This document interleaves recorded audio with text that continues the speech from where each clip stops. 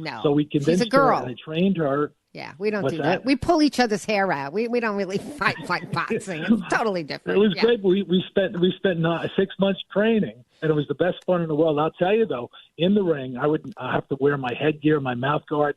She wouldn't have to wear any of that because I wouldn't dare strike her. And but every once in a while, she would get through my guard, punch me straight in the face, and it was the best marriage therapy you could possibly Wow. imagine. She was so happy landing a blow every once in a while. It was the greatest thing. That's hilarious. That's hilarious. How long have you been married? We've been married. It'll be coming up on 36 years. Yeah, and you have a bunch of kids together, huh? We have 4 kids. Yep. Yeah. We've also been foster parents for a few kids in the community that needed a timeout from the environment they're in. So we became official foster parents That's a number of beautiful. times, and so we have a very active household.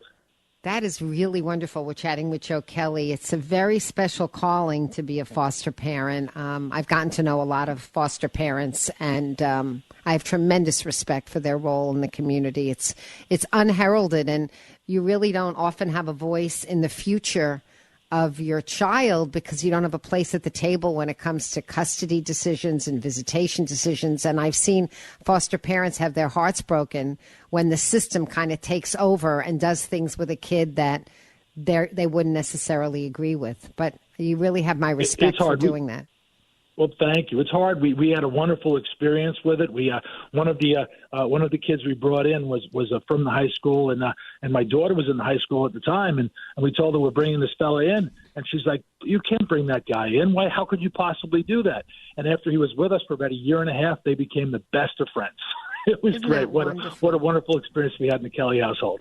Yeah, that's beautiful. So, Joe Kelly, also in your life, and I understand you've been successful in business, going in and out for various business ventures, but at some point you decided to take your energy and devote it to public service. Well, they gave me the opportunity about 15 years ago to run the high school rugby team. And that's very close to my heart because I played rugby all over the world, and something I really enjoyed and was good at. Yes, I love the game. And so I coached the team for 10 years, and I created this opportunity. I supercharged the program. We actually went in league play 74-2, but it was the kids doing it. And I enabled these kids to really find their balance, to be able to really accelerate in what they could do, find themselves, and really run the program themselves while I just created the opportunity for them to do so. I could help motivate them. I got the 150% out of each of the kids, and it was really a wonderful experience for the kids. And because they had a good time, the byproduct of the positive environment created wins and created a successful program for all the kids and made me real happy. So it was a really good 10 years. So I gave back there. I spent 10 years as a volunteer fireman prior to that. Wow. I then realized, while working for the schools, running the school program, I realized there were some problems in the Board of Education, which I thought needed to be addressed. So we had a very dysfunctional board, Yes. and in a short order, it became the most functional board, the most positive board in town. It's 4 Democrats, 4 Republicans, and in this environment today, you never really get 4 Democrats and 4 Republicans getting along. But if you're going to get anything done in a board that has a 4-4 vote, then you basically have to figure out how to work compromises and make sure everybody works together well. So in short order, they made me the chairman of the Board of Education, and we became the most cohesive board that you can imagine. We get so much more done actually working together than fighting with each other. Imagine that. Well, when I was at WGCH and I sat on WGCH on Lewis Street doing the show for 4 years, that was the time where 4 and 4, they couldn't elect a chair. And it was really ridiculous. It was ridiculous. I got unanimously elected, which was great because that hadn't happened in a long time. Yeah. So all the members voted for me to be the chair, and it was a very productive time. And I'm very proud of my service on the Board of Education. I then joined the RTM in order to understand really the other workings of the town.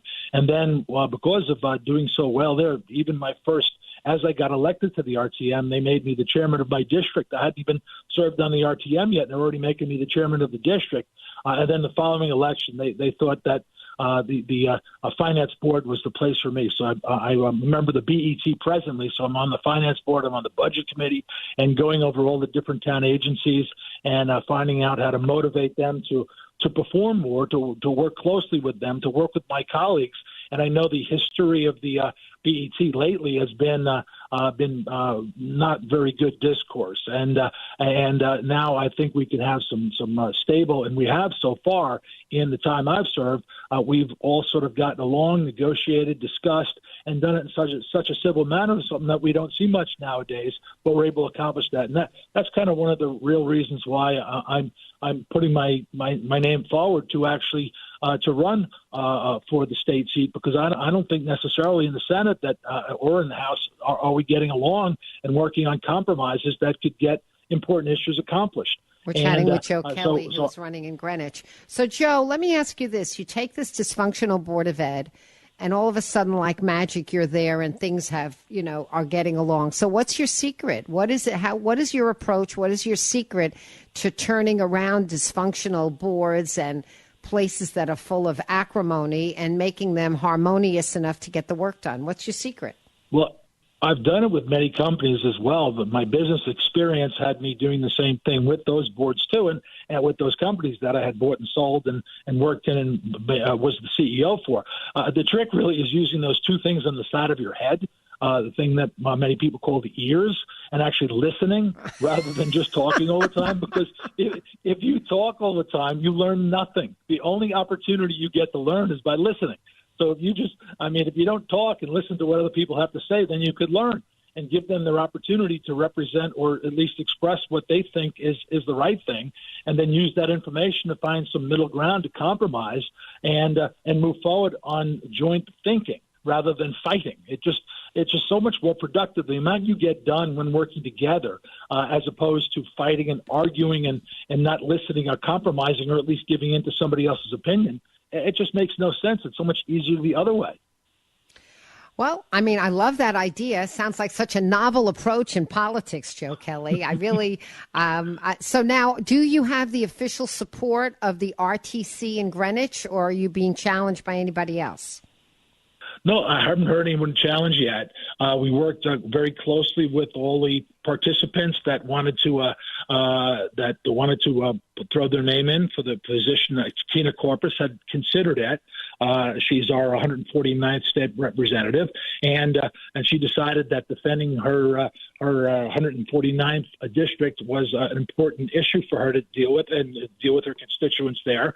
So she said she'd not want to do it, and or decided that maybe somebody else should do it.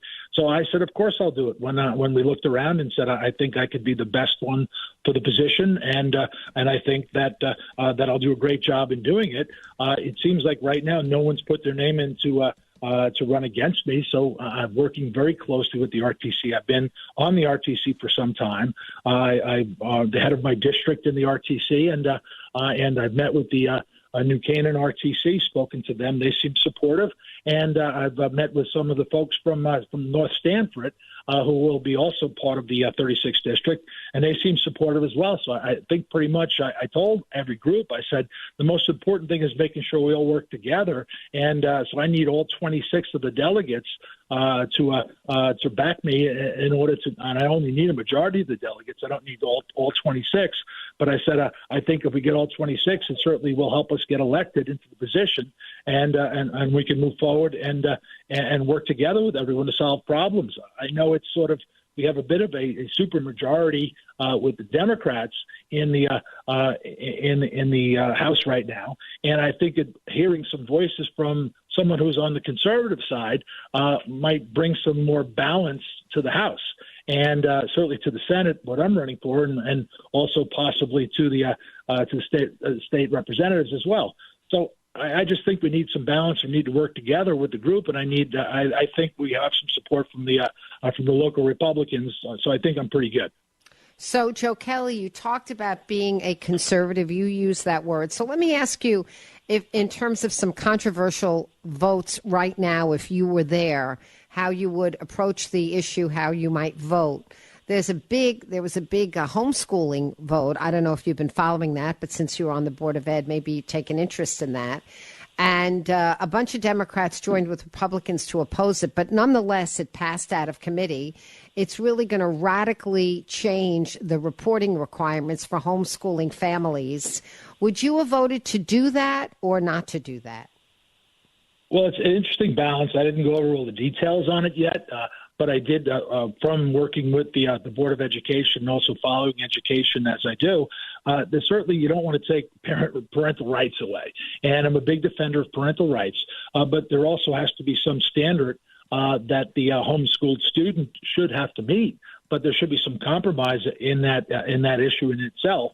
So I do believe there's some coordination that has to be made, some cooperation and some compromise in that topic. I kind of you don't want to take parental rights away, but you also want to make sure that students achieve or are achieving certain levels of education, so you can keep them up to where you need them to be. So it's a really tough issue to really pick a side on, but there's a middle ground that should be met.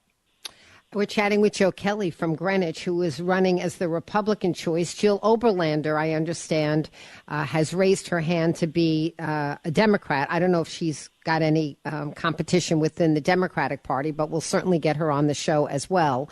We're chatting with Joe Kelly at 203-333-9422. What about marijuana?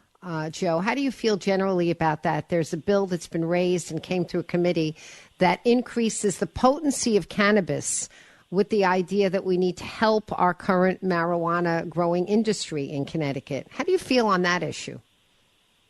Well, I don't smoke marijuana, or I know they have these gummies now. It's something I don't do, and I don't think I'd be interested in doing it. But I'm kind of okay with the fact that some of the folks are feel it's the same as possibly drinking, so I'm not opposed to it. I don't support it myself, but I'm not opposed to it. As far as supporting any business within the state of Connecticut, if it's something that's a business that's accepted throughout the country or certainly accepted in the state, we certainly want to support business and be competitive in that business. There's a lot of people will find marijuana, whether it's legal or illegal. Certainly creating the opportunity to tax it and control the quality of the product that's reaching the consumer. Those are certainly very important factors. And so as far as giving the opportunity for Connecticut to compete in that market, I'm pro-business. Everything I do is pro-business. I'm a CEO of my own company. I've recently sold that company. I've got to remain the CEO for the next 4 years, but my time is freed up. So that is the reason why I'm looking to get more involved in politics in our state. But I'm not against it. As I said, personally, I'm not a supporter of it. Okay. Joe Kelly, it's been really nice getting to know you. I hope that you'll come on our show again as the campaign season gets underway. I'm very impressed by your biography and your enthusiasm and your track record in bringing people together. I look forward to meeting you in person, and good luck on the campaign trail. Well, thank you for having me, Lisa. I do appreciate it, and look forward to any time you want to invite me to come talk. I'm happy to do so. I want to get in front of people. I want to talk to people. I want to go to events, and most importantly, what I'm going to do with those things is listen to what they have to say. And I'm glad you brought up the topics of marijuana. I haven't looked into it enough really to give you a really good opinion on that one at this point. I've been working on local politics, and my community has encouraged me to do that. So I've been focusing on local things.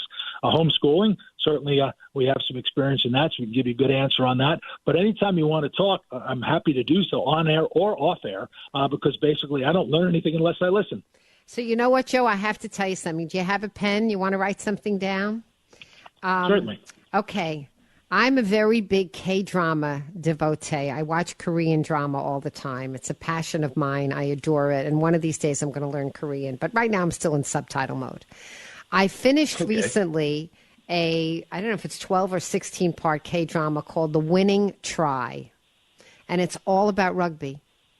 And it's not just about rugby, it's about the relationship of the players. But I learned an enormous amount of the sport. I learned a tremendous amount about the sport by watching this K-drama called The Winning Try, which is so beautifully acted and so beautifully told and so like motivational, inspirational. If you love rugby, I think you'll really enjoy watching it. Really enjoy it. And you can get it on Netflix.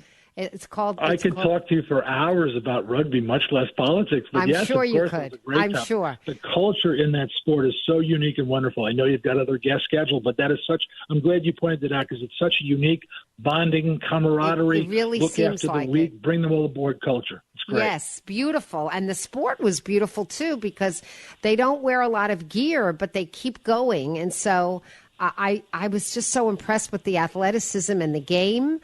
Anyway, it's called The Winning Try.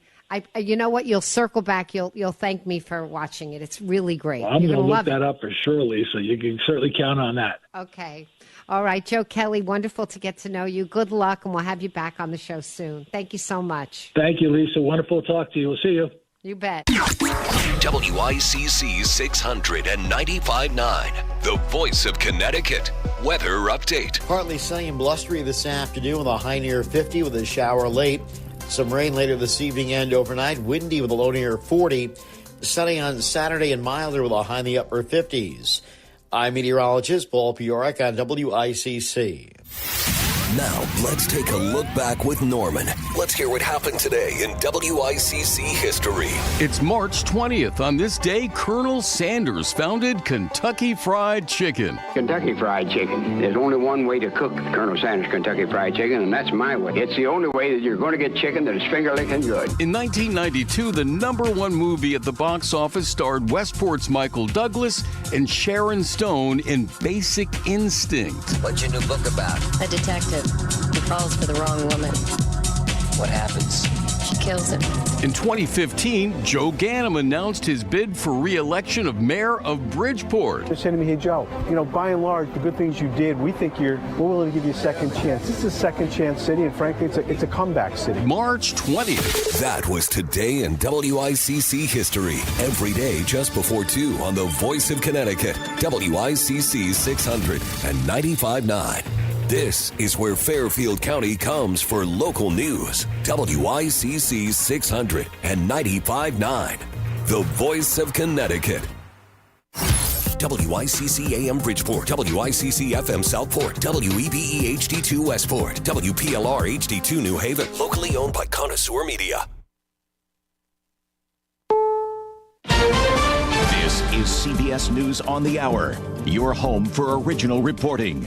I'm Jennifer Kuiper. President Trump has lashed out at NATO allies over their lack of support for the U.S.-Israel war with Iran, calling them cowards. This as the U.S. military is deploying 3 more warships and roughly 2,500 more Marines to the Middle East. CBS's Ed O'Keefe. Once again, he says what he said, and once again, there's no indication that NATO more broadly is interested in joining this operation. Individual countries may be in talks with the United States. The British certainly have signaled that they're considering things, but as an alliance, the signal that's come from many members is this isn't necessarily a NATO concern. Just in, thousands of people in towns north of Honolulu have been told to evacuate their homes as flooding intensifies.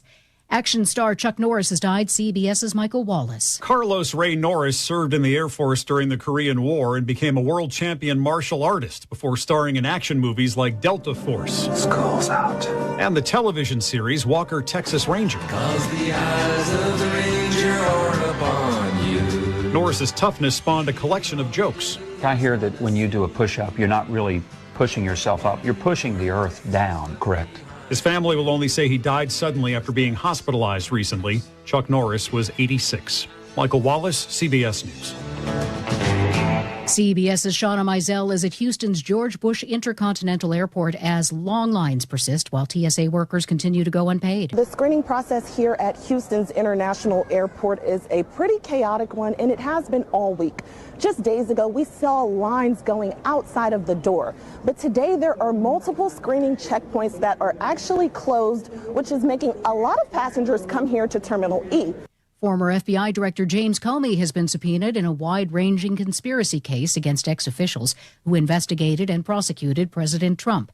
CBS's Jake Rosen. He's been subpoenaed out of Florida, where there is an investigation that is looking to potentially stitch together everything that has happened in the intelligence community that President Trump has taken issue with. Think about Jack Smith and the indictments against him more recently. Think about John Brennan, Andrew McCabe, and a number of others who have all been subpoenaed in this case. A Georgia woman is charged with murder after taking abortion pills late in her pregnancy. CBS's Stacey Lynn. The 31-year-old went to the ER with severe pain she experienced after allegedly taking the pills at home. According to medical records, the newborn was delivered at about 22 to 24 weeks. It showed cardiac activity but later died. Police charged her with felony murder, alleging the pregnancy was well beyond 6 weeks. Stocks are down on Wall Street and oil is up. This is CBS News.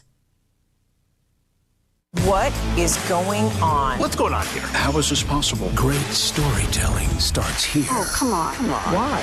It's time for 60 Minutes. There's a difference between liking a house and actually getting it. Redfin is built to make up that difference and close the gap between finding and owning the home for you. Redfin agents close twice as many deals as other agents. So when you find a home you love, you're not a step behind when it's time to make an offer. That means less watching great homes disappear and more focus on the one you'll actually move into and call home. Redfin helps turn safe listings into real addresses. Get started at redfin.com. Own the dream. You know that Big Bargain detergent jug is 80% water, right? It doesn't clean as well. 80% water? I thought I was getting a better deal because it's so big. If you want a better clean, Tide Pods are only 12% water. The rest is pure, concentrated cleaning ingredients. Oh, let me make an announcement. Attention shoppers, if you want a real deal, try Tide Pods.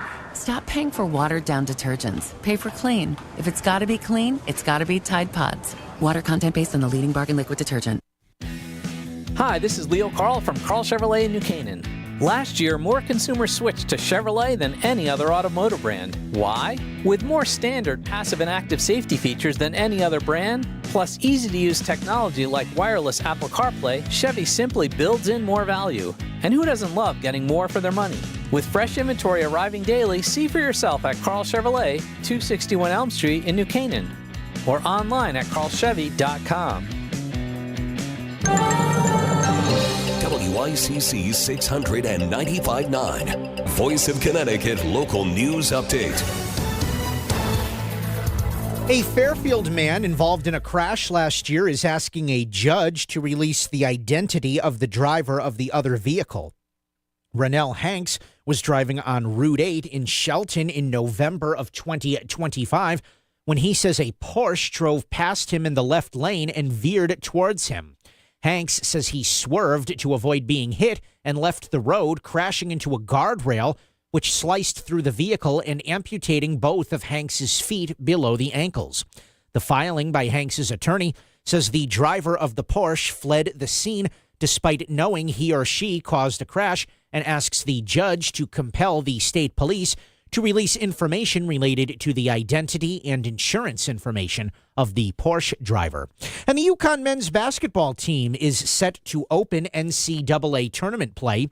The 2-seed Huskies will take on 15-seed Furman tonight at 10 p.m. in Philadelphia. UConn is 29-5 overall. I'm Chris Williams with WICC News. WICC Smart MLS Right Now Traffic. 95 northbound construction, exits 5 and 6. On the southbound side, you have an exit 3 down to the state line. Stay left to get through. 95 southbound in Fairfield, construction, exit 24 going down to exit 19. Stay to the right to get through. On the Parkway, northbound construction, exit 13 through 14. And on the Wilbur Cross southbound, you have it exit 50 going down through the tunnel into Woodbridge. Stay left to get around it. On the northbound side, you have it starting about exit 53, making its way up into Wallingford. Left lane is blocked. 91 southbound road work, exits 9 and 8. Left lane is blocked. Traffic report is powered by Bridgelight Financial Advisors. If you're nearing or in retirement, have at least $250,000 in assets, Bridgelight Financial Advisors can help you. Call 203-795-7080. BridgelightAdvisors.com. I'm Andrew Krause with WICC Traffic. Some rain later this evening and overnight on the windy side with a low near 40. Sunny and milder Saturday with a high in the upper 50s. Sunday afternoon showers with a high in the mid 50s. I'm meteorologist Paul Piorek on WICC.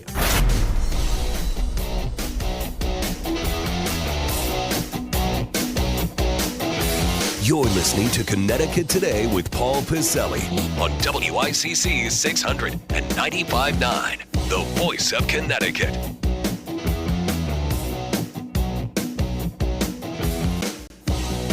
So in case you may not know or may have forgotten, the city of Bridgeport owns a big old arena that's got about 10,000 seats. It is called the Total Mortgage Arena. Years ago, it was opened, constructed, and built in 2001. The construction, 99 and 2000. Opened in 2001, part of the Harbor Yard project called the Arena at Harbor Yard. It just got a boatload of improvements to the tune of about $30 million about 5 years ago. And now area businesses, the mayor's office, the city of Bridgeport has to kind of figure out what to do here because, of course, it became official late yesterday, something that was rumored for years and years and years after a very good run. Listen, a lot of minor league teams and a lot of markets, I shouldn't say minor league, but not top-level pro teams. I don't like the term minor league. But anyway, the Bridgeport Islanders / Sound Tigers are going to complete here, 26 years, 25, I guess, at the arena. And that's a nice run. There aren't too many teams, even in the four major professional leagues, who last great lengths of time in any one spot. So the Sound Tigers / Islanders, and of course Sound Tigers at the time was a great name, and we know where it came from, but the Islanders rebranded there for some continuity. So starting next season, right after the regular hockey season ends this year, there are going to be some quiet nights, quiet days, quiet afternoons. Probably, if you don't count playoffs, roundabout, forgive me, I forgot what the total number of games played in the regular season for the American Hockey League is. But figure there will be, if you count maybe a round of playoffs, maybe some preseason exhibition games, maybe 40 to 50 days / nights when what is known now as the Total Mortgage Arena with the current sponsorship is quiet. So what to do with that arena? And we'll open with that today because I already posted on our Facebook page, facebook.com/voice of CT. Pretty simple question I put there. With hockey leaving, what do you think is the best plan moving ahead for the Total Mortgage Arena? Now, nothing is going to happen overnight, even for a couple of years. The mayor, saying in a statement and also telling the media this is going to be a long process, not a long process, but a very deliberative process because it's not like a private entity owns this building. It's owned by the city of Bridgeport. And they pay an outside contractor, a management company, the Oak View Group, to manage the building. A lot of buildings that are owned by municipalities and even third parties bring in management companies to run the building, everything from, managing dates and working with promoters and working with the utilities and stuff. So it's a complicated thing to do. But the building was opened in 2001, so the building has had a nice run, 25 years. With a good amount of improvements about 5 years ago or so in 2021. And it also involved about $30 million in municipal, state, and private improvements to the arena. But the question now is, what happens? So let's start with that today. 203-333-9422, 333-WICC. And we're already hearing kind of some rumblings that the building could still be the building, but maybe not in the present shape it is. Not physical condition, but shall we say configuration. That's the word I was looking for. Should the building remain some sort of a sports venue or be turned into yet another concert or entertainment venue. Because when you think about it, there's only so many things you can do within the reason of cost factors of an arena. Would it be a nice idea to get, hockey back in Bridgeport? Might be.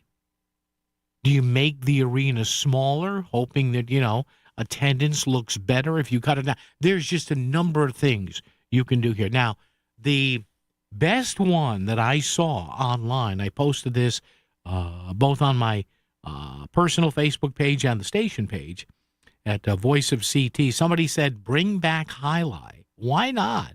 Absolutely. Bring back Highlight. And then add the dog track back in the building. Relax, calm down. It's a joke. I know people didn't like dog racing. I get it. I understand it. There were some problems there. It's just a joke. But we start with that. What do you think? Looking ahead now, and, the Islanders may make the AHL, the Calder Cup playoffs this year. We'll see what happens after that. But after this year, whether it's fini for the regular season or that's it, see you later, bye-bye after the playoffs, hockey, at least at this point, is done in Bridgeport. What would you do with that building?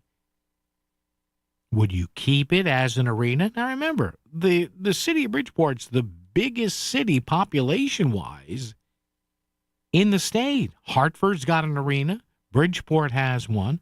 New Haven used to have one. That's no more. So shouldn't Bridgeport continue in some way, shape, or form to have kind of a functioning arena, a functioning fulcrum, a point where people can gather? And I know there's, we love the Hartford Healthcare Amphitheater. We know that. We love that. We've got it. But it seats about 5,000 people. And Bridgeport and the Fairfield County areas, Fairfield and Haven County areas, have been fortunate that the amphitheater's doing well because of acts who like it. Artists talk about venues, and they've had some pretty big shows there. But what happens to the arena, which, again, still handles its variety of concerts? Not all that many, because we have all these venues now around the state.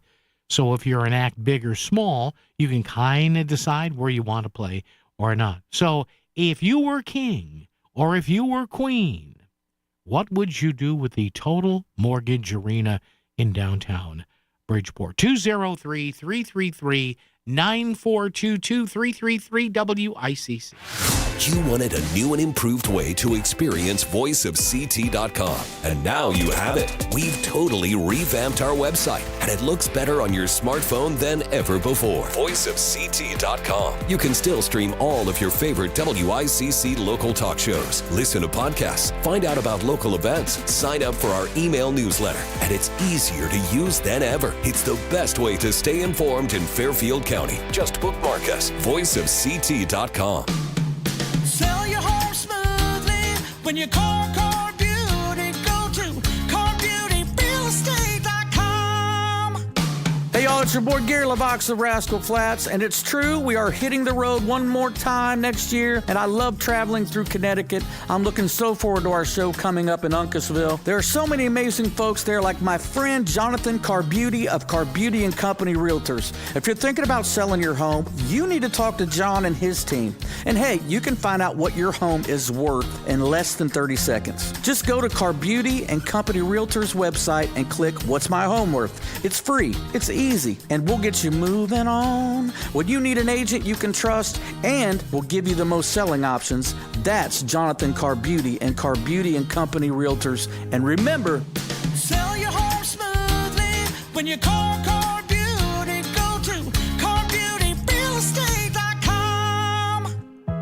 At Abriola Parkview Funeral Home in Trumbull, we understand that planning for life's milestones is important. But what about planning for your funeral? While it may be difficult to consider, pre-planning can ease the burden on your loved ones during a challenging time. By planning now, you can ensure that your wishes are honored without leaving emotional or financial strain on your family.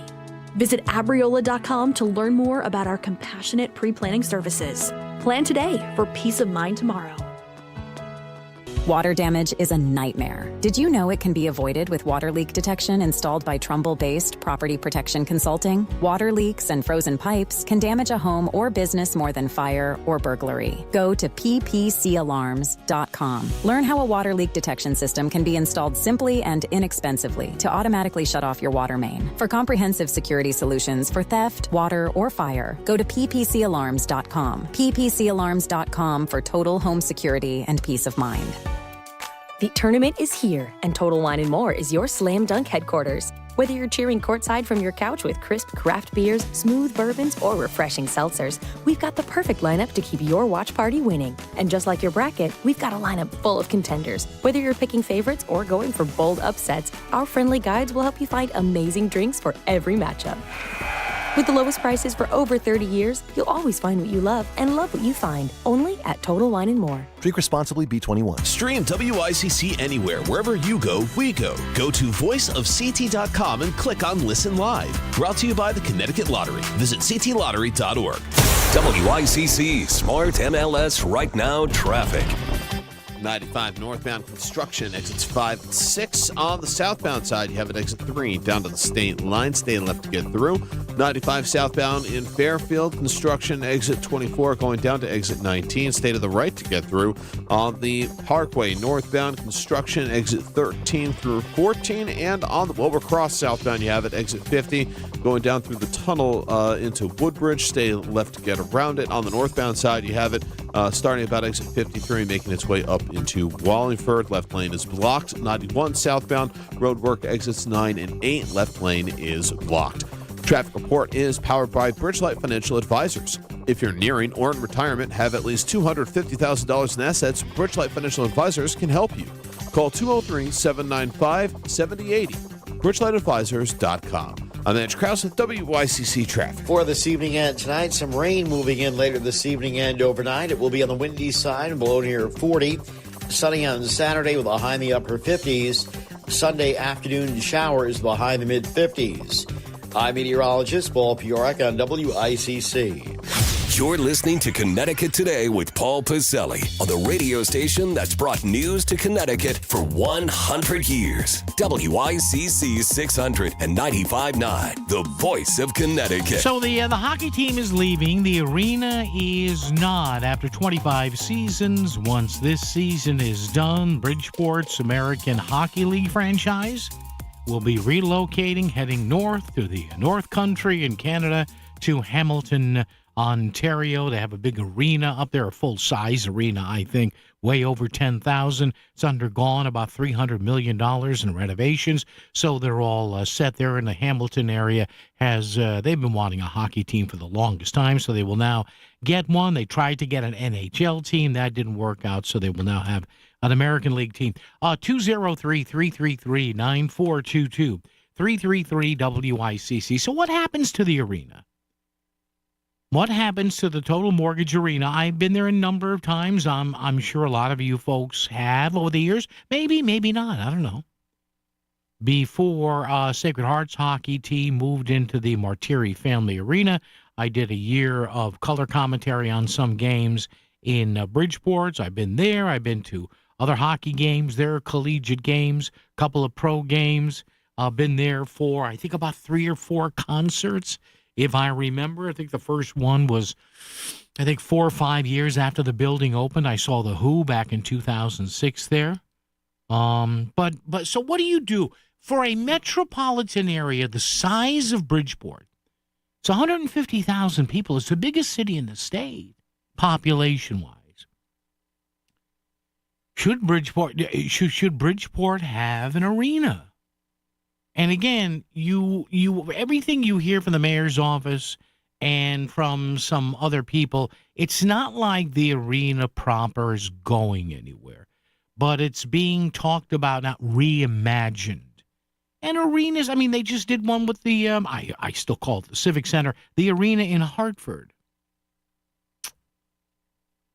where, there's new lounges. Now, arenas have to be cushy now. Back then, in my formative years, where I used to go to stuff at the New Haven Coliseum, it was a dump. Everybody knew it was a dump. But we loved it because it was our dump.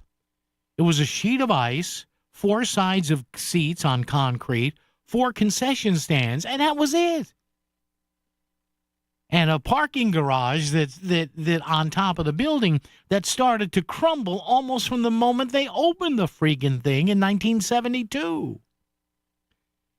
So this is there were, many of you know, I don't have to tell you this, there were no luxury suites in the New Haven Coliseum. All right, there just weren't. There are some in Bridgeport, not bad. I sat in one for an NCAA regional a couple of years ago. But what should happen to now? Somebody said, "I love it. Bring back Bridgeport Highlight. Why not?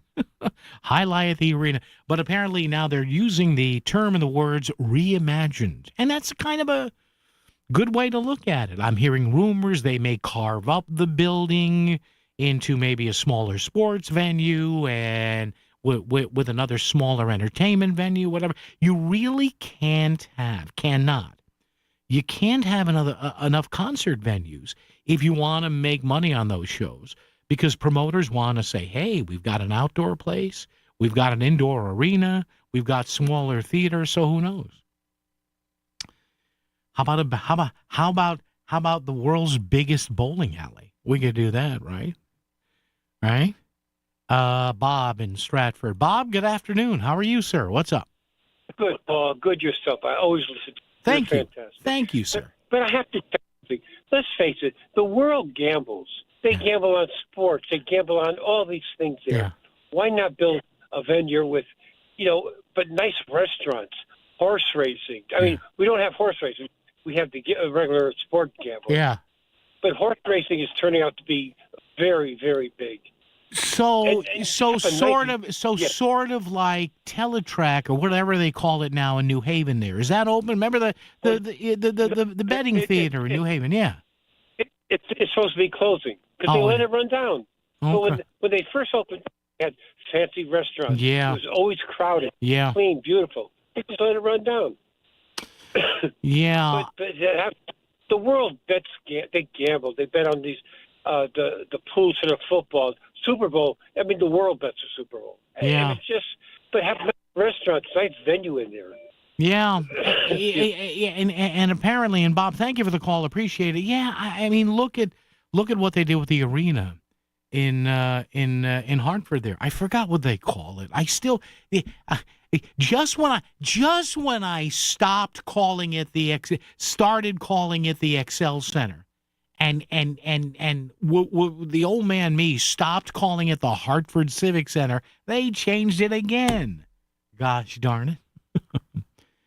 But our last caller had a point. Yeah, I mean, you look at, right? Hold on.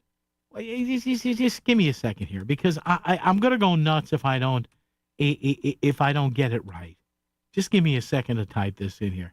The People's Bank Arena, that's it. I get confused. There's so many banks. There's so many mortgage companies. I'm so confused. Yeah, look at all the money they put in the People's Bank Arena. And it's got the luxury suites, and like our last caller said, I guess it's got a gambling area there, or a sports wagering thing, or what do they call it now? Wagertainment. That's the newest thing now. That's straight from the, a strip joint's now a gentleman's club. A test drive is now a guest drive. But yeah, look at all the money the state. Well, the state is caught between a rock and a hard place as far as the building in Hartford, because it still hosts a lot of concerts. You still get UConn men's and women's hockey and basketball there. So the state is kind of caught between a rock and a hard place, and they had to dump that money into it. And even that's owned by a quasi-public-private partnership, as the city of Bridgeport owns the arena. So what do you folks think there? Should we turn it in, as one of our last caller said, a teletheater? Maybe that's part of it. They used to call it Teletrack in New Haven. I was there once or twice. I'm not a horse racing guy. I did a promotion with another radio station I used to work at, one of the 73 stations I worked at. So what happens there? What do you think? And does a city like Bridgeport, they're not getting rid of the building. There's no inkling that that's going to happen.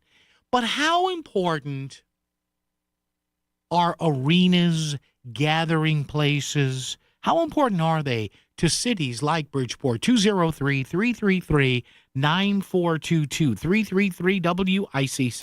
WICC Smart MLS Right Now Traffic. 95 northbound construction, exits 5 and 6. Right lane is blocked. On the southbound side, you have an exit 3 down to the state line. Also on 95 southbound side of construction, exits 24 through 19. Left lane is blocked. On the Parkway, northbound construction, exits 13 and 14 in the right lane. On the southbound side of the Wilbur Cross, you have an exit 50 down through the tunnel going into Woodbridge. Right lane is blocked. On the Wilbur Cross northbound side of construction, exit 53 going up into Wallingford. Stay right to get through. 91 southbound construction, exits 9 and 8. Left lane is blocked. Traffic report powered by MJ Thomas Jewelers. Looking to buy or sell gold? Visit MJ Thomas Jewelers in Stratford for expert service and great deals. Their knowledgeable staff is there to assist with all your gold needs. For more information, visit mjthomas.com. I'm Matt Krause with WICC Traffic. Some rain later this evening and overnight on the windy side with a low near 40. Sunny and milder Saturday with a high in the upper 50s. Sunday afternoon showers with a high in the mid-50s. I'm meteorologist Paul Piorek on WICC. Hello, my name is Bob Cinto, and I would like to rent you office space.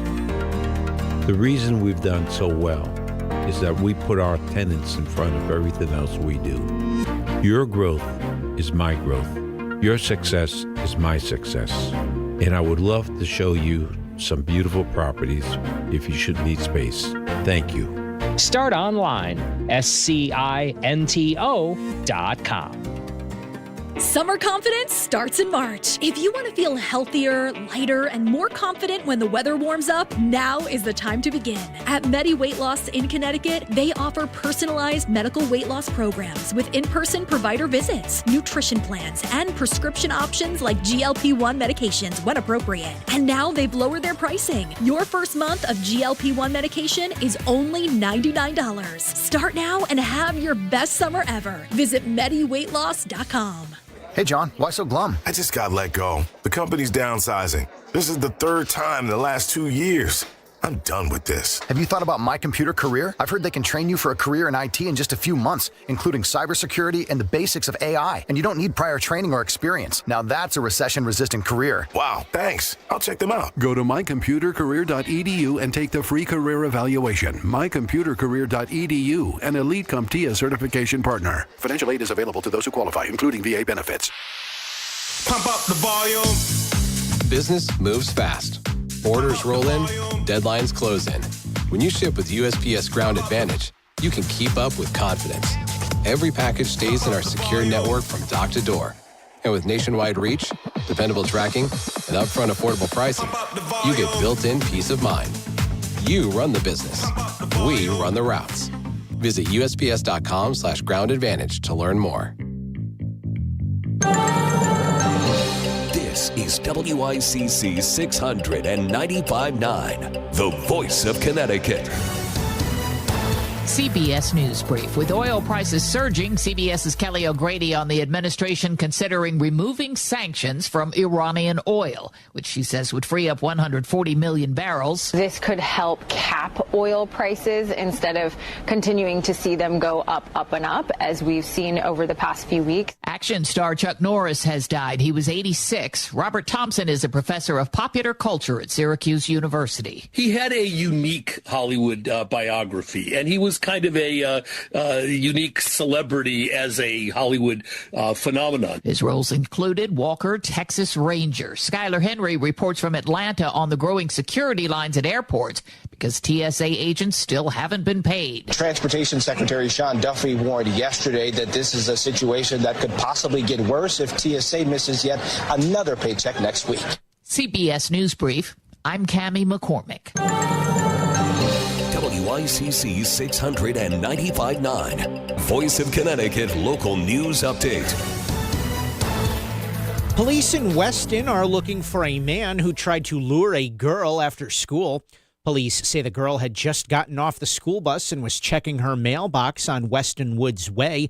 She was approached by a man in a black Nissan Pathfinder with an out-of-state license plate. The man allegedly told the girl if she wanted money to get in the back seat. The suspect is described as a tall, white or Hispanic man with blonde hair. Officers did not provide a name, but they believe a vehicle match was made by a security camera in the neighborhood. Staying in Weston, authorities say a garbage truck rollover led to injuries and a hydraulic fluid spill.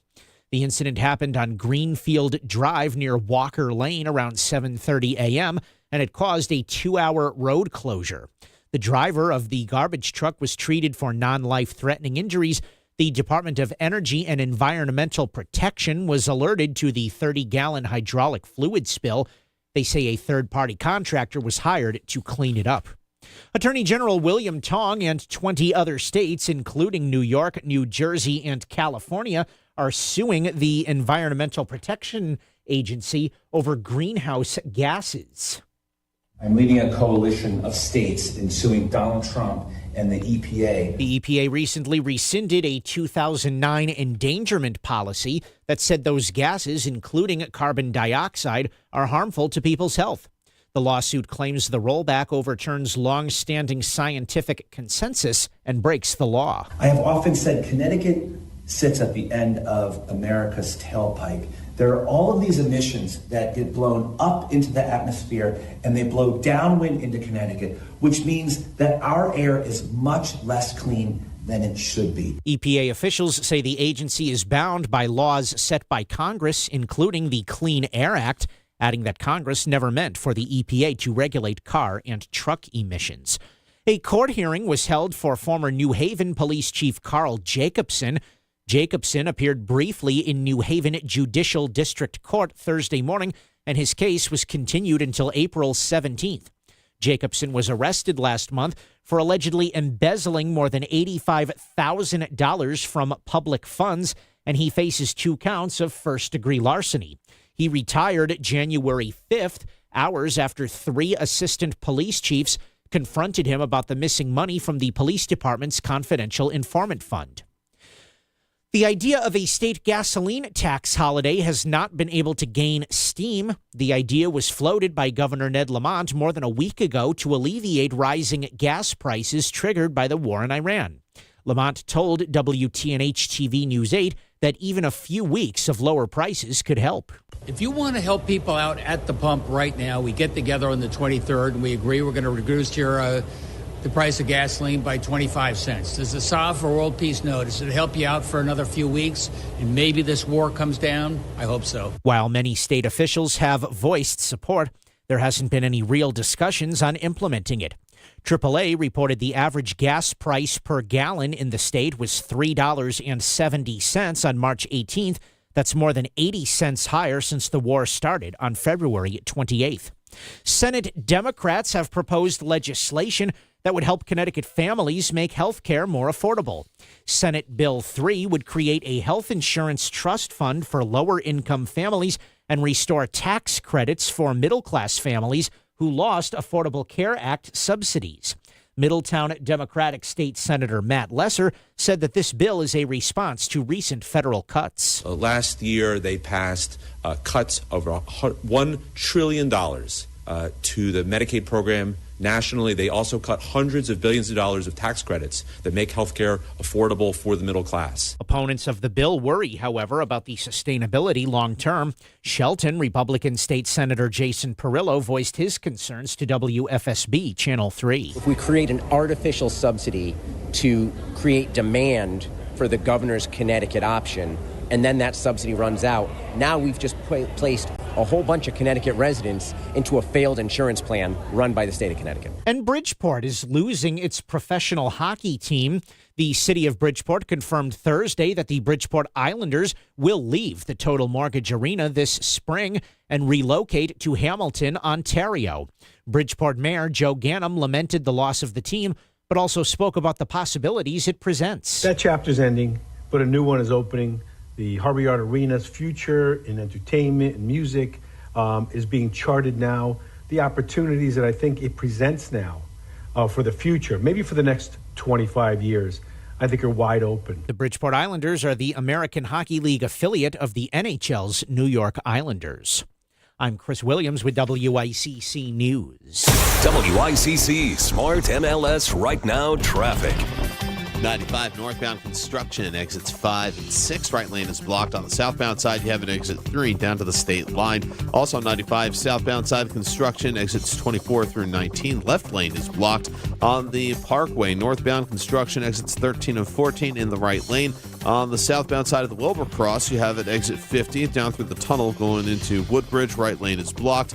On the Wilbur Cross northbound side of construction, exit 53 going up into Wallingford. Stay right to get through. 91 southbound construction, exits 9 and 8. Left lane is blocked.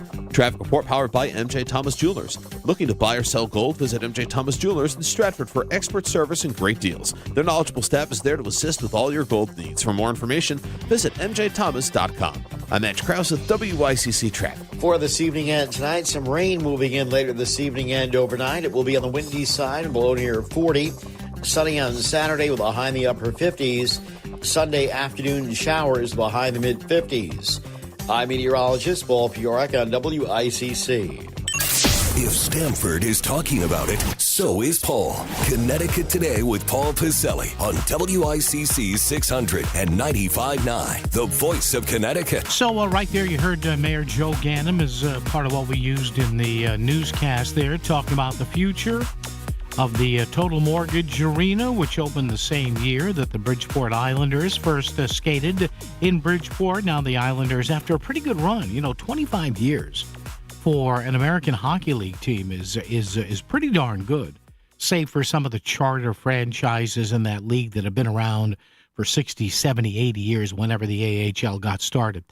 But how would you envision the arena going forward? Now, it certainly sounds like, from what Mayor Ganim said, from what a lot of people are saying in the media, it will still end up being some sort of entertainment venue. And I know people think, you have a lot of social scientists and urban planners who say, well, arenas and stadiums aren't always delivering on their promises, and it's not all it's cracked up to be. But, I think they're important. I really do.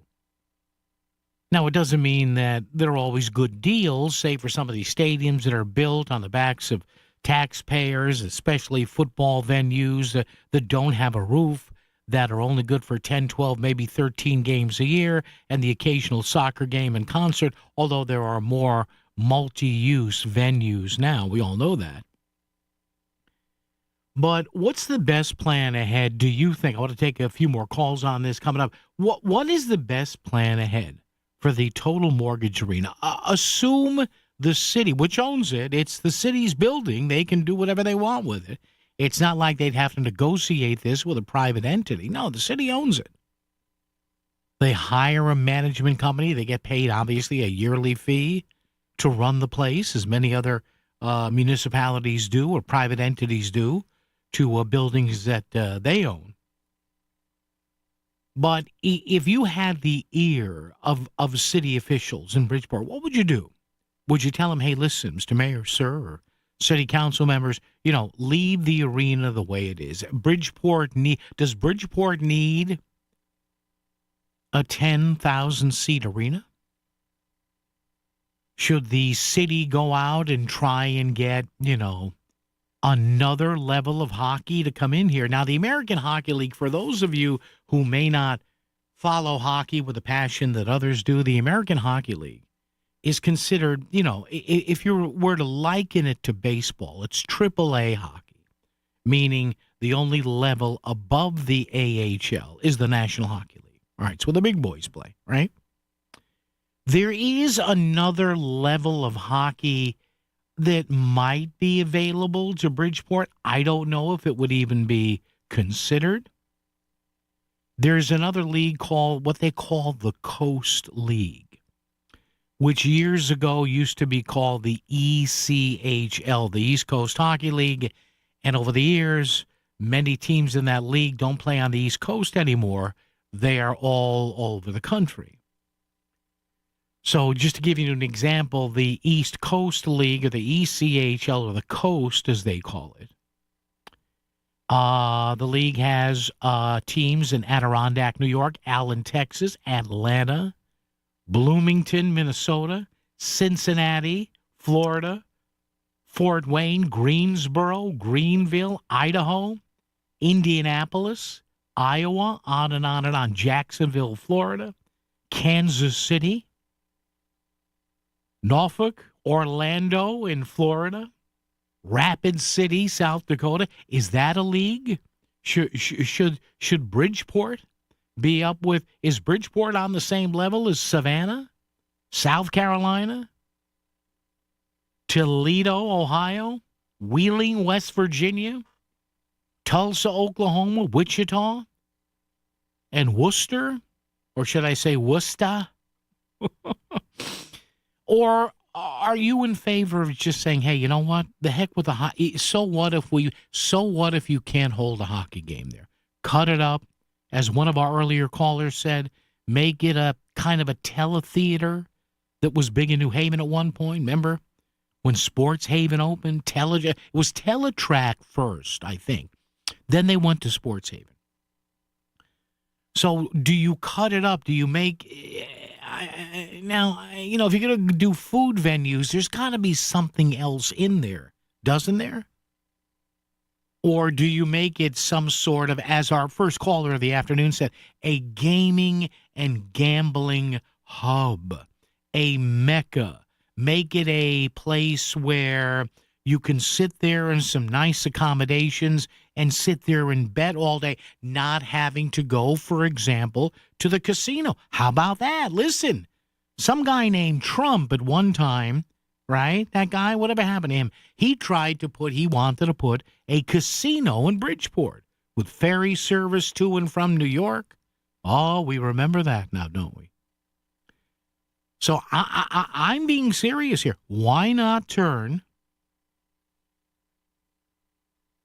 the Total Mortgage Arena, right at the split of I-91 and I-95 and Route 8 and all that, why not turn it into a, I don't know, perish the thought, should I use the word casino? In the middle of an urban area? Why not? Look at MGM in Springfield. What do you think of that? How about them apples, huh? Make it a state-of-the-art thing where you can sit in seats, and they have these new theaters, by the way. Now, have you seen this? Where more and more stadiums are getting outfitted with these high-tech cameras, and you have movie theaters now and these sports theaters where you pay $15 or $20 and it's almost like you're at the game. You're sitting there, and the crowd noise, you think you're at the game when you're not. How about that? What about them there apples, huh? And Highlight. 203-333-9422, 333-WICC. In the real estate ecosystem, trust and transparency create harmony. But one elusive species disrupts this balance, the rogue agent. Their secrecy with off-market listings leave home buyers confused, frustrated, and inventory-starved. And that's bad news for sellers too. With Smart MLS, over 20,000 realtors unite, creating more demand, offers, and better results. Ask your agent if your home is on Smart MLS. Looking for complete dental care in one convenient location? Visit Columbia Dental in Norwalk and New Haven.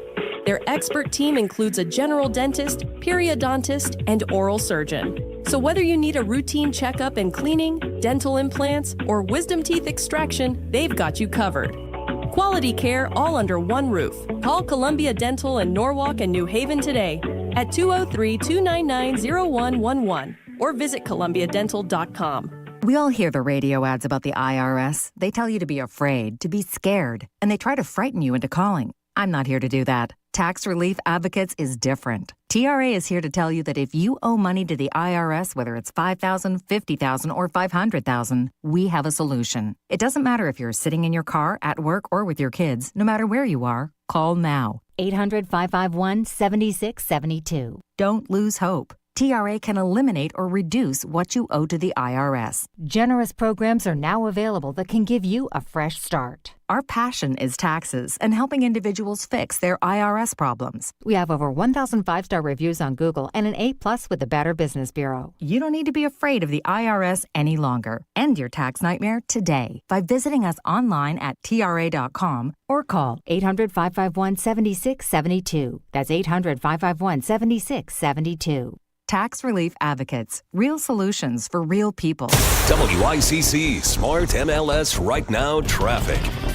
95 northbound construction, exits 5 and 6. Right lane is blocked. On the southbound side, you have an exit 3 down to the state line. Also on 95 southbound side of construction, exits 24 through 19. Left lane is blocked. On the Parkway, northbound construction, exits 13 and 14 in the right lane. On the southbound side of the Wilbur Cross, you have it exit 50 down through the tunnel going into Woodbridge. Right lane is blocked. On the Wilbur Cross northbound side of construction, exit 53 going up into Wallingford. Stay right to get through. 91 southbound construction, exits 9 and 8. Left lane is blocked. Traffic report powered by MJ Thomas Jewelers. Looking to buy or sell gold? Visit MJ Thomas Jewelers in Stratford for expert service and great deals. Their knowledgeable staff is there to assist with all your gold needs. For more information, visit mjthomas.com. I'm Edge Krause with WICC Traffic. Some rain later this evening and overnight on the windy side with a low near 40. Sunny and milder Saturday with a high in the upper 50s. Sunday afternoon showers with a high in the mid 50s. I'm meteorologist Paul Piorek on WICC. He might not agree with you, but he promises to listen. Join Connecticut Today with Paul Pacelli, 203-333-9422, WICC 695.9, the voice of Connecticut. The phrase entertainment venue, arts venue, those phrases are being kind of thrown around here as to the future of the what is now the Total Mortgage Arena in Bridgeport, opened back in 2001 as the arena at Harbor Yard, has hosted probably a few thousand hockey games, numerous collegiate and pro events, a lot of concerts. I've been there a few times. But now what happens to it? What should happen to it? They're talking about subdividing it now. We've had an earlier caller who said, hey, make it like a gambling mecca where you could sit there and watch horse racing, which they used to have in New Haven. Is that place even open anymore? I don't know. Right? At one time, it was called Teletrack, then Sports Haven. Maybe that's it. I don't know. Oh, how about that casino? Listen, I know he's got a war to worry about now, but call the guy in the White House. Say, hey, Don, yes. You want to dump a few $1,000,000 into the arena there? You'll get your Bridgeport property. Don't laugh. You know how many people would love that? Seriously. I'm not kidding one bit. Take the arena, and you can make it really nice, have a showroom in there, couple of theaters, and make it like a wagering mecca right there. There it is. Finally. After all these years, Bridgeport gets its, quote-unquote, I'm doing air quotes, casino there. Why not? Slap Trump's name on it and you're all set. Don't laugh. Do you know how many people would love that? Seriously. In all seriousness. Do you know how many people would love that? I'm an ideas guy. I know that. 203-333-9422, 333-WICC. Anne-Marie in Stratford is with us. Anne-Marie, hi. How are you? Hi. Okay. I'm all for a casino. Are you? I'll tell you why. Good. Yeah, good. Yes. I'm going to tell you why. Right. Whether you want to hear it or not, I'll tell you why. Go ahead. It's close to New York. It's close to New York City. They don't have to go to Atlantic City. They come here. Yeah. Because I know a lot of people back in the old neighborhood in Brooklyn used to take bus rides and all to go to Atlantic City to gamble. Yeah. So this would be much closer. Yeah. And I think having concerts and all there and a few restaurants, I think it would do very well for the economy and a lot of jobs. I think it's a good idea. I think so, Anne-Marie. Now, look, you've got one in the middle of a city in Springfield. You've got them all over the country. Now, I can guess, as you can, if they tried to do that here, would the Mashantuckets, Foxwoods and the other casino, would they? I mean, yeah. Yeah. But to tell you the truth, I wouldn't go to a concert in Foxwoods living where I do. Okay. Just go up there and go to a concert. Yeah. But I would go to Bridgeport. How about that? It's very easy. It's next door. So what you're telling me, Anne Marie, is I'm not crazy. That's what you're telling me. Oh, why are you crazy? People love to gamble. No, I know. I know. Anne Marie, thank you. Appreciate it. Our friend Anne Marie in Stratford. See? I'm an ideas guy. There's your Bridgeport casino, Mr. Trump. Let's do it. Seriously. I'm dead serious. Mayor Ganem, Tom Gaudette, you people in City Hall, come on. Come on. Casino time, baby. 203-333-9422. 333-WICC. And again, you open up, you Cordon Park. That's a big building. It's a 10,000-seat arena. And the mayor's talking about arts and entertainment. Yes. You make part of it one of these new high-tech theaters I told you. It's an immersive experience. And you make it so you're sitting there like you're at the game. Hey, here's another one, too. How about this? You know that place they have in Vegas called the Sphere? That ended up costing, who built it? Jim Dolan, the guy that runs MSG and the Knicks and the Rangers and the Liberty and everything. We need a Sphere in Bridgeport. Why not? And you know how it's covered with the light panel, so it looks like a giant eyeball? I'm dead serious here. If you're going to do something with that building, and sports is not the number one priority here, and I get it, I understand it doesn't have to be. You've got the arena in Hartford. You've got the arenas at Quinnipiac and Sacred Heart and up at UConn and everything. I get that. So why not just go, if you're going to do something, just go nuts, man. Make it an idea that when you present it to the people of Connecticut and Bridgeport, right? You have people go, what? No, I'm telling you, it's a combination of the Sphere, right, and a casino. That would then you would need your ferry service. How about that? I'm telling you, Mayor Ganem, Joe, you listening, my friend? Casino and the Sphere too. Get Dolan on the blower right now. Let's go to Ken in Bridgeport. Ken, how are you, man? Hey, Paul, that's actually brilliant with the ferry, Port Jet Ferry. If there was a casino there, they would just come right across. Oh, are you kidding, Ken? Are you kidding? The lines would be out the door. Yeah. I'm surprised you're not an entrepreneur. That was brilliant. Thanks, Ken. I appreciate it. Wow. I got called brilliant there. How about that? There's your casino. Let's go. And maybe we could take some of the money from the casino and keep our GD electric bills down. I've got news about Connecticut's electric bills. You're going to love this. Guess what? We're higher again on the totem pole on electric bills. All right, what do you think of my grand idea? I know the mayor loves it. I know he's listening right now. They listen, at the Morton Government Center there. City Hall, Town Hall, Mayor's office. Mayor, come on, let's go. Let's go. Casino and make it the Sphere to get Jim Dolan on the phone. Have him come up from MSG. Say, Jim, what do you think? The Sphere 2. Joe in Trumbull is here. Joe, how are you? What's up? I am excellent. The biggest mistake Bridgeport ever made was turning down casinos years ago. Yes. Yep. Why in the world anyone would want to travel all the way to the Mohegan Sun? And I've traveled there many times. Oh, me too. Yeah, nice place. It is a long. It's a long drive. There's no events on the way. I know. There's nothing on the way except I-91 and I-95 and 84. Yeah. It's in the middle of nowhere. Yeah.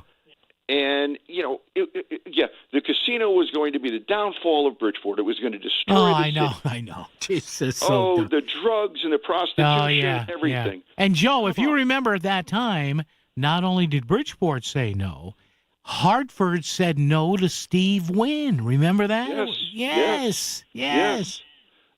And I will say, if you go to Atlantic City, they're right. Atlantic City, from what I've seen, the prostitution and the drugs are all over the place. Yeah, it is what it is. Joe, I do have to run. Thank you, sir. Yes. And even the dummy me back in the early 90s, I'm like, well, if Trump's going to foot the bill, what? But now here's your second shot, Bridgeport. Let's go.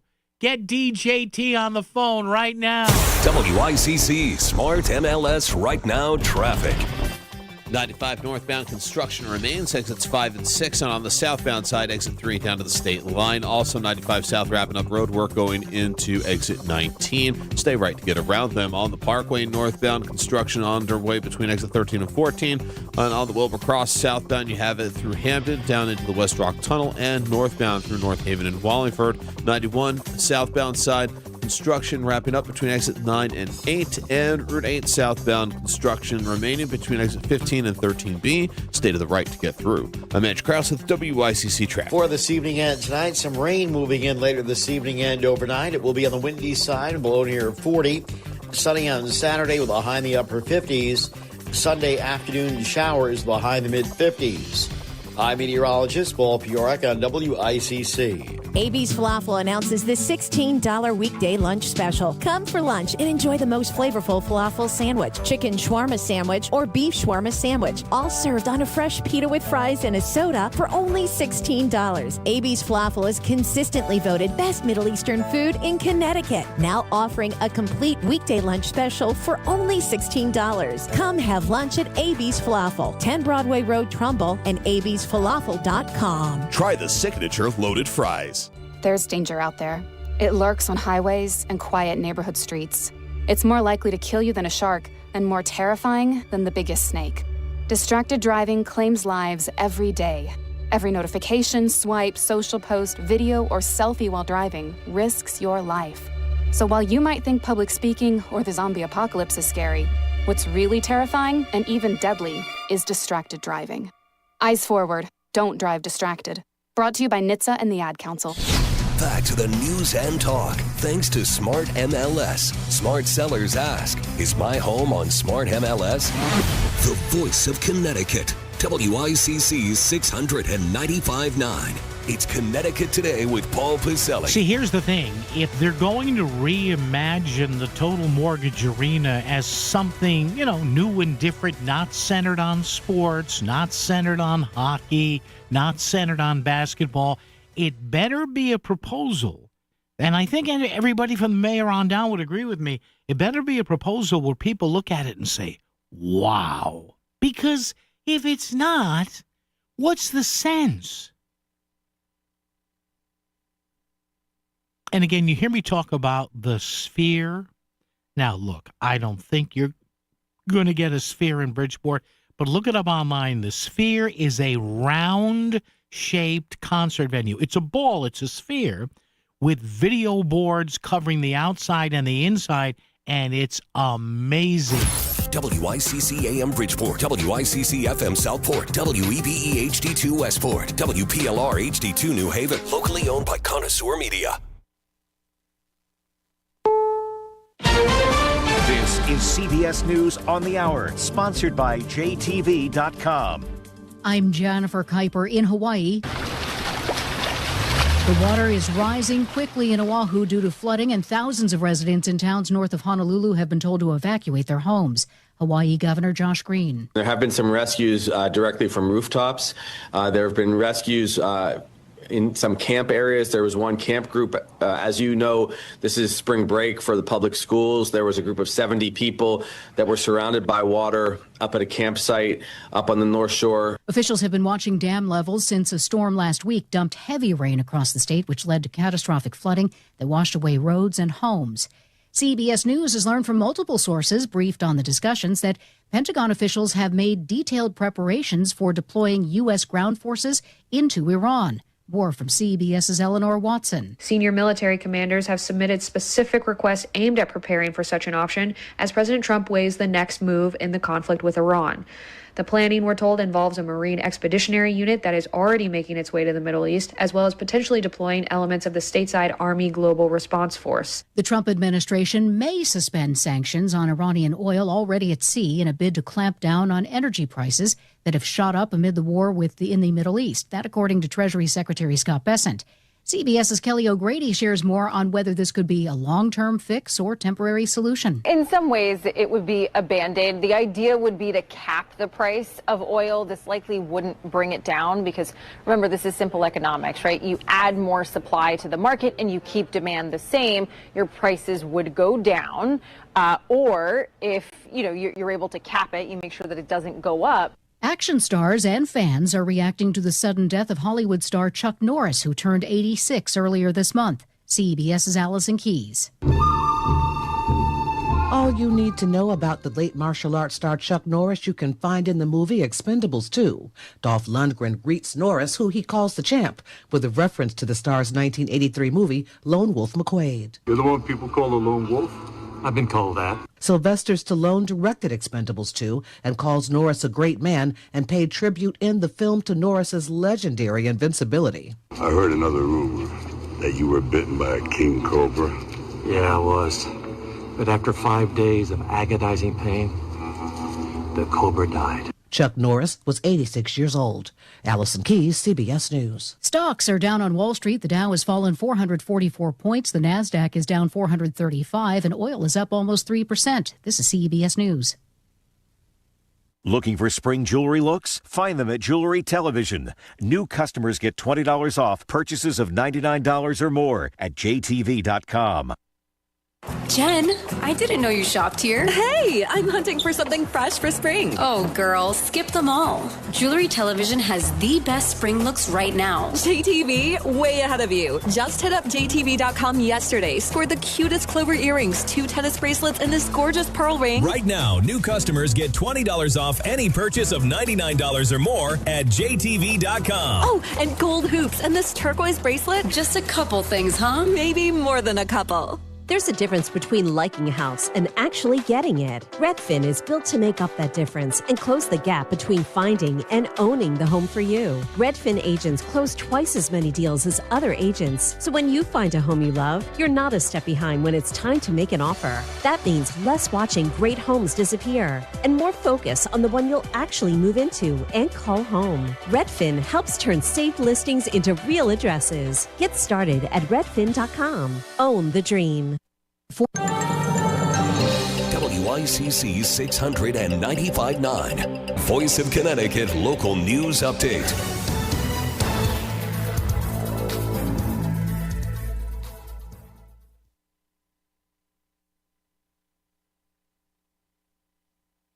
Trumbull police made 6 arrests following a car chase on Wednesday morning. The chase led police south on the Monroe Turnpike onto Route 25 before the car was disabled on the exit ramp to Park Street.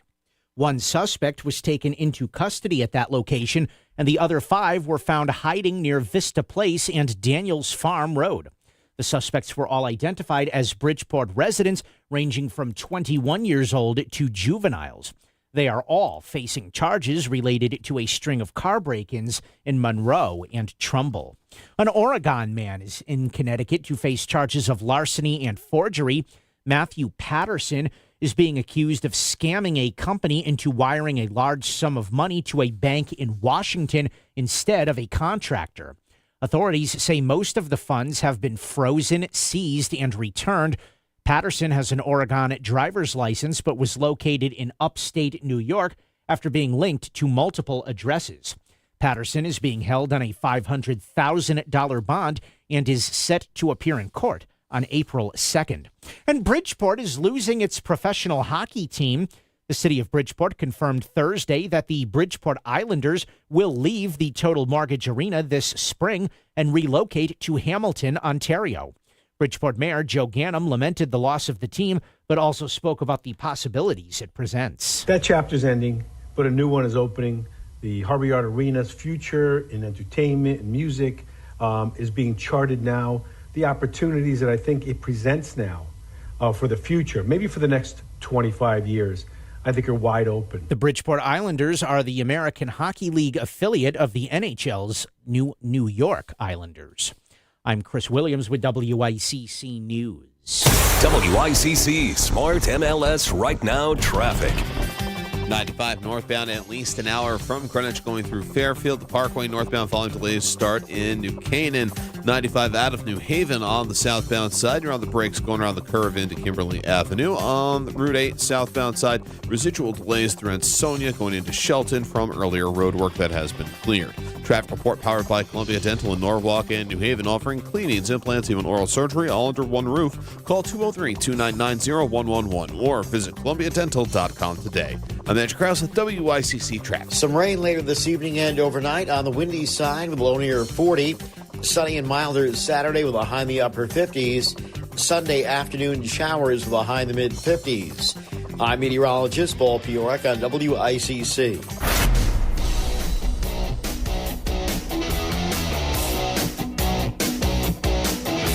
You're listening to Connecticut Today with Paul Piselli on WICC 600 and 95.9, the voice of Connecticut. Right, top of the hour news. You just heard once again the Mayor of Bridgeport, the Honorable Joe Ganim, talking about what can happen with the Total Mortgage Arena going ahead now that the main tenant of the building, the Bridgeport Hockey Club, known as the Islanders, previously known as the Sound Tigers, good run in the American Hockey League, 25 years or so.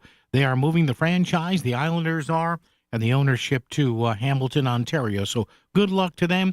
Listen, sports franchises move all the time. This is nothing new here. What do you do with the building? And again, the building just underwent some renovations. What, about 5 years ago? 2021, I think. $30 million worth of renovations. Most of the time, these buildings get renovated by adding luxury boxes, luxury suites, better food choices here. You know, people go to a concert or a game or whatever. They just don't want to sit there, look, get up, go to the bathroom, come back, and go home. That's not the entertainment experience anymore in the year 2026, even though, like I said, when I was in my formative years going to New Haven Nighthawks games at our own beloved dump, the New Haven Veterans Memorial Coliseum, we thought that a functioning urinal and some moderately warm hot dogs was a big night of the game. And it was, when you splurged for those seats that, if I remember correctly, were $350, $450, and $550, or $450, $550, and $650, whatever. Whew, about that, huh? Big dollars there, but I digress. 203-333-9422, 333-WICC.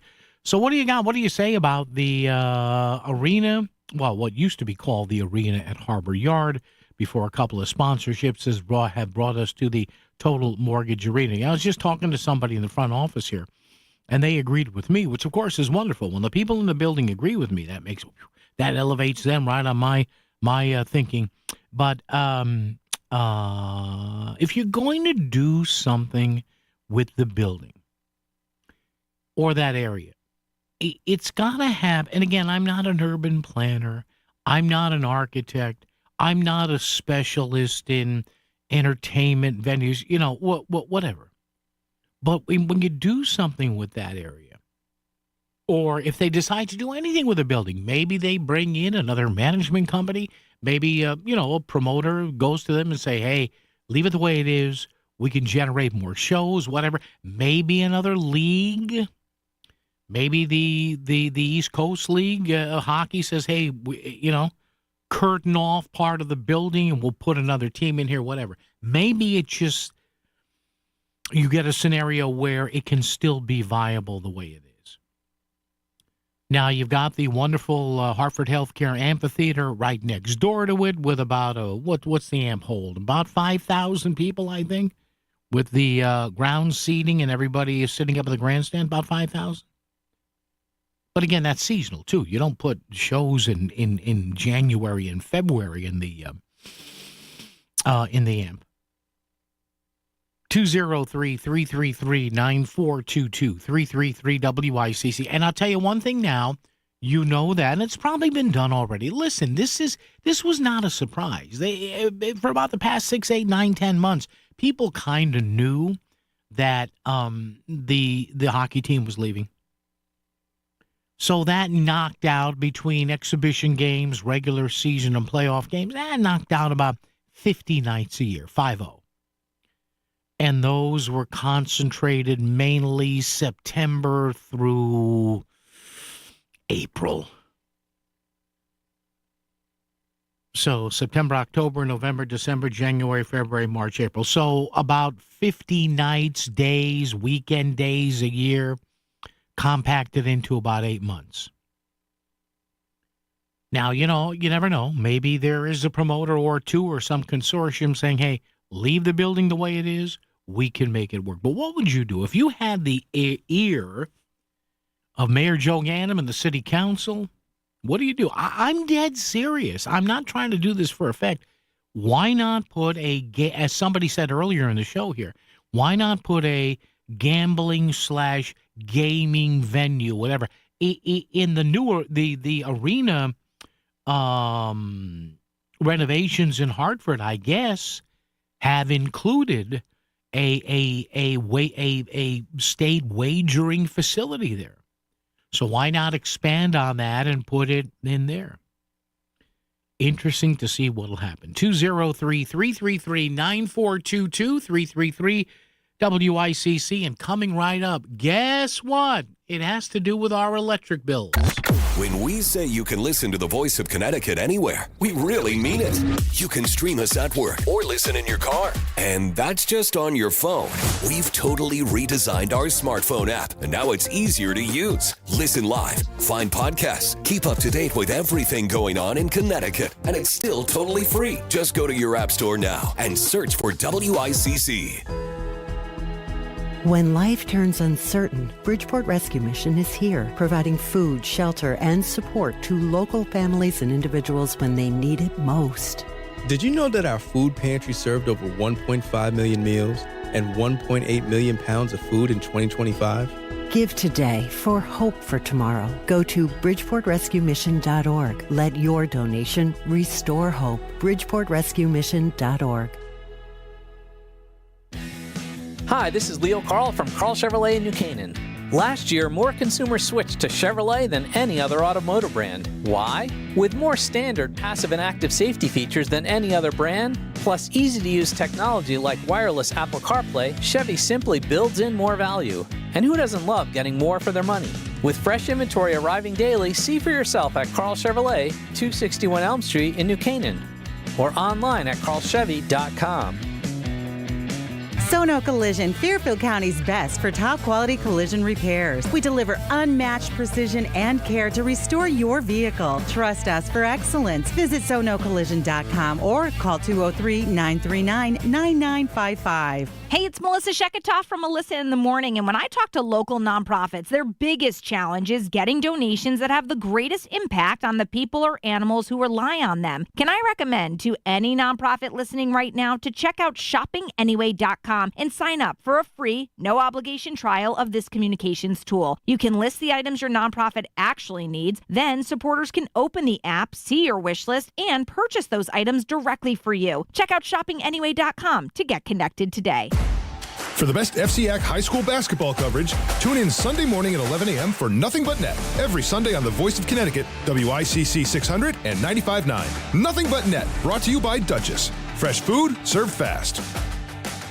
Ever notice that feeling your worst also seems to happen at the worst time in the worst places? Like sudden nausea at 9 p.m. when you're out of town. Really? Now? Fortunately, with Hartford Healthcare's HHC 24/7 app, you can get answers, diagnosis, prescriptions, even speak live with clinicians anytime, anywhere. So maybe there's never a good time to be sick, but at least the best care's always there. Download the app at your app store or hhc247.org.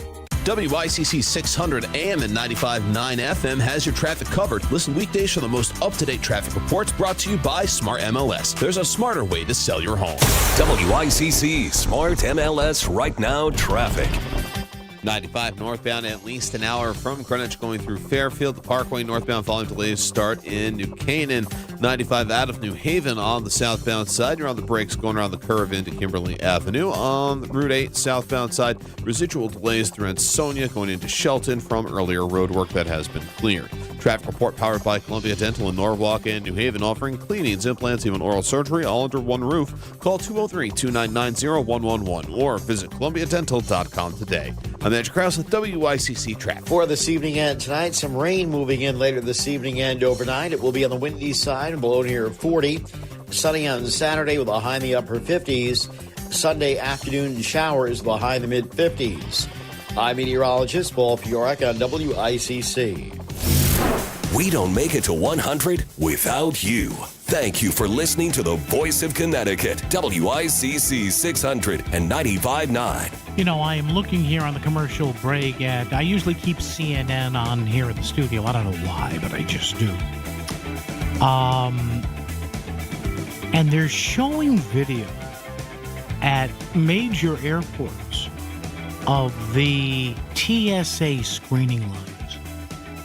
And they say it's going to get worse. Have you seen this? I do not understand. I just don't. And I know some people have been critical of me on the air for saying this, and I'm getting messages too. Explain to me, please.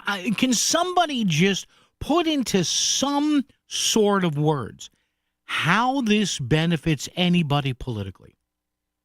Now, the reason this is happening is TSA people are calling in sick, many of them not going to work because they're not getting paid. Listen, I understand doing some work without getting paid maybe for a few days because, you know, you take pride in what you do.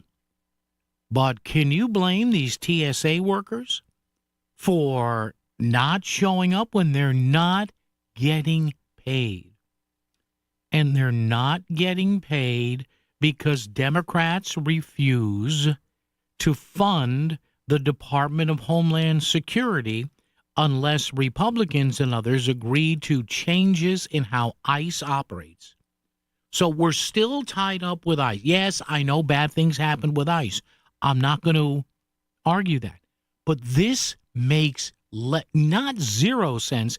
This makes less than 0 cents. Because I'm looking at this picture right now. There must be a couple of hundred people in just 2 or 3 lines here, whatever airport. They're at the Hartsfield-Jackson in Atlanta. Do you think anybody standing in a 4-hour line, 4 hours, gives a flying crap about politics, about ICE right now? And yet, Chuck Schumer and Hakeem Jeffries sit there with their thumbs up their rears and their heads in the sand thinking this is working. Thank God for John Fetterman, a recovering stroke patient, is the only clear-thinking Democrat in Congress. Fetterman saying, what are we doing here? I understand people are PO'd about ICE. I get it. I understand it. But because you're upset and you're throwing a legislative fit, you're making people stand in lines 3 and 4 hours. Do you think anybody in those ICE lines, in those TSA lines, gives a crap about ICE right now? Right now. Maybe they do, but right now the only thing that's pissing them off is that they're standing there for 4 hours, trying to get to where they're going. And they say it's going to get worse. This is so incredibly dumb. I can't explain it. I can't explain it. If the Dems want to go after Trump, wait till you take over after the midterms, because you will. But right now, you've got no juice. You've got nobody. There's none. With people sitting there trying to get from point A to point B. Maybe some of them do care about how ICE comports itself. Well, guess what? You're standing in an airline, your feet hurt, you're at an airport, the kids are cranky, somebody's got to go to the bathroom. My God. What happened to the party of JFK and FDR? Oh, my God. Joe on Long Island is with us. Joe, how are you? What's up? Hey, Paul, love your show. Thank you. Two little comments on the whole TSA thing. Yeah. The comment of them not getting paid, they're getting paid, they're just not receiving a paycheck. They will get back pay for everything. Oh, okay, that's what I meant. Yeah, those all got, a bunch of them got a $10,000 bonus check for staying in the last time. Okay. Where did all that go? Say that again? The TSA members got a $10,000 I got that. bonus check if they didn't call in. Where did all of that money go? I don't know. If you're in that job and you know this cycle happens, you might prepare for it because it happens every year. Yeah, maybe it does. But, Joe, I mean, this is so dumb. This is the kind of thing where people just look at each other. And this is the kind of thing, Joe, that sours people on lawmaking. This is why people hate politicians. This is why they hate them. I have friends of mine who detest politicians. It makes no sense. I agree 100%. They shouldn't be in the situation that they're out there. No. And if you're shut down, shut it all down. Yeah, Close everything off. Shut it all down. Joe, thank you. Appreciate it. Joe on Long Island. It's just, and listen. I'm not going to sit here and say with a straight face that Congress should not be concerned about ICE or about, that's not what I'm saying. But sometimes what's the old phrase? You lose the battle, but you eventually win the war. Now, I am sure that, and who knows, maybe our own folks in Connecticut, Dick Blumenthal may have been consulted on this. Jim Himes, Rosa DeLauro, Chris Murphy, maybe they figured that if they waited on this sort of stuff more than a couple, 3 months, and maybe they're right, it would have just kind of like faded from the collective memory of people. But, man, this makes no sense. It just makes no sense. Now, of course, you have both sides in Congress, and even in your state and, your state legislatures and your local boards of aldermen and town councils, there are maneuvers that people can do because you're not happy with the way some people are comporting themselves, and you could slow down things, filibuster things, stop things. Okay, but this makes no sense. And Fetterman is right. Why are we taking this stuff? Why are you taking why are you using the inability of adults to get along here and to come to an agreement here and to move off an all or nothing stance to penalize people? Can you imagine? And if you pay any attention to the news at all, you've seen some of this video. I mean, I'm looking up at this a few minutes ago going, oh my God. Can you imagine standing in those lines? I mean, God bless the TSA people as it is. Now, of course, sometimes in the news, you read about something that doesn't sit well with a TSA agent or they stole something. Oh, that's fine. Nothing is perfect. What you don't hear is the 99.999% of the time, everything goes relatively smoothly at an airport. Although I must say at one time a TSA agent was a little, shall we say, a little haphazard and rough with my laptop. I was going to make a scene, but I said, nah, it's all right. Let me just, as long as, is this your laptop? Yes, ma'am. Take it out of the bag. Okay, Clyde. Take it easy.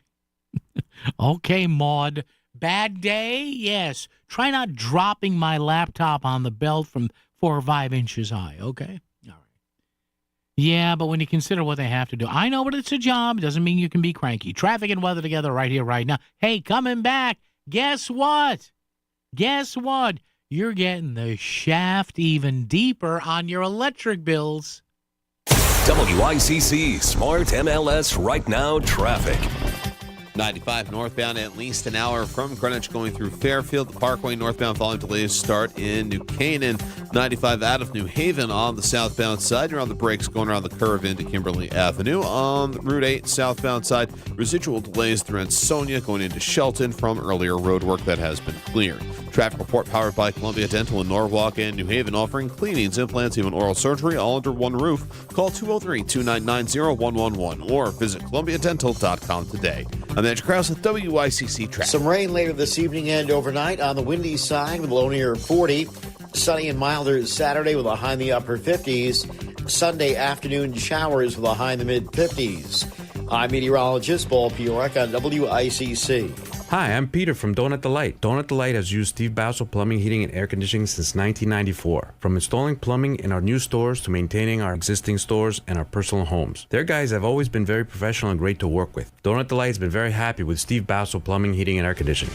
Looking for a reliable plumbing or HVAC company? Steve Basso Plumbing, Heating, and AC has proven customer satisfaction since 1974. Go to BassoPHAC.com. That's BassoPHAC.com. Sometimes the most important personal breakthroughs are made possible by medical ones. And that's why Smilo Cancer Hospital delivers the pioneering research of Yale Cancer Center, like targeted therapies based on your genetic makeup and groundbreaking clinical trials that offer hope when you need it most. All delivered by a multidisciplinary team dedicated to you and your specific type of cancer. Smilo Cancer Hospital and Yale Cancer Center. We're powering breakthroughs with the greatest of care. If you owe back taxes, listen carefully to rule number 1. Never go up against the IRS alone. They're cracking down, freezing bank accounts, garnishing paychecks, canceling passports. Even your home or business could be at risk. But here's what they don't tell you. The IRS has powerful tax relief programs that could save you thousands if you qualify. That's why smart people call Optima Tax Relief, America's #1 tax resolution firm. Nobody knows these programs like the experts at Optima. Their team of tax attorneys and licensed professionals have resolved over $2 billion in tax debt for people just like you. The IRS is not stopping, so don't wait and don't take them on alone. For tax help you need, for tax help you can trust, call Optima today for a free consultation. Call 800-780-3599. 800-780-3599. 800-780-3599. Optima Tax Relief. Some restrictions apply. For complete details, please visit OptimaTaxRelief.com. Metal Supermarket's not where you buy your eggs, but where you buy all the metal you need. The world's largest small quantity metal supplier with over 8,000 types, shapes, and grades is now in Danbury and Bridgeport.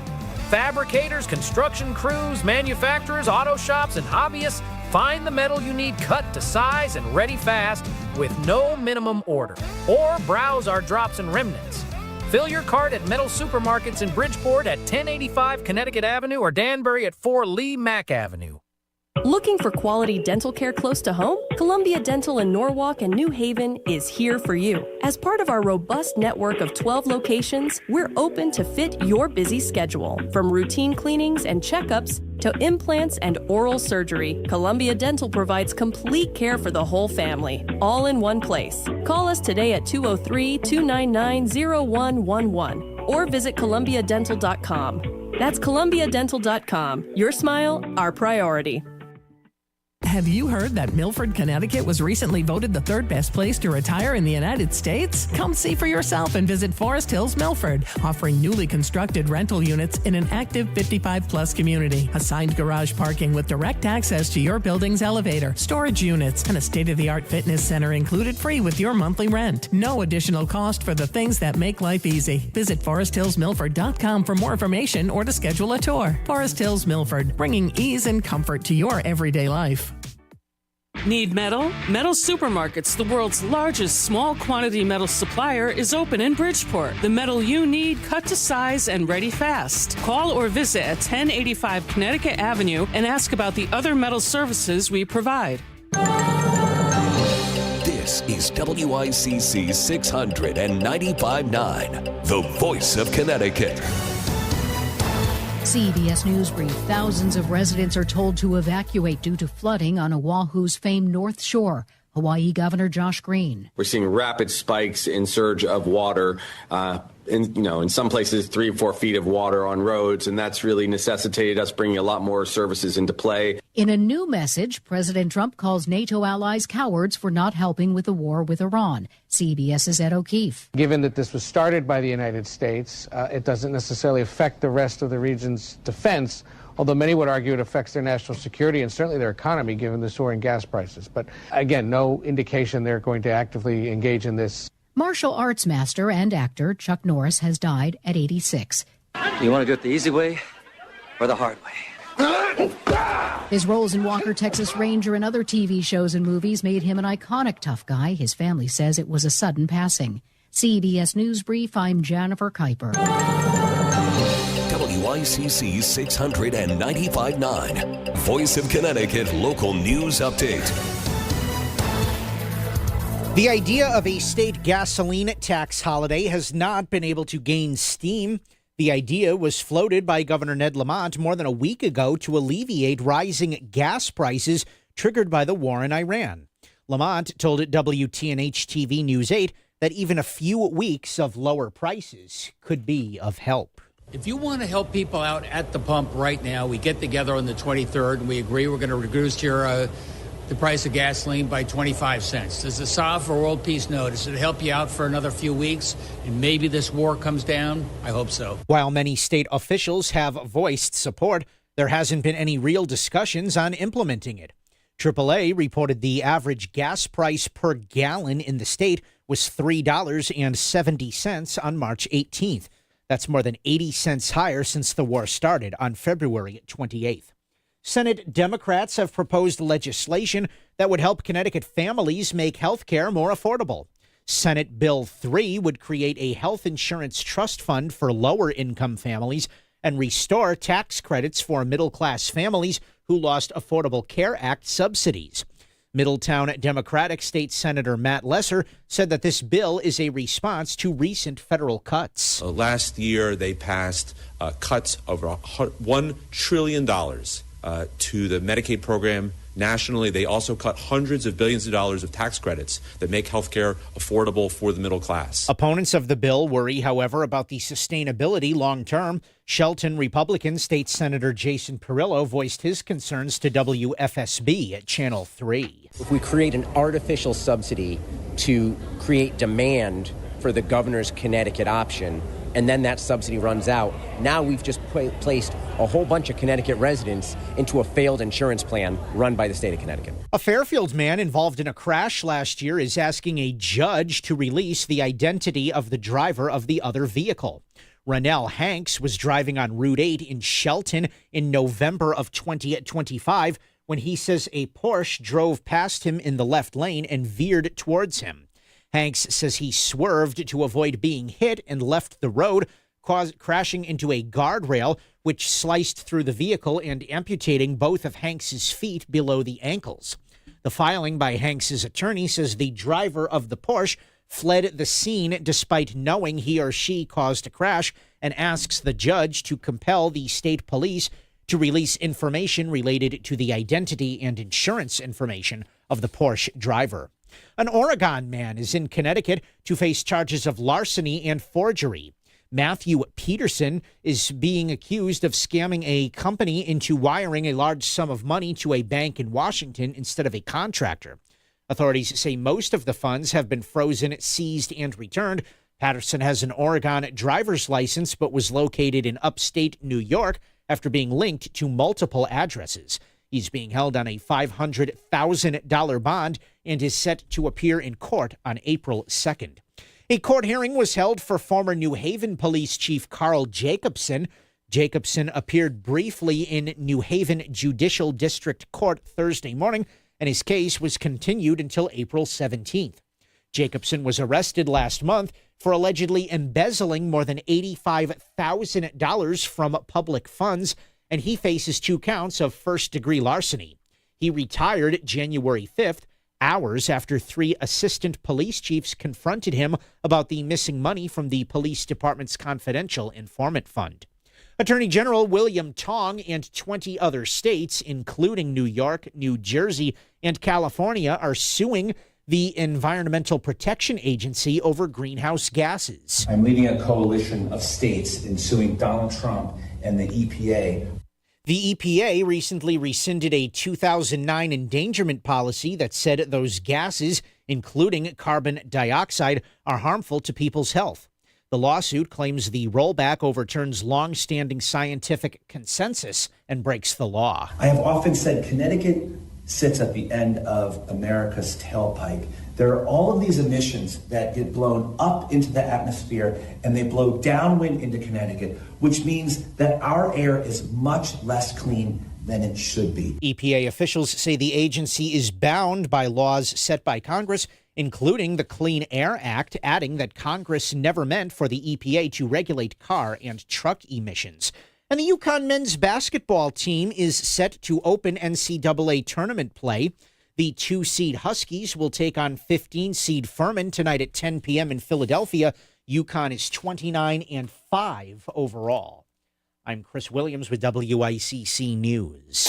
WICC Smart MLS Right Now traffic. 95 northbound, about an hour from Greenwich going through Fairfield. Some breaks along the way through the Parkway northbound. Heavy congestion to Canaan, Westport, and through Trumbull. On the Upper Merritt southbound, you're bunched up nicely over the Sikorsky Bridge going down to Route 8 as well. On 95 out of New Haven, you're busy through Brantford, jamming through Long Wharf. And on 84 eastbound, plenty of company through Danbury and Newtown. Traffic report is powered by the Connecticut Lottery. Now play your favorite draw games at ctilottery.org. Odds vary by game. Must be 18 or older to purchase. Help is available for problem gambling. Call 888-789-7777 or visit ccpg.org. I'm Edge Krause with WICC Traffic. For this evening and tonight, some rain moving in later this evening and overnight. It will be on the windy side and below near 40. Sunny on Saturday with a high in the upper 50s. Sunday afternoon showers with a high in the mid-50s. I'm meteorologist Paul Piorek on WICC. If Fairfield is talking about it, so is Paul. Connecticut Today with Paul Piselli on WICC 600 and 95.9, the voice of Connecticut.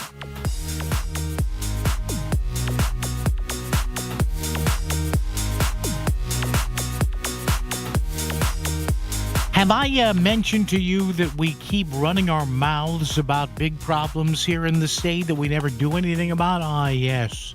How about this from today's Connecticut Mirror? Connecticut last year, which is the one full year that we have for the numbers, Connecticut had, now we used to, you've heard the phrase, I've used it, Lisa's used it, John's used it in his news, Melissa's used it, that Connecticut generally has the third highest utility rates in the country. Well, guess what? We're doing even better. Right now, in 2025, last year, Connecticut, hey, by the way, Mr. Engineer there, Chris, could we get the applause? Can you just let me know when you have the applause? Because this deserves applause when we say this, because we're doing really, really well at this. And the fact that Connecticut is climbing the list here, we really should have a nice, round of applause here. We're trying to wake up and I know I should have set this up beforehand, so this is my fault, not Chris's fault, but we're gathering the audience. They've come in from the bar, they've used the bathroom, they've bought their munchies at the intermission of the show, and now, how about the applause? All right.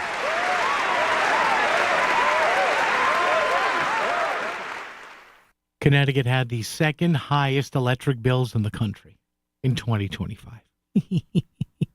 2025, all you suckers out there. Connecticut electric rates, utility rates, electric bills. All right, we're going to get you.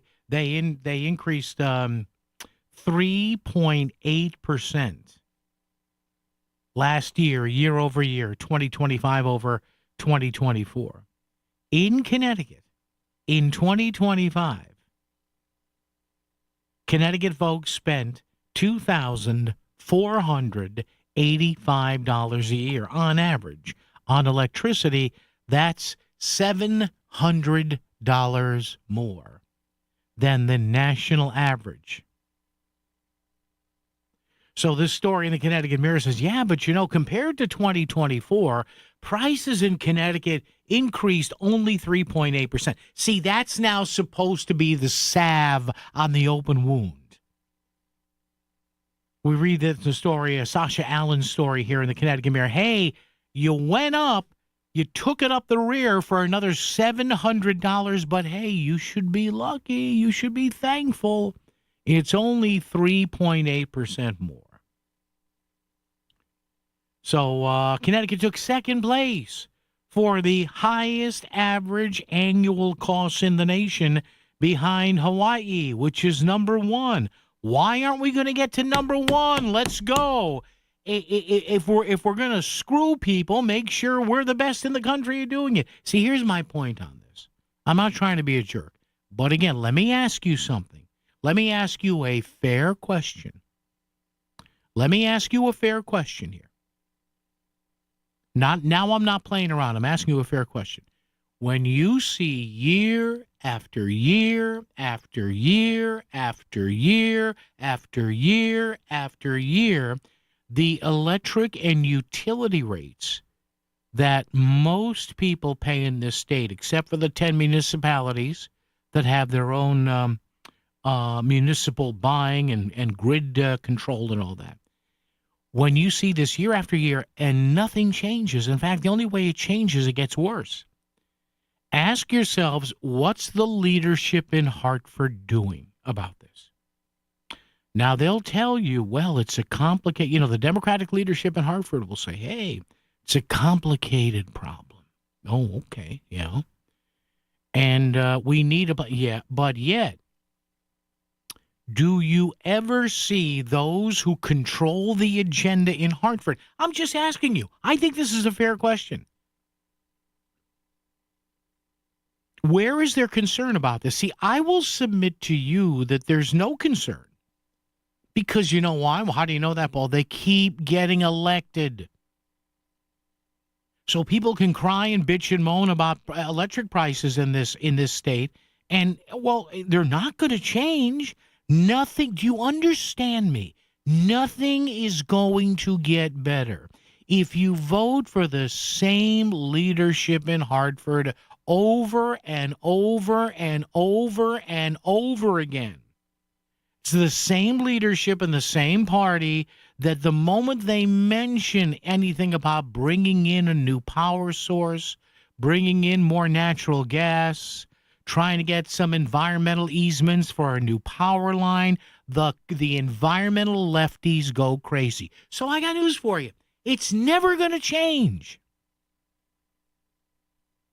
Unless you change, not even forget the governor's office. It's not going to change unless you make a change in the majority party in Hartford. And even then, who knows? But it makes me laugh and cry at the same time. Figuratively, of course. I'm not laughing or sobbing over this. Because I live in Wallingford. Sorry, I had to say that. A town where we have common sense, common sense electric policies.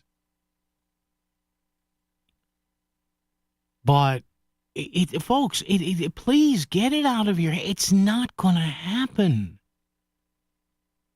It's not going to. The minute anything is proposed to bring in a new power source to this state, the environmentalists say, no, we're got no coal, no oil, no natural gas, no nuclear plants, no. They solar and wind. Guess what? Solar and wind is nice. It can't carry us all the way. So please, folks, just understand right now.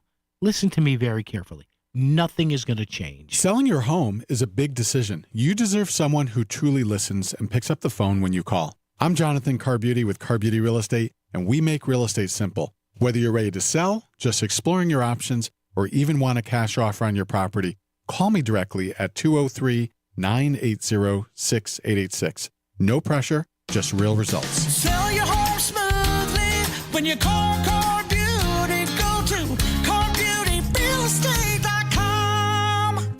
out for half price. It's sweet deals at voiceofct.com. Buy $50 gift cards for $25. $25 cards for $12.50. Purchase at voiceofct.com. Click sweet deals. Restaurants include Vazzi's, Joey C's Boathouse, Saloon Tapas Bar, Jacob's Pickles, Gusto, Tomo 68, Munch Eatery, Vinny's Deli, Lockworks Tavern and Saltbrook Prime, Frankie's Diner, Greer Southern Table, and Tavern on 7. Save 50%. Go to voiceofct.com. Click sweet deals. $5,000. That's the average amount of money people in the U.S. are now spending on gas in a year. $5,000. That's crazy. If you drive, you have to download Upside, the free app that gives you cash back every time you get gas. That's right. You can earn real cash back with Upside just by buying the gas you're already buying. You can literally start earning cash back today. I use Upside every time I fill up, and I've already made around $300. You're putting gas in your car anyway. Why not get real cash back? If you like free money, download Upside. I'm saving the cash I earn from using Upside to help pay for a vacation later this year. Download the free Upside app now to earn cash back every time you buy gas. Use promo code SOUND to get an extra 25 cents per gallon on your first tank. You can cash out anytime right to your bank, PayPal, or a gift card for Amazon and other brands. Just download the free Upside app and use promo code SOUND for a 25 cents per gallon bonus on your first tank. That's code SOUND for a 25 cents per gallon bonus. WICC Smart MLS Right Now traffic.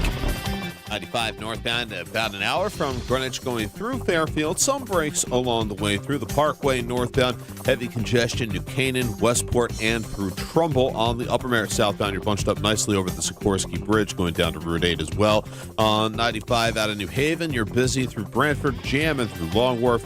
And on 84 eastbound, plenty of company through Danbury and Newtown. Traffic report is powered by the Connecticut Lottery. Now play your favorite draw games at ctilottery.org. Odds vary by game. Must be 18 or older to purchase. Help is available for problem gambling.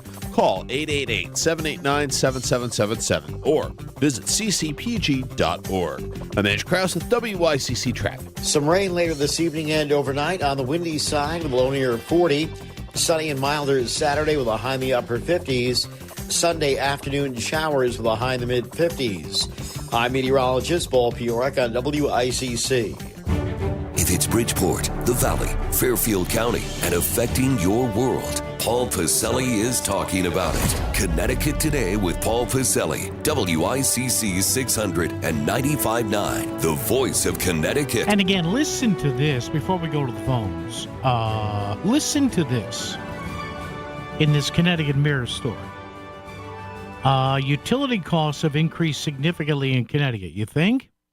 Compared to 2020, prices for 2025 were up 28% in 5 years. So the average household in Connecticut since 2020, which kind of doesn't seem like all that long ago because COVID seems like it was yesterday and it was 5 years ago, 5 or 6 years ago. So since 2020, prices are 28% higher in Connecticut. That's $550 more annually. But nationally, across the nation, over the same period, in 5 years, the national average increase in 5 years is just $110 a household. So you have energy prices here in Connecticut climbing 5 times as high as national, and nothing happens. Nothing happens. Now, I'm not telling you who to vote for, really. I'm not. I don't care, because it's not going to matter to me, because I vote for who I want to vote for. But you know what? Here's an example. Ryan Fazio, who's running for governor, he's right. William Tong, our attorney general, he will sue somebody if you fart in the wrong way.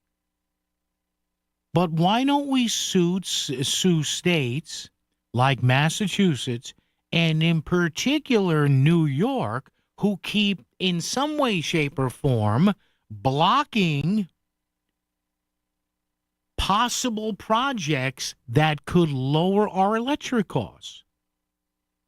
And the governor was confronted on this, saying, hey, governor, not for nothing, but, you know, If Trump belches, the state sues him, but we don't do anything about these other states who will not allow us to get more electricity through a power line pass through or a gas line pass through. And what are the governors saying? I'm paraphrasing. What did he say a few weeks ago? Well, we'd rather try a negotiation. Really, Ned? How's that worked out so far? Folks, you have to understand me. They don't care. Because if they're going to get reelected, they don't care. Stop thinking they care. Well, that's a little harsh, Paul, isn't it? No, I don't think so. Because if they were honest about this, if they were actually honest, you would see something in Hartford, even if it was for show. I'm just waiting. Do we have any, I ask this all the time, do we have any cogent plan 5 years out, 10 years out, 15 years out, 20 years out? Do we have any idea here? Or are we just, what do I say? Flex seal. Oh, there's a little crack there. There's a seal there. Look at that. We fixed it. But, man, if this was about illegals, oh, boy, we'd have 5 blue ribbon commissions on this. And, again, I'm not trying to be a jerk here, but sometimes you have to say what this is. The leadership in Hartford does not care. If they cared, they would at least pretend like they did. They don't care. The first thing they mention when you say, put the public benefits charge on the regular. Oh, the green energy, though. This could hurt the green energy project. Yeah, do you morons understand? A lot of people are saying, I can't pay my electric bill. They don't care. If they cared, they would at least try to convince you they did. But they don't.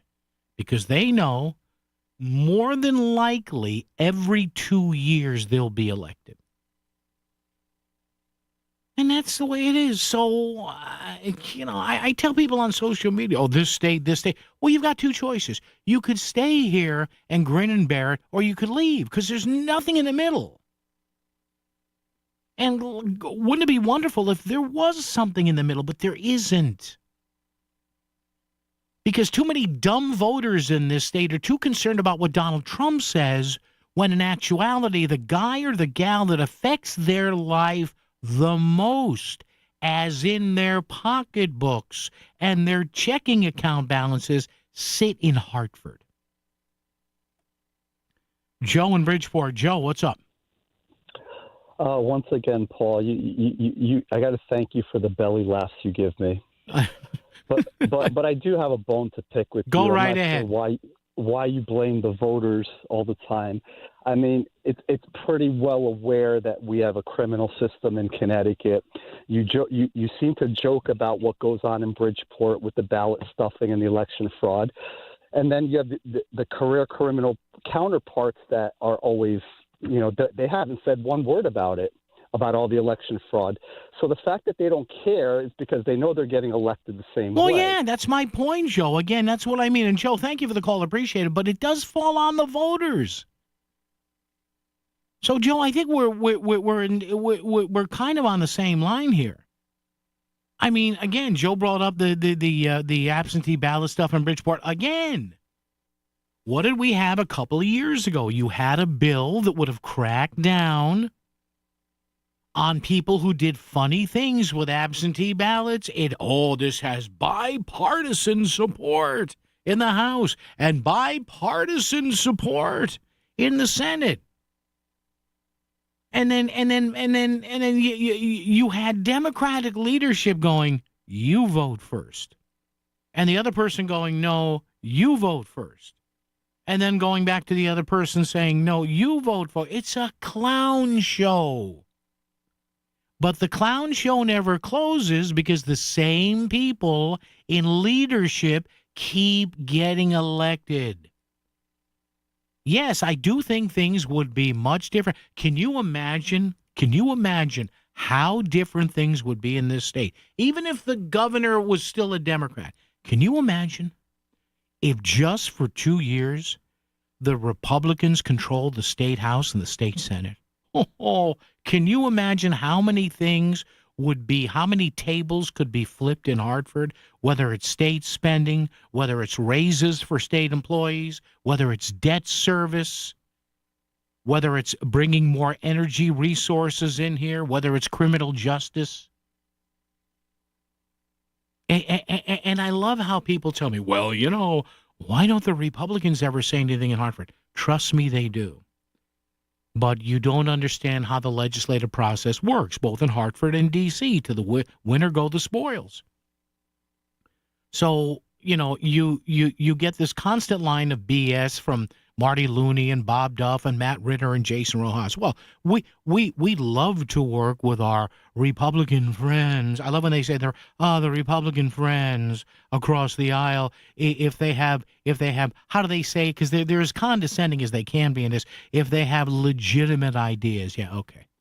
That's a political speak for, you know, go blank yourself. It just is. I've been watching this for 45 years. It's not going to change. So either set aside more money to pay your electric bills in this state or move. But if you really think anything is going to change, I feel sad for you. I honestly do. Traffic and weather together right here, WICC. WICC Smart MLS Right Now Traffic. 95 northbound, about an hour from Greenwich going through Fairfield. Some breaks along the way through the Parkway northbound. Heavy congestion, New Canaan, Westport, and through Trumbull. On the Upper Merritt southbound, you're bunched up nicely over the Sikorsky Bridge going down to Route 8 as well. On 95 out of New Haven, you're busy through Brantford, jamming through Long Wharf. And on 84 eastbound, plenty of company through Danbury and Newtown. Traffic report is powered by the Connecticut Lottery. Now play your favorite draw games at ctilottery.org. Odds vary by game. Must be 18 or older to purchase. Help is available for problem gambling. Call 888-789-7777 or visit ccpg.org. I'm Andrew Krause with WICC Traffic. For this evening and tonight, some rain moving in later this evening and overnight. It will be on the windy side and below near 40. Sunny on Saturday with a high in the upper 50s. Sunday afternoon showers with a high in the mid-50s. I'm meteorologist Paul Piorek on WICC. The Snow Country Ski Report brought to you by Land Rover Fairfield. Discover your next Land Rover on Commerce Drive in Fairfield. Sponsor your job on Indeed. Get matched with quality candidates with Indeed-sponsored jobs. Visit Indeed.com/hire now and sponsor your job today. A cold snap got some ski areas back to making snow and extending the ski season, and no one in the East has a longer season than Killington, Vermont, our Gatorade Resort of the Week. Killington has continued their extensive grooming and even had 100 snowmaking guns running to spruce up over 50 miles of open trails. Coming Easter weekend, it's the springtime party that tops them all. The Bear Mountain Mogul Challenge at Killington, our Gatorade Resort of the Week. Hydration at all altitudes. Southington, Sundown, and Mohawk are all back in Connecticut Friday through Sunday. Butternut's 100% in Wachusett on a couple dozen well-covered trails. Stratton on 64 well-groomed, well-covered trails in Vermont. Bromley, Bolton Valley, and Smuggler's Notch all on 3 dozen trails. This report presented by Smuggler's Notch, Vermont, America's family resort. Visit smugs.com. Back to the news and talk, thanks to Smart MLS. Smart sellers ask, is my home on Smart MLS? The voice of Connecticut, WICC's 695.9. It's Connecticut Today with Paul Pacelli. Look, folks, I'm not trying to be a jerk here and for effect to make the show sound good. No, I'm just telling you how I've followed this stuff for 45 years. It's not going to change unless in either party you replace the people who don't want it to change. But as long as they keep getting reelected, especially leadership, forget it. WICC AM Bridgeport, WICC FM Southport, WEBE HD2 Westport, WPLR HD2 New Haven. Locally owned by Connoisseur Media. This is CBS News on the Hour, your home for original reporting. I'm Jennifer Kuiper. Multiple sources tell CBS News that the Trump administration is making heavy preparations for the potential use of ground forces in Iran. CBS News military analyst Jeff McCausland. It does appear that the administration is reviewing this possible option. It furthermore suggests that they assumed at the onset this conflict was going to be relatively easy. There were suggestions the president, in discussion with some foreign leaders, had said that it might only take 3 or 4 days. Treasury Secretary Scott Bessent says the Trump administration may suspend sanctions on Iranian oil already at sea in an effort to clamp down on energy prices that have skyrocketed. According to CBS's Kelly O'Grady, the reason why we have seen prices go up so quickly is because we have limited the amount of supply that's going through with the Strait of Hormuz being closed. So this is all to just try and help free up some of that oil and make sure that prices don't go up even further. The Department of Homeland Security appropriations bill fails in a 47-37 vote. The tally did not change from an hour ago with 16 absences.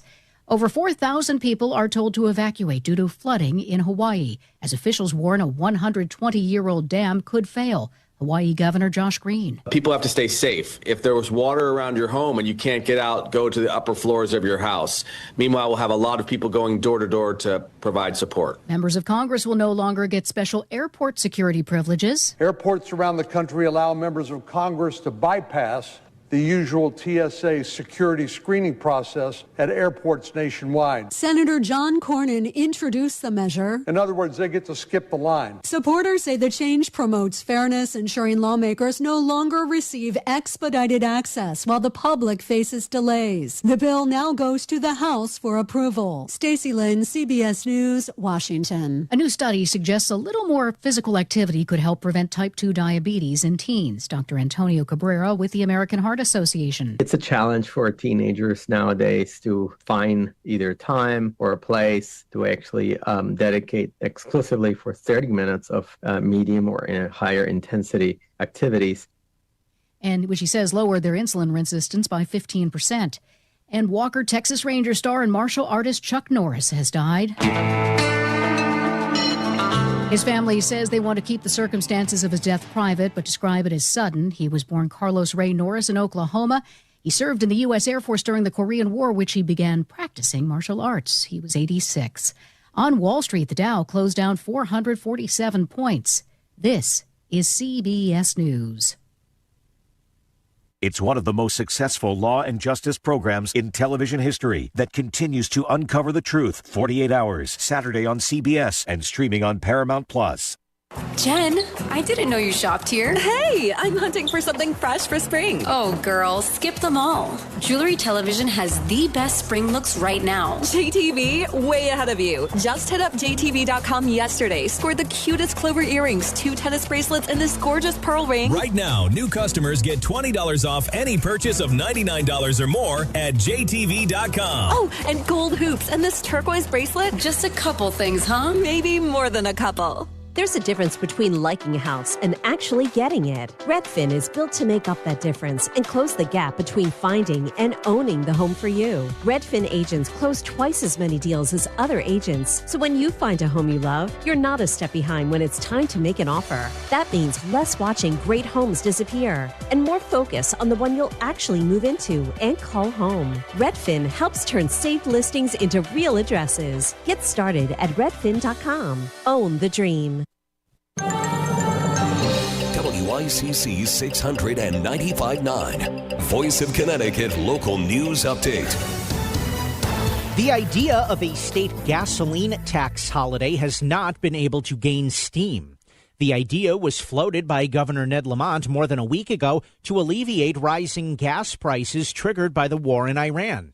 Lamont told WTNH-TV News 8 that even a few weeks of lower prices could help. If you want to help people out at the pump right now, we get together on the 23rd and we agree we're going to reduce the price of gasoline by 25 cents. Does it solve for world peace? No. Does it help you out for another few weeks and maybe this war comes down? I hope so. While many state officials have voiced support, there hasn't been any real discussions on implementing it. AAA reported the average gas price per gallon in the state was $3.70 on March 18th. That's more than 80 cents higher since the war started on February 28th. Senate Democrats have proposed legislation that would help Connecticut families make health care more affordable. Senate Bill 3 would create a health insurance trust fund for lower-income families and restore tax credits for middle-class families who lost Affordable Care Act subsidies. Middletown Democratic State Senator Matt Lesser said that this bill is a response to recent federal cuts. Last year, they passed cuts of $1 trillion to the Medicaid program nationally. They also cut hundreds of billions of dollars of tax credits that make health care affordable for the middle class. Opponents of the bill worry, however, about the sustainability long term. Shelton Republican State Senator Jason Perillo voiced his concerns to WFSB Channel 3. If we create an artificial subsidy to create demand for the governor's Connecticut option, and then that subsidy runs out, now we've just placed a whole bunch of Connecticut residents into a failed insurance plan run by the state of Connecticut. And the UConn men's basketball team is set to open NCAA tournament play. The 2-seed Huskies will take on 15-seed Furman tonight at 10 p.m. in Philadelphia. UConn is 29-5 overall. I'm Chris Williams with WICC News. WICC Smart MLS Right Now Traffic. 95 north, crash at exit 19. Stayed to the left to get around it as things backed up through Westport. Parkway northbound, more volume delays in Greenwich, Norwalk, Westport, and Trumbull. New Haven, 95 south, jamming through Long Wharf, 84 eastbound, plenty of company through Danbury and Newtown. Traffic report is powered by Columbia Dental in Norwalk and New Haven, conveniently open to fit your schedule. Cleanings, implants, and oral surgery all in one place. Call 203-299-0111 or visit columbiadental.com. I'm Andrew Krause with WICC Traffic. Some rain later this evening and overnight on the windy side with a low near 40. Sunny and milder Saturday with a high in the upper 50s. Sunday afternoon showers with a high in the mid 50s. I'm meteorologist Paul Piorek on WICC.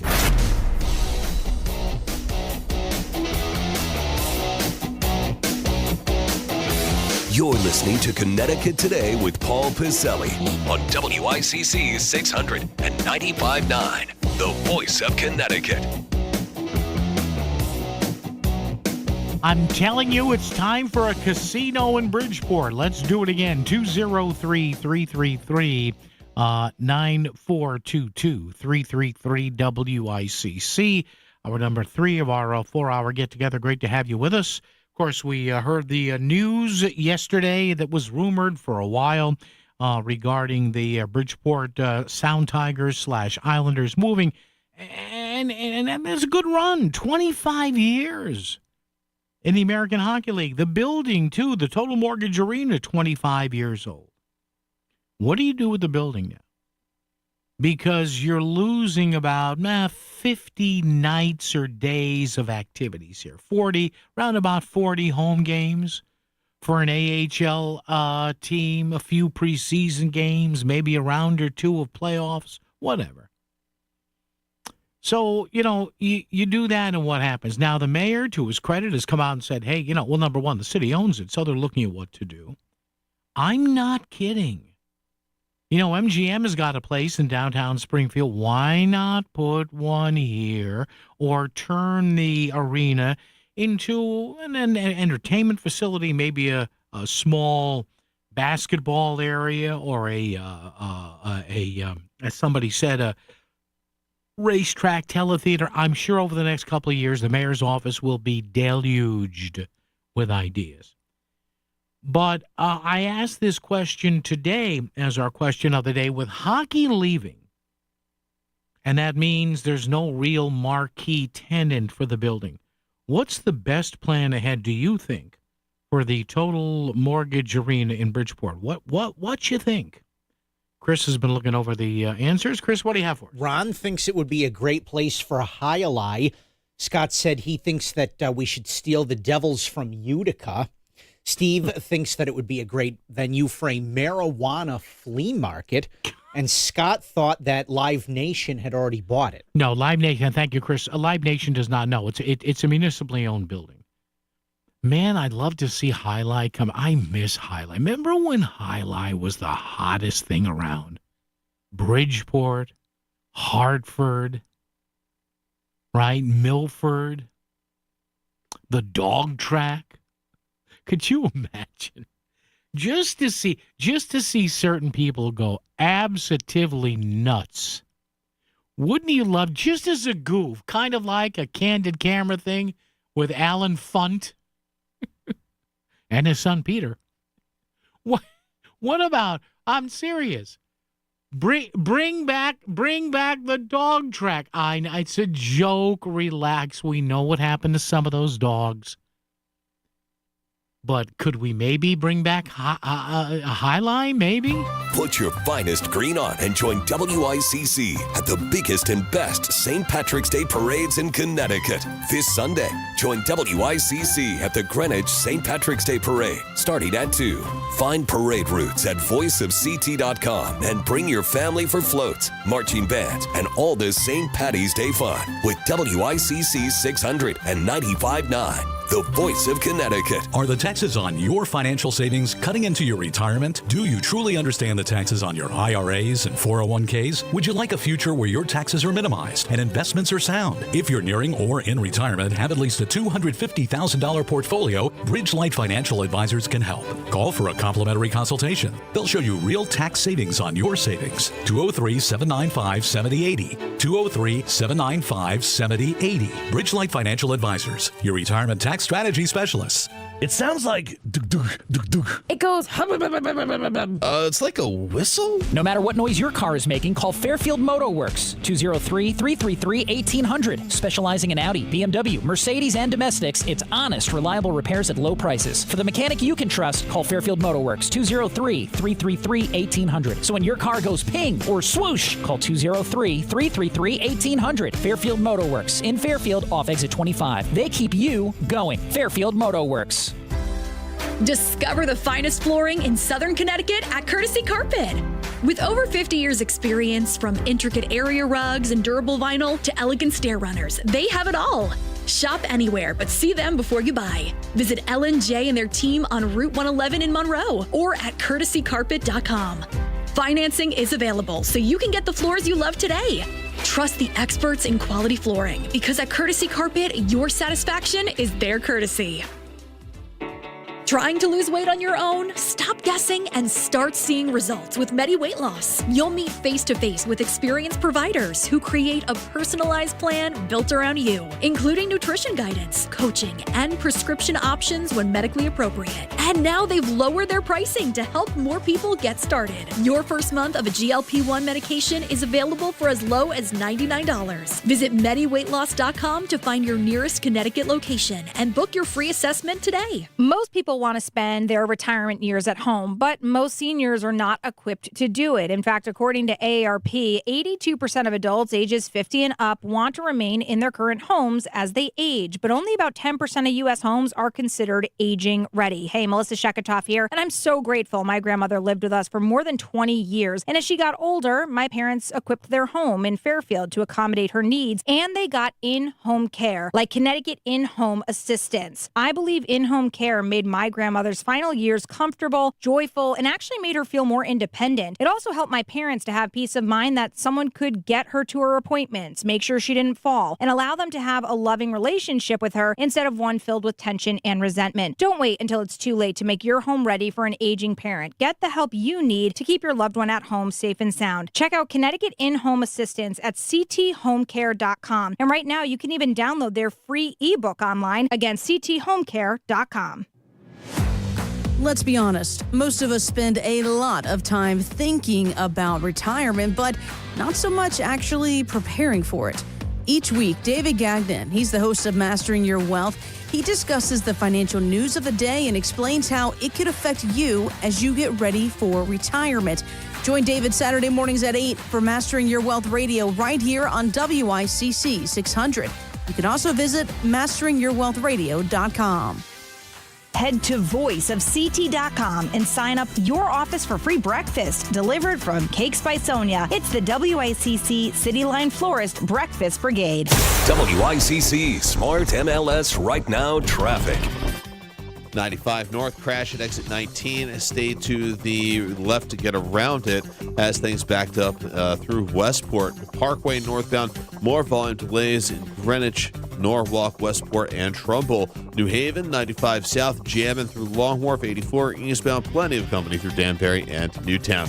Traffic report is powered by Columbia Dental in Norwalk and New Haven. Conveniently open to fit your schedule. Cleanings, implants, and oral surgery all in one place. Call 203-299-0111 or visit columbiadental.com. I'm Edge Krause with WICC Traffic. For this evening and tonight, some rain moving in later this evening and overnight. It will be on the windy side, below near 40. Sunny on Saturday with a high in the upper 50s. Sunday afternoon showers with a high in the mid-50s. I'm meteorologist Paul Fiorek on WICC. Since 1926, proud to be Connecticut's leader for news and talk for 100 years. The voice of Connecticut, WICC 600 and 95.9. As we continue heading into the weekend right here on Connecticut Today for a Friday, WICC 600 AM, 95.9 FM, and online, of course, voiceofct.com. News rumored for several months, but it officially came down yesterday. The Bridgeport professional hockey team, known individually as the Islanders and or the Sound Tigers over the years, moving out after about a 25-year run in the Park City, heading to Hamilton, Ontario, getting hundreds of millions of dollars of renovations up in Hamilton to move the Isles/Sound Tigers up to the American Hockey League facility there. Joining us right now is one of the few folks who's ever been known as the voice of hockey in Bridgeport, and he's been on my show numerous times before. Gentleman I actually work with every so often. We've worked together for years. Phil Jubileo, who, in fact, tonight and over the weekend, you can catch Phil on ESPN Plus covering the men's ECAC hockey semifinals and final up in beautiful Lake Placid. Phil, good afternoon, my friend. How are you? I'm doing well, Paul. How about yourself? Not too bad. What was your first thought when you heard this? And it's been rumored for a bunch of months or about a year, but what was your thought when you first heard this? Well, I first heard it as well. Frank Saravelli broke the news about 7 or 8 months ago, so this has been brewing for quite some time, and I can't say I'm very surprised that this has finally gone down. First off, 25 years in the American Hockey League in any city is actually quite a good run. You don't have too many, you would call them AHL blue bloods, like the Hershey Bears of the world or Rochester, Providence. Those are teams that have been around in the league forever. So to see a team move after 25 years, on one hand, it's a nice run. On the other hand, you really have to feel, and I do, for the fans and also the employees that, you know, worked for the team for so long. A few of them have had very long tenures with the club, either with the arena or with the front office, and you don't know what, you know, is in store for them if they get to go and continue on in Ontario. Probably not. They probably have Connecticut roots. So, yeah, it's a little tough to swallow on a day like this. Now, how did you end up being the play-by-play voice for Bridgeport hockey back then? It was the Sound Tigers at that time, and you started when, 06-07 season? I did. So it was really interesting. I had just finished. I was still actually the voice of the Danbury Trashers, which fans in the state pretty familiar with them, thanks to Netflix, and also many Danbury Trashers fans still around. But toward the end of the second season, Bridgeport wrapped up. They let their radio guy go, and I had a connection with Todd Sterling, who was the first Danbury Trashers coach, and Todd's dad, Steve, at that time was the New York Islanders coach. So I worked with Todd, who connected me with his dad, and then in turn connected me with the front office, the president, Howard Safan, and his company now runs actually the amphitheater right next door to the arena. And I was able to kind of work out an interview. I cut a demo for them specifically calling a Sound Tigers game, and that's how it all worked out. You know, when somebody, Phil, and this is something that you and I can relate to, and there are just not, no matter how many leagues there are or levels of collegiate sports and pro sports, there just aren't a lot of these jobs around, play-by-play or color. So when folks like you get a job like this in the American Hockey League, which is a step below the NHL, you must have been on top of the world knowing that hockey in Bridgeport for at least a few years was going to have your name attached to it.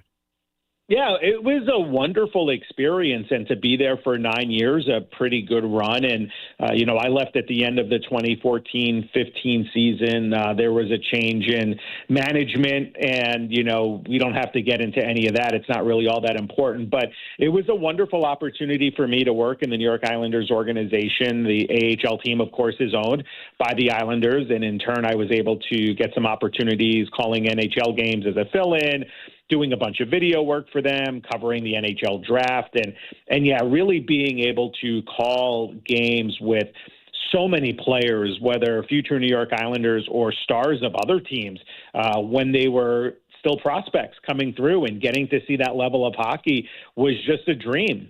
The guest is Phil Jubileo, who at one time, for a stretch of about 9 years, was the play-by-play voice of hockey in Bridgeport, the Bridgeport Sound Tigers / Islanders, the team leaving now, heading to Hamilton, Ontario after a good run.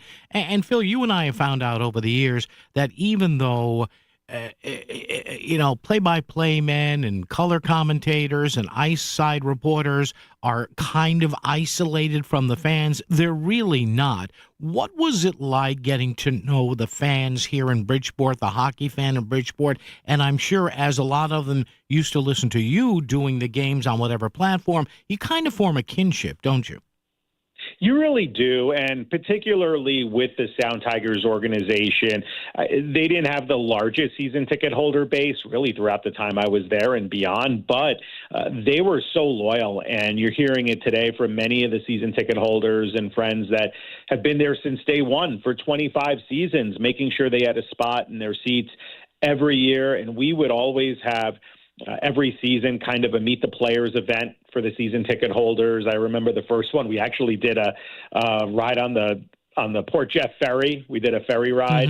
After that, they took the ferry away and did an arena introduction. So there would be dinner, and I would get to introduce players and the coaches, and they would talk to the fans and sign autographs. And those were moments where you really got to spend a lot of time with the fans. And, even in Bridgeport, where, you would think it's isolated, it really isn't. You'd walk out of the press box and, you'd be rubbing elbows with fans, and they would pull you aside and talk to you about the team. And, it was great because they really were invested in the players and the team, and they were part of the booster club, and they would do so many different things for them. And, I feel most for those fans because they really poured their heart and soul into helping the organization in so many ways. And hockey fans there really are, Phil, a special breed, and you and I see it. And, when I do games for Sacred Heart and when I'm working with you or going to a Quinnipiac game, I still see some of the same faces and people that I saw growing up in New Haven, going to Nighthawks games and then Beast games, and I see them at Sacred Heart games and Quinnipiac games and Yale games, and I'm sure you've run into and have seen some of the same faces that you first saw in Bridgeport here over the subsequent years.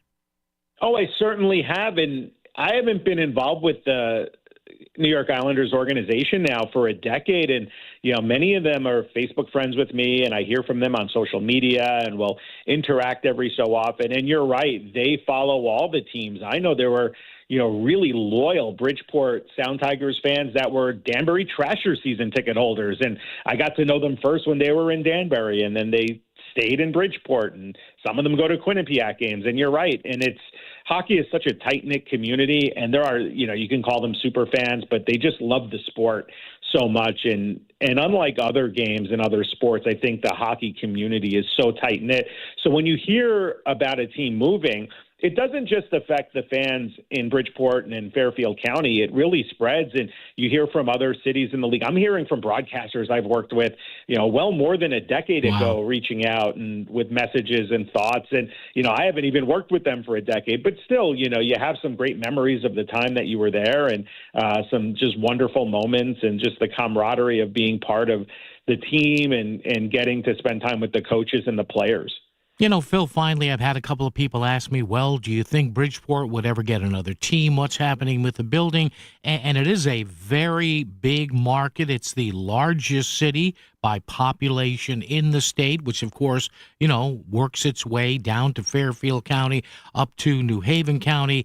But, you know, at this point, Phil, demographics changing. It's been a couple of generations of fans who have walked through those turnstiles to hockey in Bridgeport here. So, any thoughts about what may happen in the future? Or, for example, as I said yesterday, does the college game kind of take over here? You know, it's interesting because I think that with college hockey, I think in the state, college hockey is in an amazing place. I think you would agree with how well the Bobcats draw, and UConn is doing some good things. Yale, Sacred Heart with their beautiful new building. So you have 4 Division I college teams that are all, very strong programs within the state. And the Bobcats won a national championship just 3 seasons ago. So I think college hockey is ensconced in the state. As far as professional hockey goes, look, the Wolfpack in Hartford have done some pretty good things, I think, to boost their attendance the last couple of seasons. Between us, if the New York Rangers ever decided to move that AHL affiliate to Bridgeport, they would average probably around 6,000 to 7,000 fans a night without blinking an eye and having to do much, because there's so many Ranger fans in Fairfield County. And likewise, if Boston, and they would never leave Providence, if they did the same thing, you would see similar attendance figures in Bridgeport.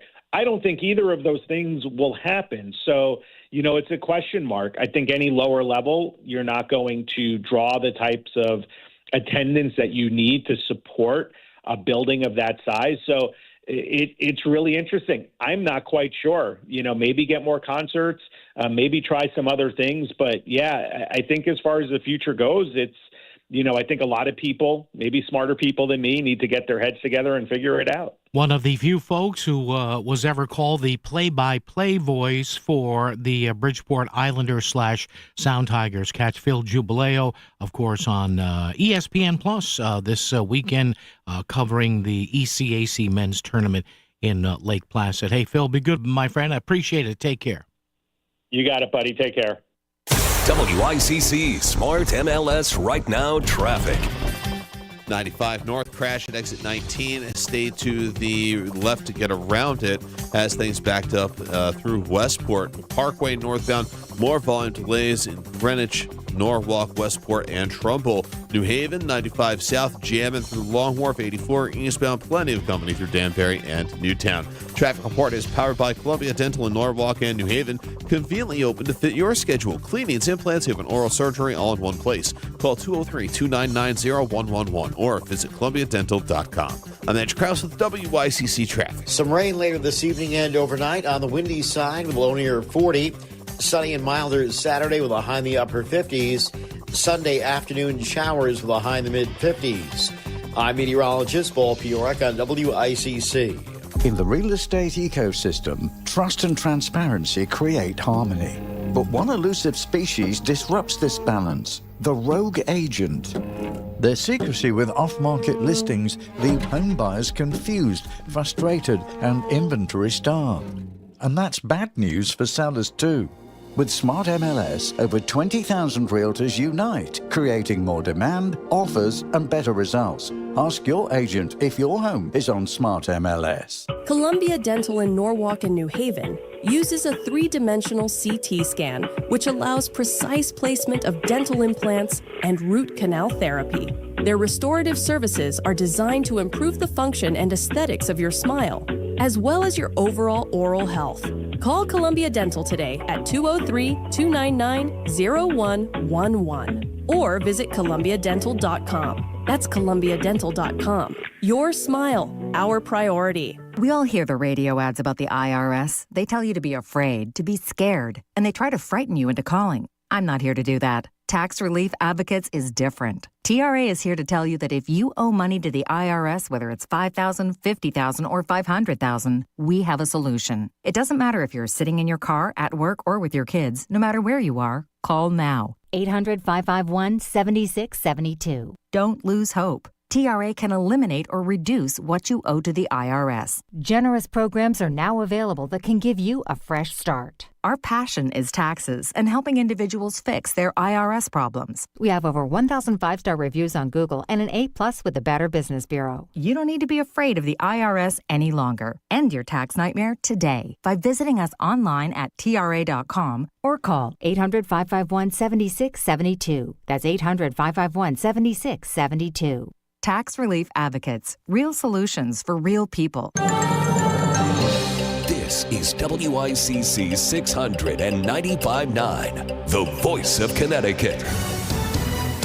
CBS News Brief. Thousands of residents in towns north of Honolulu have been told to evacuate their homes as flooding from heavy rains intensifies and water levels rise behind a 120-year-old dam. Hawaii Governor Josh Green. Some of the land was scarred by the Maui wildfire, and if that rain hits there, we'll also see quick surges. That's why when we're talking about flash flood warnings, we're very serious. CBS News has learned that Pentagon officials have made detailed preparations for deploying U.S. ground forces into Iran. Correspondent Eleanor Watson. Senior military commanders have submitted specific requests aimed at preparing for such an option as President Trump weighs the next move in the conflict with Iran. The Trump administration may suspend sanctions on Iranian oil already at sea in a bid to clamp down on energy prices that have shot up amid the war in the Middle East. CBS's Kelly O'Grady. This could help cap oil prices instead of continuing to see them go up, and up, as we've seen over the past few weeks. CBS News Brief, I'm Jennifer Kuiper. WICC 695.9, Voice of Connecticut Local News Update. Trumbull police made 6 arrests following a car chase on Wednesday morning. The chase led police south on the Monroe Turnpike onto Route 25 before the car was disabled near the exit ramp to Park Street. One suspect was taken into custody at that location, and the other 5 were found hiding near Vista Place and Daniels Farm Road. The suspects were all identified as Bridgeport residents ranging from 21 years old to juveniles. They are all facing charges related to a string of car break-ins in Monroe and Trumbull. Authorities say a garbage truck rollover in Weston led to injuries and a hydraulic fluid spill. The incident happened on Greenfield Drive near Walker Lane around 7:30 a.m., and it caused a 2-hour road closure. The driver of the garbage truck was treated for non-life-threatening injuries. The Department of Energy and Environmental Protection was alerted to the 30-gallon hydraulic fluid spill. They say a third-party contractor was hired to clean it up. Police in Weston are looking for a man who tried to lure a girl after school. Police say the girl had just gotten off the school bus and was checking her mailbox on Weston Woods Way. She was approached by a man in a black Nissan Pathfinder with an out-of-state license plate. The man allegedly told the girl if she wanted money to get in the back seat. The suspect is described as a tall, white or Hispanic man with blonde hair. Officers did not provide a name, but they believe a vehicle match was made by a security camera in the neighborhood. An Oregon man is in Connecticut to face charges of larceny and forgery. Matthew Patterson is being accused of scamming a company into wiring a large sum of money to a bank in Washington instead of a contractor. Authorities say most of the funds have been frozen, seized, and returned. Patterson has an Oregon driver's license, but was located in upstate New York after being linked to multiple addresses. Patterson is being held on a $500,000 bond and is set to appear in court on April 2nd. A Fairfield man involved in a crash last year is asking a judge to release the identity of the driver of the other vehicle. Rennell Hanks was driving on Route 8 in Shelton in November of 2025 when he says a Porsche drove past him in the left lane and veered towards him. Hanks says he swerved to avoid being hit and left the road, crashing into a guardrail, which sliced through the vehicle and amputating both of Hanks's feet below the ankles. The filing by Hanks's attorney says the driver of the Porsche fled the scene despite knowing he or she caused a crash and asks the judge to compel the state police to release information related to the identity and insurance information of the Porsche driver. A court hearing was held for former New Haven Police Chief Carl Jacobson. Jacobson appeared briefly in New Haven Judicial District Court Thursday morning, and his case was continued until April 17th. Jacobson was arrested last month for allegedly embezzling more than $85,000 from public funds, and he faces 2 counts of first-degree larceny. He retired January 5th, hours after 3 assistant police chiefs confronted him about the missing money from the police department's confidential informant fund. Attorney General William Tong and 20 other states, including New York, New Jersey, and California, are suing the Environmental Protection Agency over greenhouse gases. I'm leading a coalition of states in suing Donald Trump and the EPA. The EPA recently rescinded a 2009 endangerment policy that said those gases, including carbon dioxide, are harmful to people's health. The lawsuit claims the rollback overturns long-standing scientific consensus and breaks the law. I have often said Connecticut sits at the end of America's tailpipe. There are all of these emissions that get blown up into the atmosphere and they blow downwind into Connecticut, which means that our air is much less clean than it should be. EPA officials say the agency is bound by laws set by Congress, including the Clean Air Act, adding that Congress never meant for the EPA to regulate car and truck emissions. And Bridgeport is losing its professional hockey team. The city of Bridgeport confirmed Thursday that the Bridgeport Islanders will leave the Total Mortgage Arena this spring and relocate to Hamilton, Ontario. Bridgeport Mayor Joe Ganim lamented the loss of the team, but also spoke about the possibilities it presents. That chapter's ending, but a new one is opening. The Harbor Yard Arena's future in entertainment and music is being charted now. The opportunities that I think it presents now for the future, maybe for the next 25 years, I think are wide open. The Bridgeport Islanders are the American Hockey League affiliate of the NHL's New York Islanders. I'm Chris Williams with WICC News. WICC Smart MLS Right Now Traffic.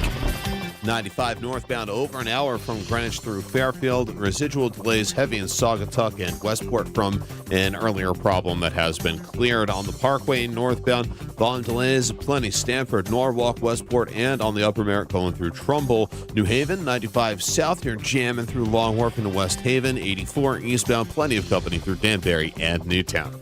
I'm Andrew Krause with WICC Traffic. For this evening and tonight, some rain moving in later this evening and overnight. It will be on the windy side and below near 40. Sunny on Saturday with a high in the upper 50s. Sunday afternoon showers with a high in the mid 50s. I'm meteorologist Paul Piorak on WICC. Send a text to someone who will actually read them. 203-333-9422. Back to Connecticut Today with Paul Piselli on the voice of Connecticut, WICC 600 and 95.9. Just looking up at CNN here now on the break, and they're saying, well, you know, a lot of people that they talk to standing on these hours-long lines because of this partial government shutdown of the TSA. These people have no idea that there's a government shutdown when they tell them, well, there is. See, this is why this is dumb. But yet, Hakeem Jeffries, Chuck Schumer, they went ahead and did this because they had to score points with the far left of their party regarding ICE. So how do you think, Senator Schumer and Leader Jeffries, how do you think this is playing with people? CNN just told you. People are angry because they didn't know this was happening, and they're asking, why is this being done? But again, they couldn't wait until after the midterms. It's mind-boggling. Mind-boggling, too. Let me give you, and hey, hi, how are you? 203-333-9422, 333 WICC. Let me give you this. The state of Connecticut is about to get into, I don't know how to tell you this, but with everything we have, electric rates, marijuana legislation, speeding drivers, crime-fighting issues, we're now going to get into health care. And the state of Connecticut's going to start doing something, or they want to do something that other states have taken a look at and they decided not to do because it's unworkable. Did you hear about this? And again, the only reason I mention this is because the governor has mentioned it and some Senate Democrats have mentioned it. Yes, the state is going to get into the healthcare business. Yes, because we do everything else so well. Democrats back. This is in the Connecticut News Junkie here. Donald Ng's story. Democrats are backing a $200 million healthcare affordability plan. Senate Democrats say the bill is in response to cuts in the federal level that make health care more expensive. And the governor wants to get into what he's calling the Connecticut option here. So there is a motion here to set up a fund where the state would actually take over the health care of a certain segment of the population. So now, along with the Affordable Care Act and Medicaid, we're going to have what's called the Connecticut option here. Now, Jason Perillo, Republican State Senate member from Shelton, he voices the key concern here. We create an artificial subsidy to create demand for the governor's Connecticut option, and then that subsidy runs out. Now we've just placed a whole bunch of Connecticut residents into a failed insurance plan run by the state of Connecticut. And yet they're going to do this. Even Vermont looked at this a couple of years ago and said no, because this thing's going to hemorrhage money. So at a time when people are angry about electric bills, about the public benefits charge, now Connecticut is going to get into, and maybe you think this is the right thing to do. I don't know. I don't care. What? Hey, I got mine, man. That's where I am in life right now. I got my coverage, and I understand people need coverage, but let's just realize right now that if and when these state level, whether it's the Connecticut option that the governor wants, or the Democrats want something different or something to go along, they're all going to hemorrhage money because, again, we never attack the health care cost problem the way we should, which is trying to keep costs of treatments down. We never look at it in that example. It's how do we pay? How do we pay for all these reimbursements? When not enough people ask these hospitals, ask these clinics, why are you charging so damn much for these procedures? Why? Because they know they'll get reimbursed for it. And I get it. That's the way the game is played. So be careful now, because the state is thinking of getting into the healthcare business. Because we do stuff, we do other stuff so well, like this. How about this? At the same time that we're looking at a $200 million plus state-funded healthcare subsidy, another $200 million, and I understand people need healthcare. That's not the issue. The issue is the costs are never what they say they're going to be. They're just not. They're not. How about this? A new Connecticut college scholarship program could face a funding shortfall. You're kidding me. Really? I'm shocked. The chancellor of the Connecticut State Colleges and Universities, John Maduco, said this week that a state program created to provide debt-free bachelor degrees, so free college degrees to Connecticut students will only serve 1/3 of the students who meet already reduced eligibility requirements this fall. The Finish Line Scholarship Program was established last year. It's designed to offer financial aid to students who got funding through the state's debt-free community college program, also known as the Marianne Hanley Award Program, and are enrolling in a 4-year degree at one of the state's 4 public universities or the Charter Oak State College. But here's the bottom line. Here's the boss that they replaced Terrence Cheng with while he was going out and buying $60 steaks on his state P card. And this guy said, well, we don't have enough money. I'm shocked. Wait a minute. You mean a program set up from the state doesn't have enough money? I'm stunned. The silence of fresh powder. The power to get there. Discover the new Land Rover Defender at Land Rover Fairfield. Geared for epic days with top-tier equipment from CB Sportif in Westport. Master the season. Adventure calls. Sometimes the most important personal breakthroughs are made possible by medical ones. And that's why Yale New Haven Health's Heart and Vascular Center delivers the pioneering science of Yale School of Medicine, like groundbreaking research that helped redefine the international guidelines for treating heart failure, and a new procedure to detect coronary microvascular disease, often misdiagnosed in women. Yale New Haven Health and Yale School of Medicine. Together, we're powering breakthroughs with the greatest of care. For the best FCAC high school basketball coverage, tune in Sunday morning at 11 a.m. for Nothing But Net. Every Sunday on the Voice of Connecticut, WICC 600 and 95.9. Nothing But Net, brought to you by Duchess. Fresh food, served fast. $5,000. That's the average amount of money people in the U.S. are now spending on gas in a year. $5,000. That's crazy. If you drive, you have to download Upside, the free app that gives you cash back every time you get gas. That's right. You can earn real cash back with Upside just by buying the gas you're already buying. You can literally start earning cash back today. I use Upside every time I fill up, and I've already made around $300. You're putting gas in your car anyway. Why not get real cash back? If you like free money, download Upside. I'm saving the cash I earn from using Upside to help pay for a vacation later this year. Download the free Upside app now to earn cash back every time you buy gas. Use promo code SOUND to get an extra 25 cents per gallon on your first tank. You can cash out anytime right to your bank, PayPal, or a gift card for Amazon and other brands. Just download the free Upside app and use promo code SOUND for a 25 cents per gallon bonus on your first tank. That's code SOUND for a 25 cents per gallon bonus.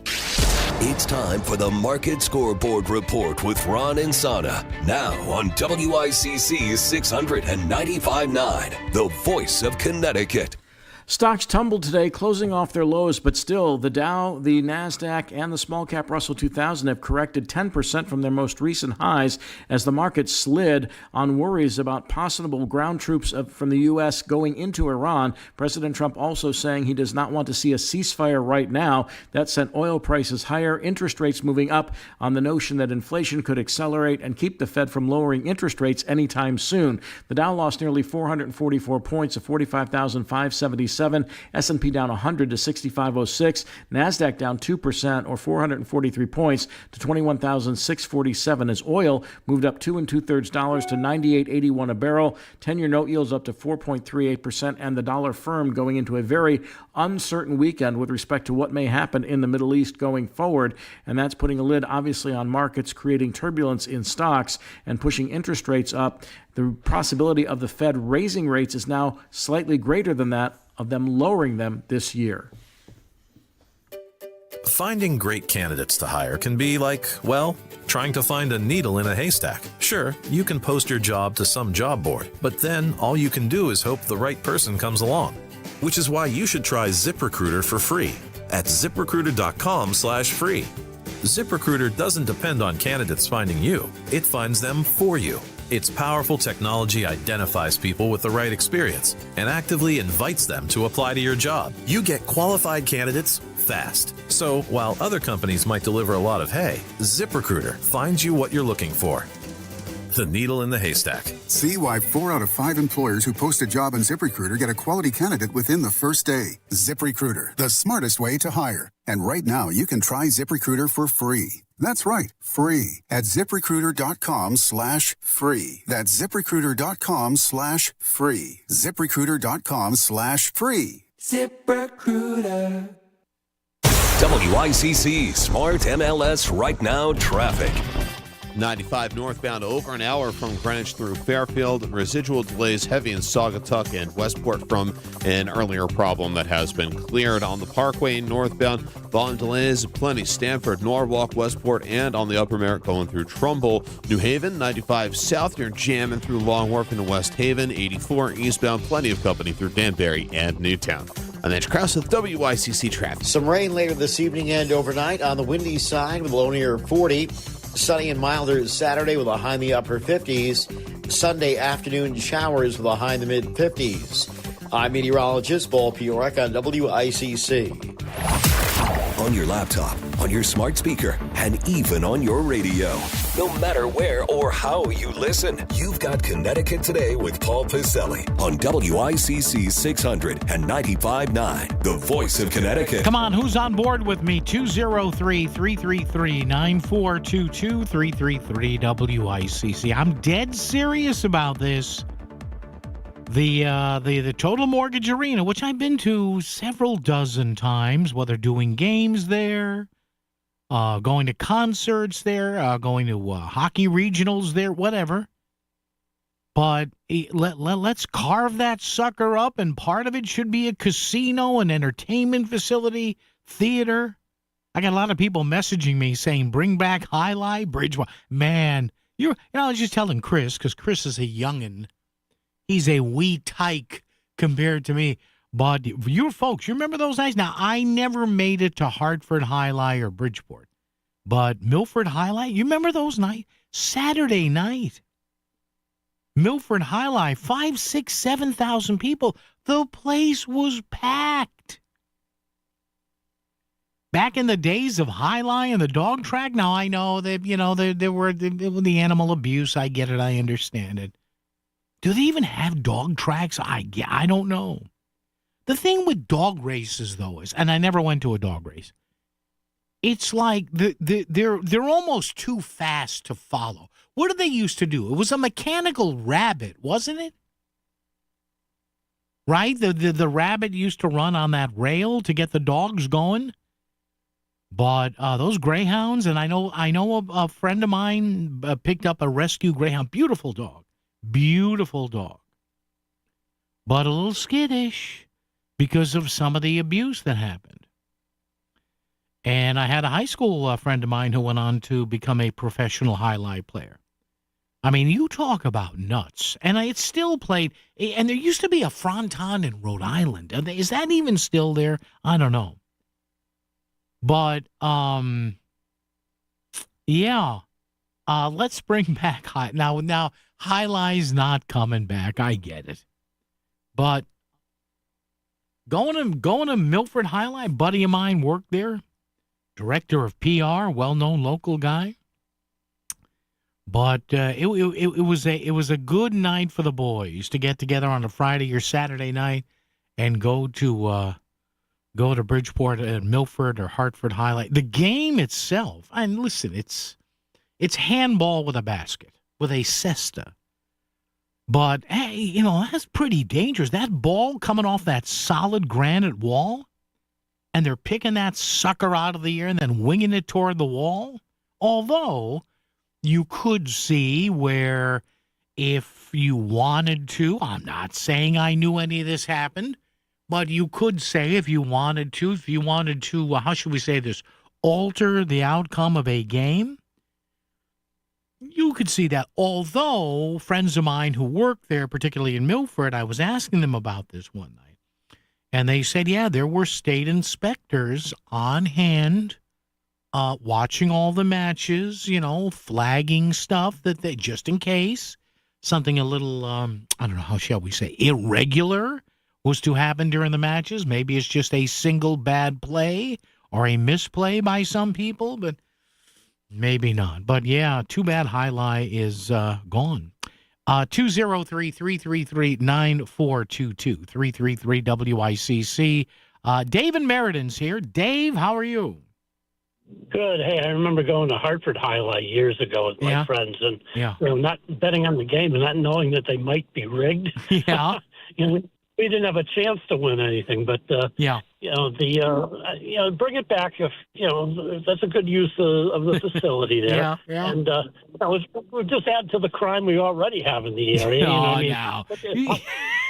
Now, Dave, why are you so cynical, Dave? I have no idea. Well, I'm thinking of a book I read about Howie Carr wrote. I think it was Hitman, where there was a big, guy high up in the ranks in the Highlight world found in his trunk of his car down in Miami. Really? So, back in the the late 70s, early 80s, somewhere around there. Yeah. But so hey, you know what the heck? You got to do something with it. You can't have an empty building. No, sit there. they'll figure it out. Dave, thanks. Yeah, and Highlight was big in Florida. You know, I don't know. By the way, let me just see. We'll do this in real time. Are there? Let me do this. Hold on. You love when I do this, don't you? People have said they love when I narrate my typing. Are there any highlight frontons in the U.S.? Let's see. In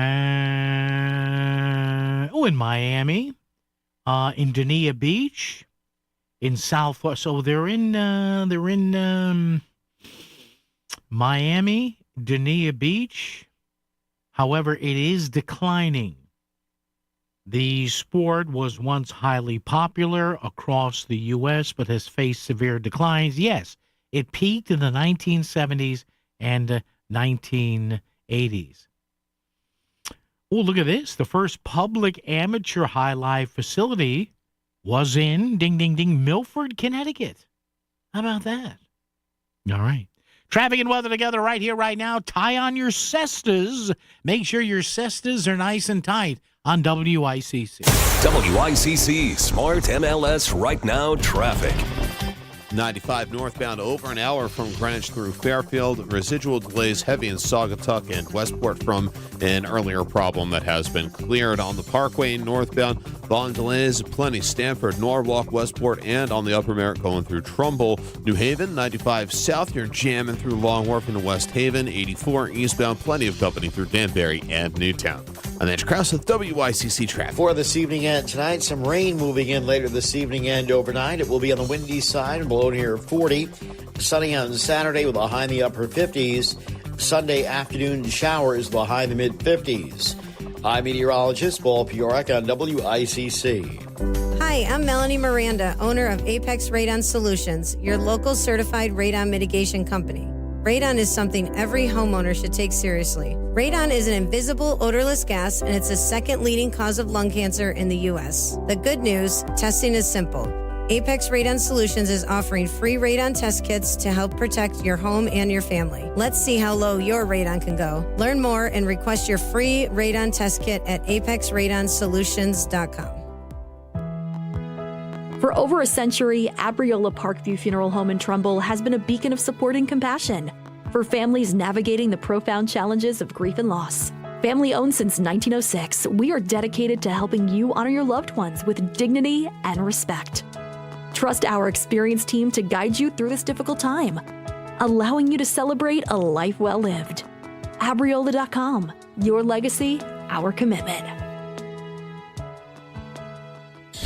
Back to the news and talk, thanks to Smart MLS. Smart sellers ask, is my home on Smart MLS? The voice of Connecticut, WICC's 695.9. It's Connecticut Today with Paul Pacelli. Well, if you got in early today on these oil prices, so far you made about 2.5% for a day. Not bad. Oil right now at $97.88 a barrel. It opened lower today at about 93 and change, and it is right now at 97.88. That ain't good. Remember, anything over $75 is no good, man. Gasoline here in Connecticut. Today's average, according to our friends at the AAA, $3.76.7 a gallon. So a month ago, it was a $2.90 and a fraction, so you're looking at 80 cents a gallon more.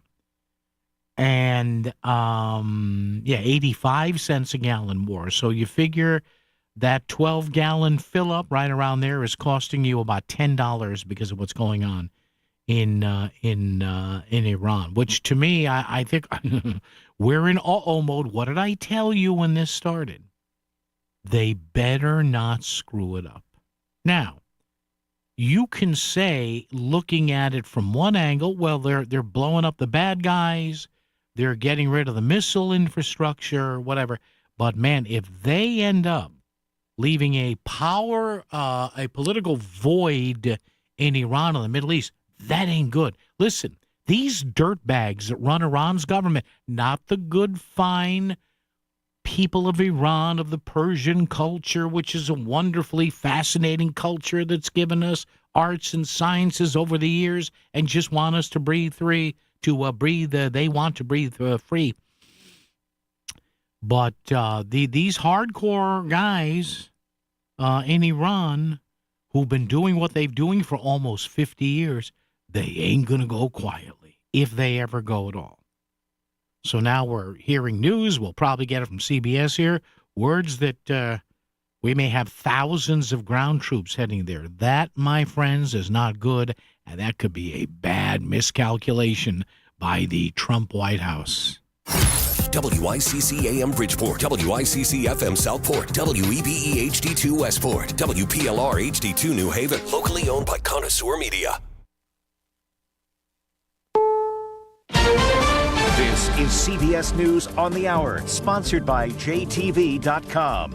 I'm Jennifer Kuiper. President Trump says no to a ceasefire with Iran. CBS's Linda Kenyon reports from the White House. The president says yes to dialogue, but no to a ceasefire. You know, you don't do a ceasefire when you're literally obliterating the other side. Speaking to reporters before heading off to Florida for the weekend, the president said Iran is not in a position of strength. They don't have a Navy. They don't have an Air Force.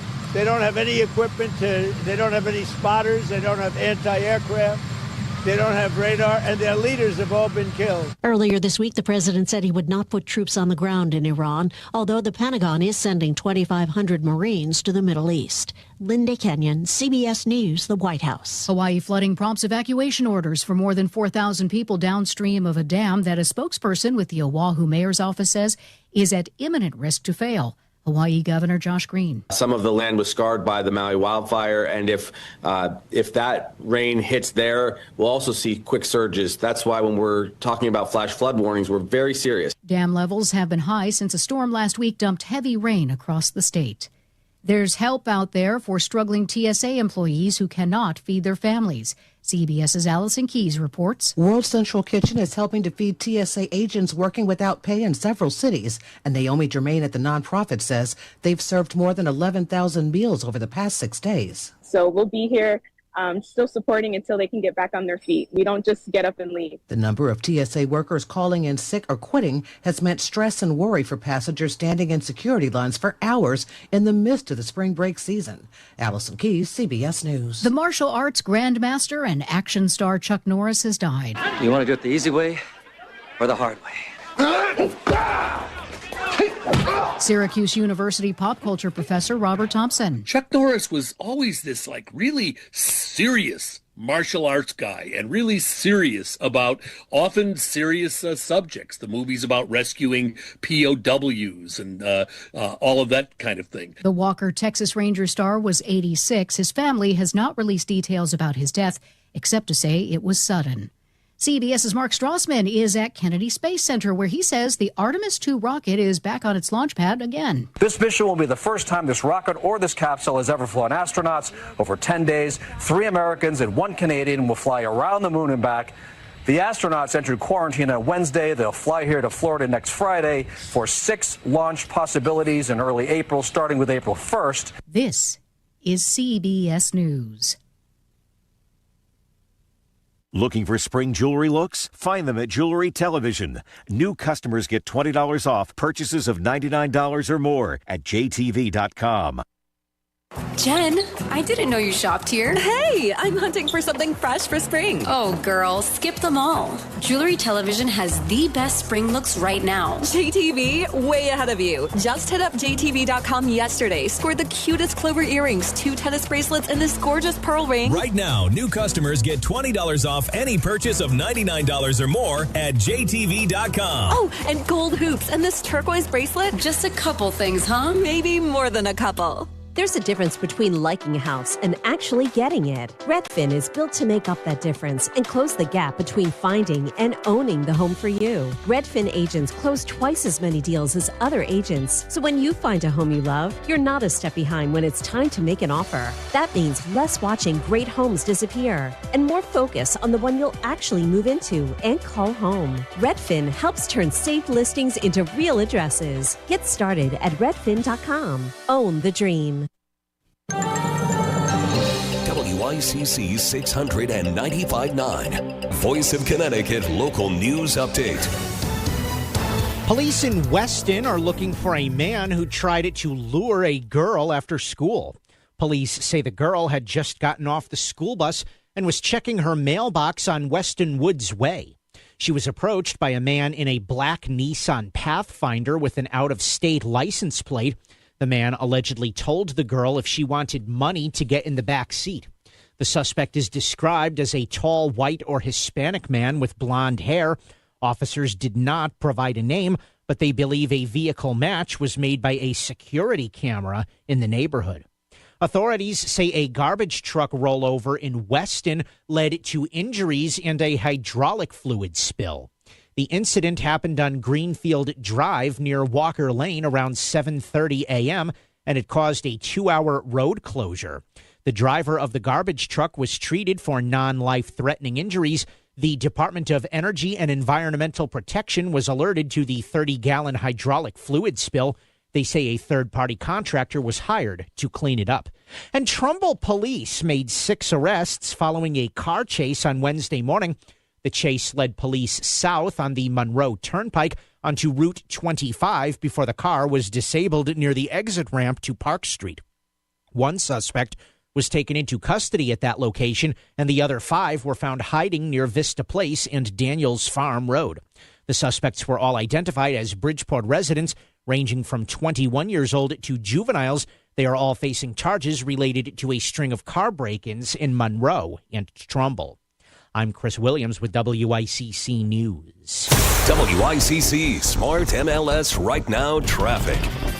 95 northbound accident between exits 4 and 5 has things backing up through Greenwich. Further ahead, residual delays going through Saugatuck and Westport because of an earlier issue that's been cleared.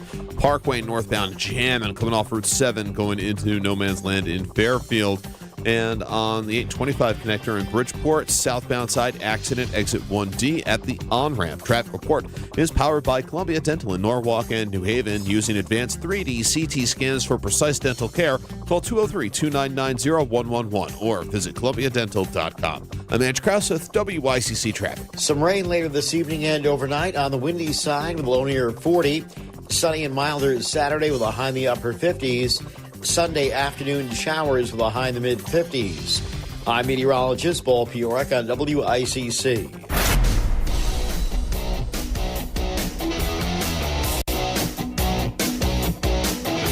You're listening to Connecticut Today with Paul Piselli on WICC 600 and 95.9, the voice of Connecticut. Hey, super great to have you with us. It's our 4th and final hour of the show, final hour of the week. Great to talk over the hot issues with you at 203-333-9422, 333-WICC. Our buddy, our pal, Chris Caruso checks in less than 10 minutes. And I want to ask Chris about something that really disturbed me when I saw this the other day, that one of the last bastions of true bipartisanship, the way this group of legislators was set up way back in 1972. I think we're talking the Tom Meskel era in 1972. Now, for some reason, is not going to be equal in Hartford. And the way this special committee, this special legislative body has been set up, it has guaranteed some manner thereof of bipartisanship in the way Hartford works. For some reason, that may be going away. 203-333-9422, 333-WICC. Chris, my screen is El Frozo here, so if you could pot up Dave in Brantford for me and punch him up, Chris, I would appreciate that. Dave in Brantford. Dave, how are you? Yeah, quick. I'll sneak in before Caruso. Yeah, take your time. I always enjoy. So yesterday, I'm reading the Hartford Courant in the library because I choose not to subscribe to it. And there was a story. I'm sorry, I don't know the author, but it was about Lamont proposed 25 cents a gallon gasoline cut. Yes. And I was horrified at the hatred by Democrat leadership of anyone with money.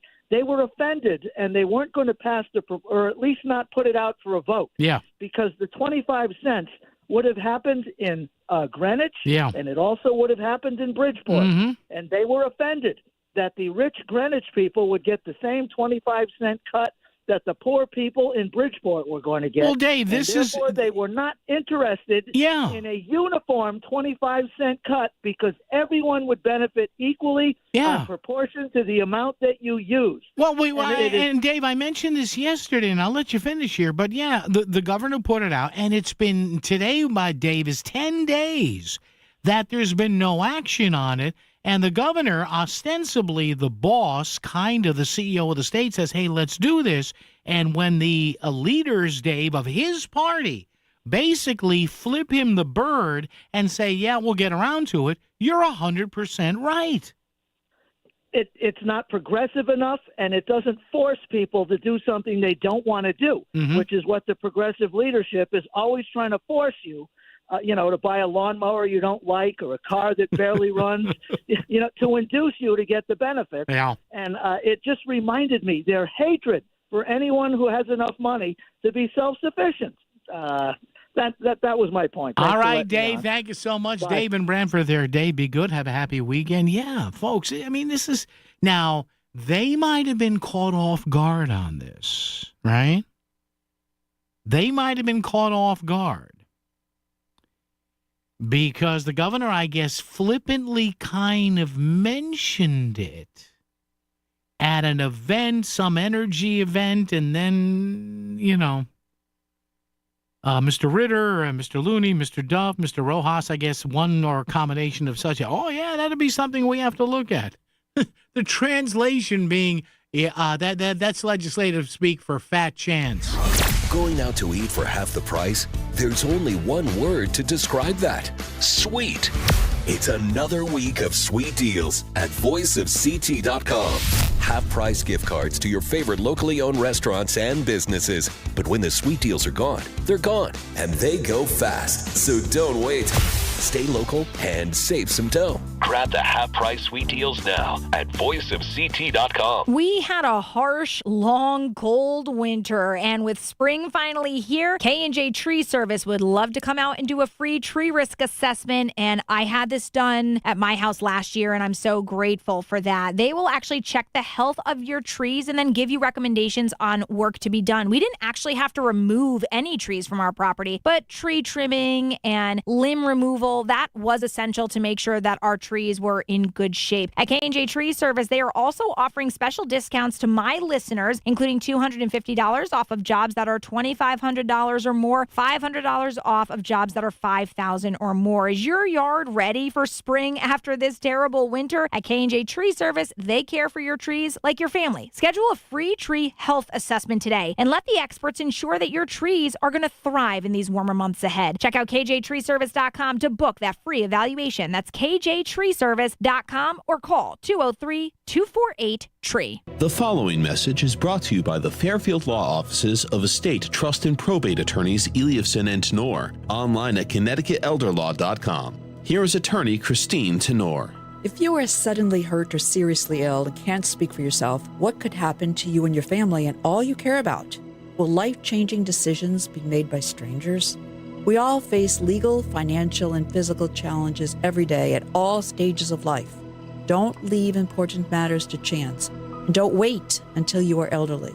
No one can predict what the future holds for us, so even young adults and young couples, everyone, should be prepared for the unexpected. Give your family and yourself the most important gift you can give, the gift of peace of mind.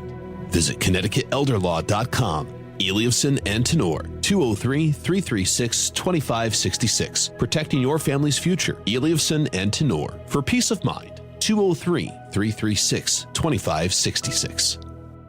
Do you have questions about real estate? Learn the secrets of real estate investing and get your questions answered during the Real Estate Show with Pat Civitella. Listen Sunday mornings from 9 to 10 for expert information about real estate investing, downsizing, and improvements before selling.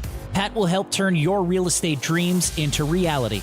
Tune in and call The Real Estate Show with Pat Civitella. Sunday mornings from 9 to 10, right here on WICC 600 and 95.9. Your new customers are listening to the Voice of Connecticut. Become an advertiser and grow your business. You'll reach thousands of Connecticut consumers. Email sales@voiceofct.com. WICC Smart MLS Right Now Traffic. 95 northbound accident between exits 4 and 5 has things backing up through Greenwich. Further ahead, residual delays going through Saugatuck and Westport because of an earlier issue that's been cleared. Parkway northbound jam and coming off Route 7 going into No Man's Land in Fairfield. And on the 825 connector in Bridgeport, southbound side accident, exit 1D at the on-ramp. Traffic report is powered by Columbia Dental in Norwalk and New Haven. Using advanced 3D CT scans for precise dental care, call 203-299-0111 or visit columbiadental.com. I'm Andrew Krause with WICC Traffic. For this evening and tonight, some rain moving in later this evening and overnight. It will be on the windy side and below near 40. Sunny on Saturday with a high in the upper 50s. Sunday afternoon showers will high in the mid-50s. I'm meteorologist Paul Piorek on WICC. News and talk for Fairfield County since 1926. 100 years of WICC 600 and 95.9, the voice of Connecticut. All right, 203-333-9422, 333-WICC. Even though the phone system here has entered the gremlin stage, it happens about once every 2 weeks. You know what happens when your computer has to update and is down like this. But fear not, we have former Democratic State Rep Chris Caruso who is with us. We'll have Chris punch him up. Chris, good evening, sir. How are you? Very good, Paul. Happy Friday. Yeah, happy Friday is good. Chris, couple of things. Before we get to something that I think is really troubling, I want to get to your opinion on this. But what are your thoughts, and we've talked about this over the past couple of weeks, because this bill has really captured the fascination and the attention of a lot of people across the state, Bill, Chris, this homeschooling bill that came out of committee the other day was 26-20. 2 or 3 Democrats had crossed over there, but it did pass. Again, odd that this would happen in an election year, but I know you've been following this. What are your thoughts on the process so far in this bill? Well, it's always been a contentious issue, Paul, even when I was in the legislature. Really? Wow. Whenever you spoke about homeschool, it was always a contentious issue, and it hasn't changed really. I think one of the things the legislature is looking at is you have about 80 to 90,000 kids that are truant from schools. And what happens, I saw this on TV today that I thought was interesting, that some parents just, when they're contacted by the school or the authorities, say that, their child is going to be homeschooled. Yeah. Whether that happens or not, we don't know. The other issue, there's been some situations where kids have been abused, in some cases killed, murdered. Yeah. I'm not saying that happens because of all the good homeschool people, but it's a way of the state trying to track where kids are and, that their health is in good shape. So those are the concerns. The other side is you have a lot of good parents who are doing a great job with homeschooling, but just want to be able to do it on their own with no oversight or anything. Now, from what I understood, there was a working group put together to try to work through these issues. Yeah. And my hope is that working group continues and they can come to some resolution. I think there's valid issues on both sides, but I think whenever you touch, it's like the third rail, frankly, in politics. Yeah. In Hartford, homeschool, everyone gets upset. You see the turnout. There was 4,000 people up there opposing it, any changes to homeschooling. Yeah. So again, I think cooler heads have to prevail. I think you sit down, go through the issues, and you figure out a way that it can work so that, we have some oversight, not in the sense of demanding or, intruding heavily as a government, but some oversight, to protect kids.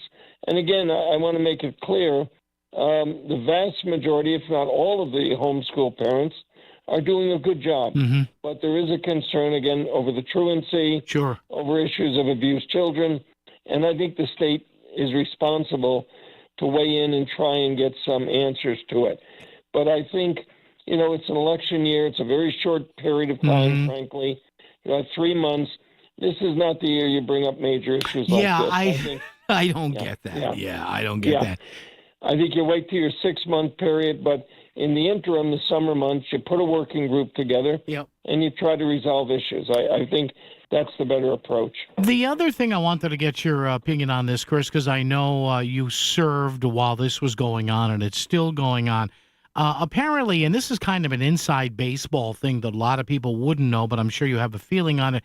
I guess there's a proposal, Chris, that is raising bipartisan worries from both parties in Hartford. So at least the concern is bipartisan about changing the membership of what's called the Regulations Review Committee, or the Regulation Review Committee, which has been a bipartisan group, Chris, since Tom Mescal's days in 1972. Yeah. What have you been able to glean on this? And I think it's worked because the membership on this committee is 50-50. Who's doing this? That's a good question, Paul. And, truth be told, I served as chairman of the Regulations Review Committee. Okay. Yeah, for 2 years. I was the Democrat because usually I have a House and Senate chairs. So I did the House, I was the Democrat, and there was a Republican senator. And it worked out beautifully. It's a bipartisan committee. It's equal numbers on both sides of the aisle. And what it is basically is that the legislature enacts laws. That's one of their responsibilities. That law then goes to the agency for implementation. But before it's implemented, regulations have to be put in place. And then that goes before this committee. And the reason you want this committee to operate is because the executive branch are all the state agencies. So they're the ones preparing the regulations for review by the legislative body. So rather than the entire legislature come into session to review that, there's this committee that does the work of the legislature. And if we sign off, then it's enacted into law with regulations in order for it to be carried out. So I think it should remain. I think it's a silly idea to try and make that a majority, one-sided committee. I think it's foolish. I don't know who's doing it, but today was interesting. The Speaker of the House and the Minority Leader for the House, they both came out with a letter opposing it. So I don't know if it's coming from the Senate or the House. I'm really not sure. I've been trying to find that out myself, and I think it's a mistake. I think it's worked well. Everyone's been pleased with it. You've had input from both Republicans, Democrats, and I have to tell you, when I chaired the committee, there were regulations that came before us. We weren't happy with them, so we sent them back to the agency to refine them, and then we would look at them again and approve. In some cases, we didn't approve. So I think that it's very important to have that oversight by the legislature, of course, with the input from the various agencies within the executive branch. I think, when things are working and working well, why change them? Leave them alone. They're doing very well, and I think that's fine. There was another committee that was formed. It was the Program Review and Investigations Committee. That was stopped several years ago, which was a mistake, because that group would go out and actually investigate various parts of the government. We can't have oversight. That. Chris, we can't have that. No. No. And, Paul, I would glean from those reports a lot of stuff about particular agencies, about particular laws that we passed and how they were working. I think it rooted out corruption or potential for corruption. That's the problem, Caruso. You rooted out corruption. We can't. You're absolutely right. But now there's a bill in the legislature to recreate that committee. Good. And I think it's a smart move. So I would say create this Program Review and Investigations Committee. Leave Regulations Review like it is because it works exceptionally well. I can speak that firsthand chairing it. So it works exceptionally well. And go from there. And sit down with the homeschool folks and work out an agreement that everyone get on the same page with, because it only will benefit our kids. The other fact is if all the homeschoolers came into the public system, you wouldn't be able to fund it. There wouldn't be enough money to do it. So those parents are doing us, in many ways, a favor, but they're also feeling that it's their children. They want to raise them a certain way, and that should be respected too. But I think when you have contentious issues like this, I think, from my own opinion, and you saw at that committee meeting when they voted, Paul, you had members of the Black and Hispanic caucus opposing it too. Yeah. So I would just suggest, don't do anything this session. Wait till the next one. In the interim, put a working group together and try to work out the differences and see where we go with it. I think that's the better approach. Excellent. Chris Caruso. Chris, thank you. We'll both try and root out corruption, and we'll talk next week, okay? All right? Please. All right. Take care, Paul. Thanks, Chris. Appreciate that. Yeah, folks. Now, again, as Chris pointed out, might this, I don't want to say dirty tricks, is this coming from the state Senate? Because this Regulation and Review Committee has been together for over 50 years in Hartford. 7 Republicans, 7 Democrats, and they sit around, like Chris said, and they make sure the implementation of these laws is good. So you're bipartisan. So when there's an equal number, it forces you to come together. Somebody's trying to blow that up in Hartford on purpose. Now, it's obviously not the House, because you have Democratic House Speaker Matt Ritter and Republican House Minority Leader Vin Candelora, 2 guys on politically opposite ends, issuing a joint statement, says here, emphasizing the importance of maintaining the structure of the committee. 7 Republicans, 7 Democrats. So, is this coming from the state Senate? I wonder, could this be? I'm just wondering. I'm not accusing anybody of anything. I'm just wondering, is this coming from the state Senate Democratic leadership? WICC Smart MLS Right Now Traffic. 95 northbound accident between exits 4 and 5 has things backing up through Greenwich. Further ahead, residual delays going through Saugatuck and Westport because of an earlier issue that's been cleared. Parkway northbound jam and coming off Route 7 going into No Man's Land in Fairfield. And on the 825 connector in Bridgeport, southbound side accident, exit 1D at the on-ramp. Traffic report is powered by Columbia Dental in Norwalk and New Haven. Using advanced 3D CT scans for precise dental care, call 203-299-0111 or visit columbiadental.com. I'm Andrew Krause with WICC Traffic. Some rain later this evening and overnight on the windy side with a low near 40. Sunny and milder Saturday with a high in the upper 50s.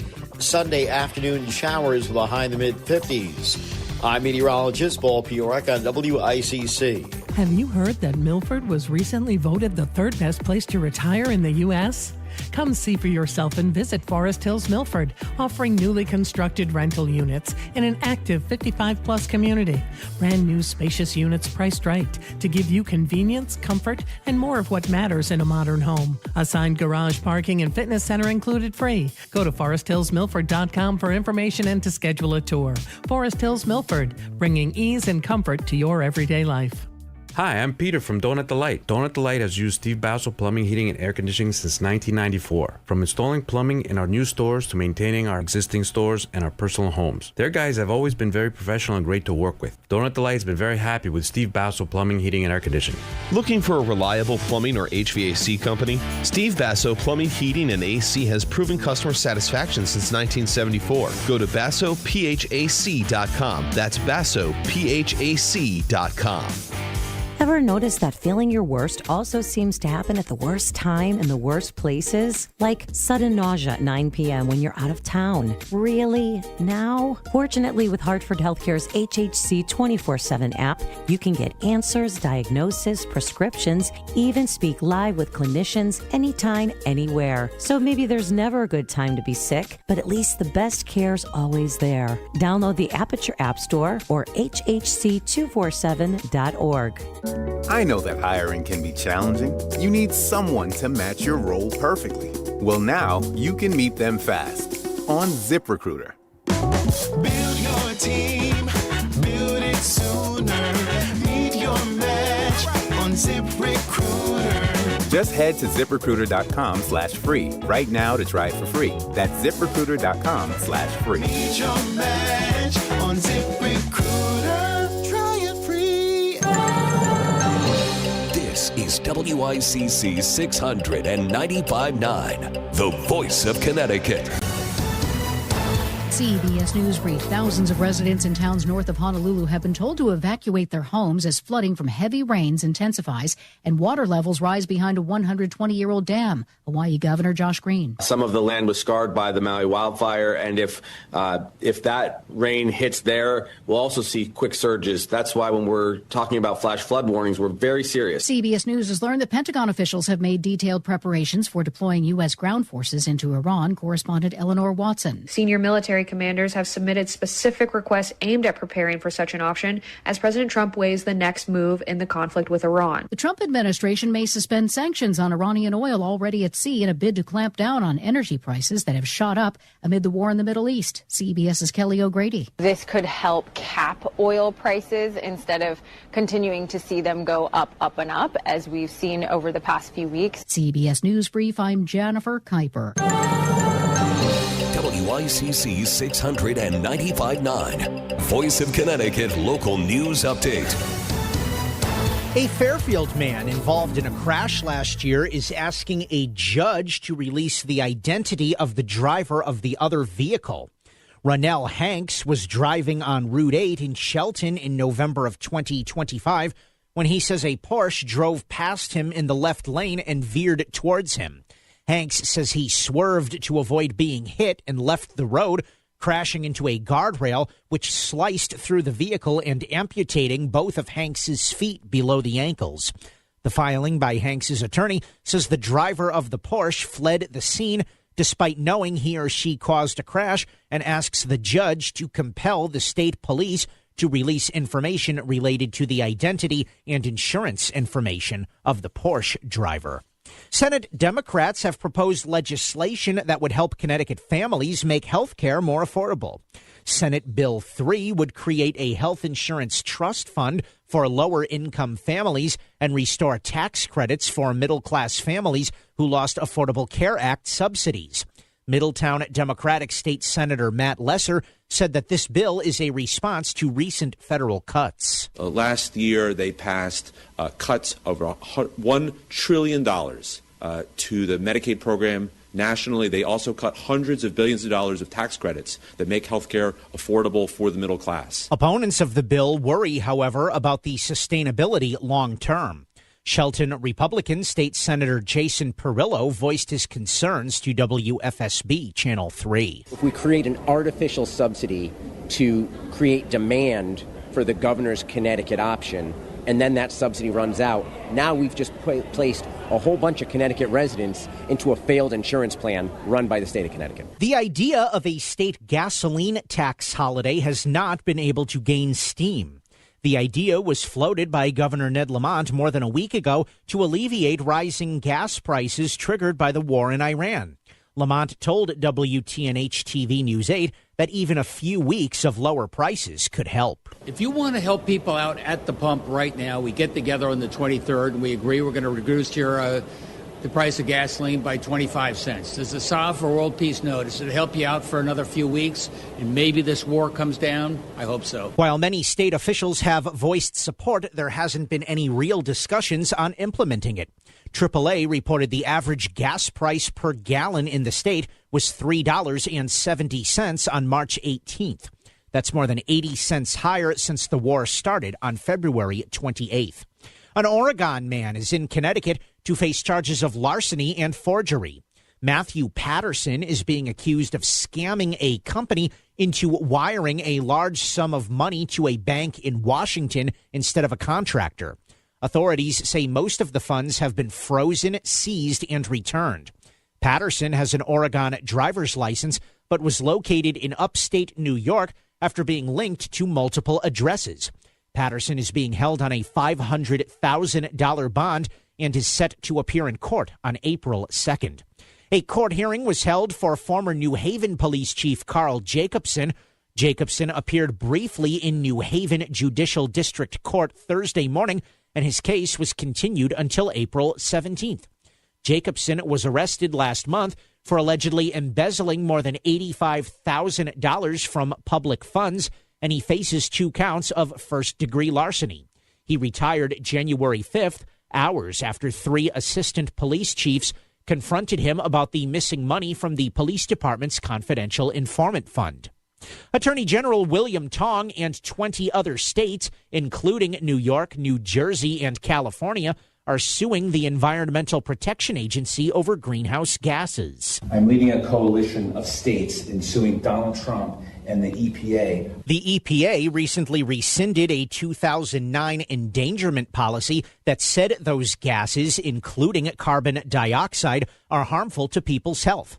The lawsuit claims the rollback overturns long-standing scientific consensus and breaks the law. I have often said Connecticut sits at the end of America's tailpipe. There are all of these emissions that get blown up into the atmosphere and they blow downwind into Connecticut, which means that our air is much less clean than it should be. EPA officials say the agency is bound by laws set by Congress, including the Clean Air Act, adding that Congress never meant for the EPA to regulate car and truck emissions.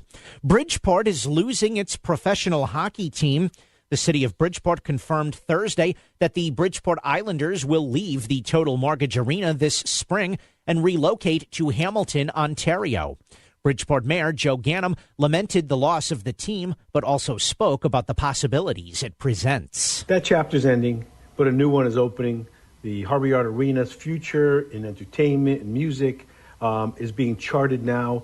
The opportunities that I think it presents now for the future, maybe for the next 25 years, I think are wide open. The Bridgeport Islanders are the American Hockey League affiliate of the NHL's New York Islanders. And the UConn men's basketball team is set to open NCAA tournament play. The 2-seed Huskies will take on 15-seed Furman tonight at 10 p.m. in Philadelphia. UConn is 29-5 overall. I'm Chris Williams with WICC News. WICC Smart MLS Right Now traffic. 95 northbound, residual delays through Greenwich from an earlier accident that has been moved to the side. Further ahead, heavy congestion delays persist through Southport and Fairfield. Parkway northbound, you're jamming coming off Route 7 in Norwalk, going into no man's land in Fairfield, and out of New Haven, 95 south on the brakes through Long Wharf going into West Haven. And then crash with WICC traffic. For this evening and tonight, some rain moving in later this evening and overnight. It will be on the windy side and below near 40. Sunny on Saturday with a high in the upper 50s.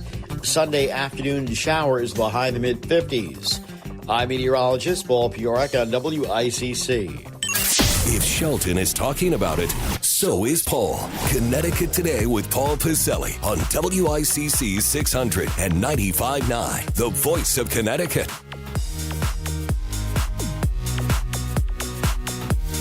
All right, we'll get back to open phones momentarily to wrap it up. You know, over the years, I have interviewed people from a group called the Electronic Frontier Foundation.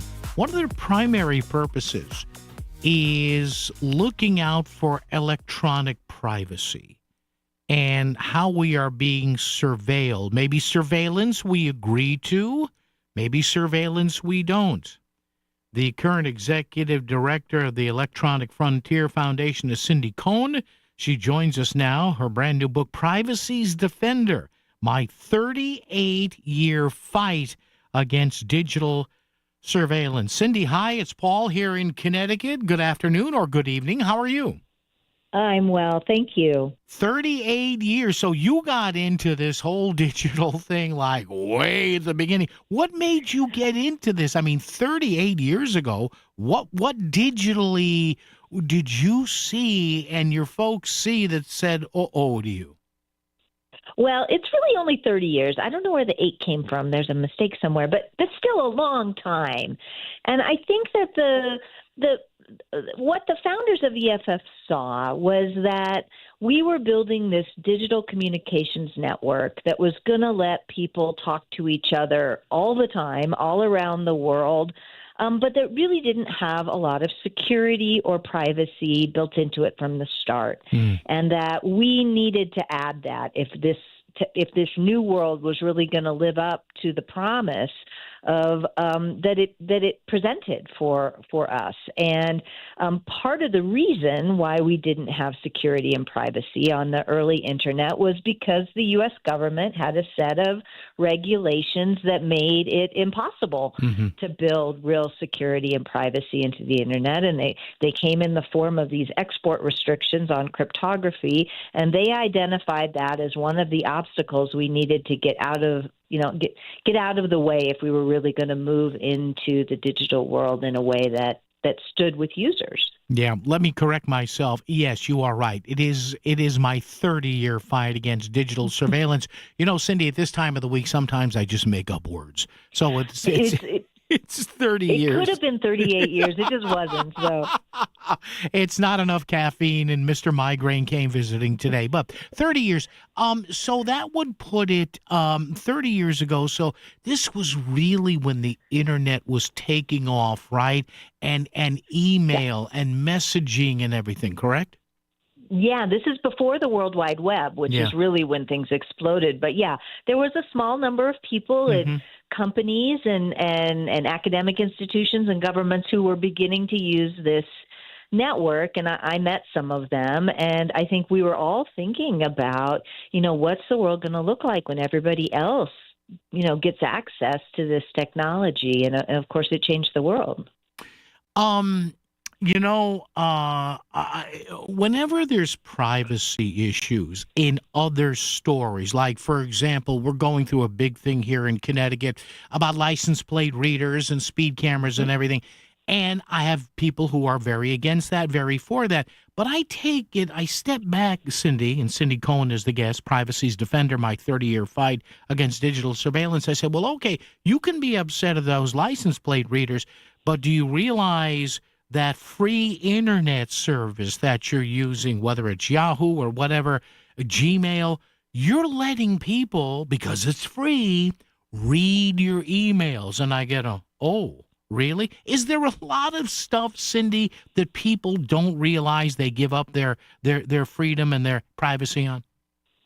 Absolutely. And, in some ways, I appreciate you pointing that out to people, but it's kind of blaming the victim, right? Like, people aren't given other options. People are presented with these things, and, they either don't realize how the business model actually works, or if they do, they don't really have any choice but to say yes. And I think there is an effort on behalf of some people in this industry to kind of like say, well, that's your fault. You chose to do this. So, the fact that you're upset about privacy, it's your own fault. And I really think that's blaming the victim. I think we really need to address this business model that has taken over our digital world that basically, has us being surveilled all the time. And the consequences of that, it's not just about placing ads anymore. We're seeing people being charged more based upon the algorithm's evaluation about how much money they have to pay, trying to maximize the amount they can get out of our wallets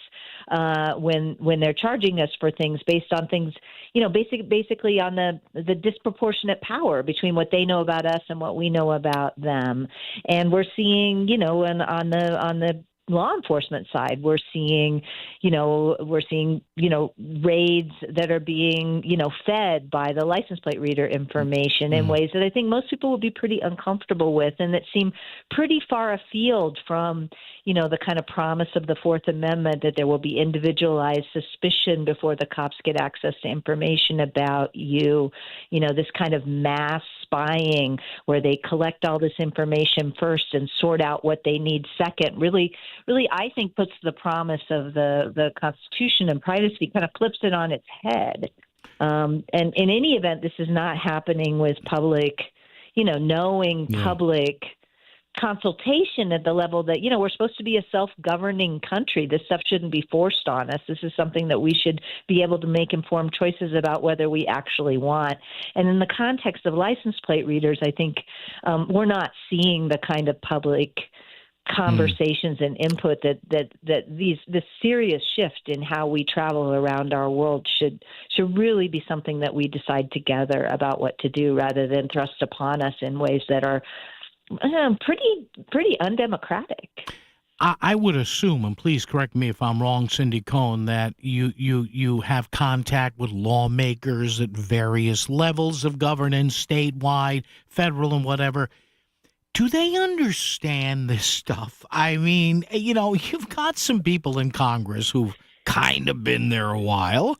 You've got some younger folks, but we know the lobbyists and the lawyers are there. When you talk to them about this, is it just a blank stare, or do many members of Congress and lawmakers on various levels understand the real concerns here? It's a real mix. When I started doing this in the 90s, we would definitely show up and they had no idea what we were talking about. I would feel like I'm the magical lawyer from the future, and I would say, now 30 years on, if they don't understand directly, and some of them still really don't, they do usually have help who does. They have clerks and other people who do. Mm-hmm. And they also we have very sophisticated lobbying on both sides now. Sure. So, the tech companies send in lobbyists, and I don't agree with them, but it's not the case that they don't know what they're talking about. Mm-hmm. And so the world has changed a little, but we do still get the blank stares sometimes, especially when we start talking about, kind of all the ways surveillance works and has been used against people. But the risk now sometimes is that other people who know better are kind of trying to mislead regulators and Congress members, or the Congress members just really don't want to know. But there's, there are plenty of people in Congress now who really do understand. Well, that's good. Yeah. That's kind of good. Folks, pick up the book. Cindy Cohn is the author and the executive director of the Electronic Frontier Foundation. I've interviewed folks from this group at least 4 or 5 times over the years. Name of the book, Privacy's Defender, My 30-Year Fight Against Digital Surveillance. Hey, Cindy, thanks for the time. We appreciate it on a Friday. Take care and good luck. All right. Thank you so much. Thanks, Cindy. Appreciate that. All right. Cindy Cohn there. And let's step out a little traffic and weather together. Start to put a capper on it on WICC. In the real estate ecosystem, trust and transparency create harmony. But one elusive species disrupts this balance, the rogue agent. Their secrecy with off-market listings leave home buyers confused, frustrated, and inventory starved. And that's bad news for sellers too. With Smart MLS, over 20,000 realtors unite, creating more demand, offers, and better results. Ask your agent if your home is on Smart MLS. Everyone has a passion, that one thing you'd love to spend all your time doing, like going on runs anywhere and everywhere, taking cooking lessons from world-famous chefs, or rocking out to your favorite artists all over the world. Pursue your passions, whatever they may be. Play the new Millionaire for Life daily draw game for a chance at $1 million every year for the rest of your life. Passion funded for life.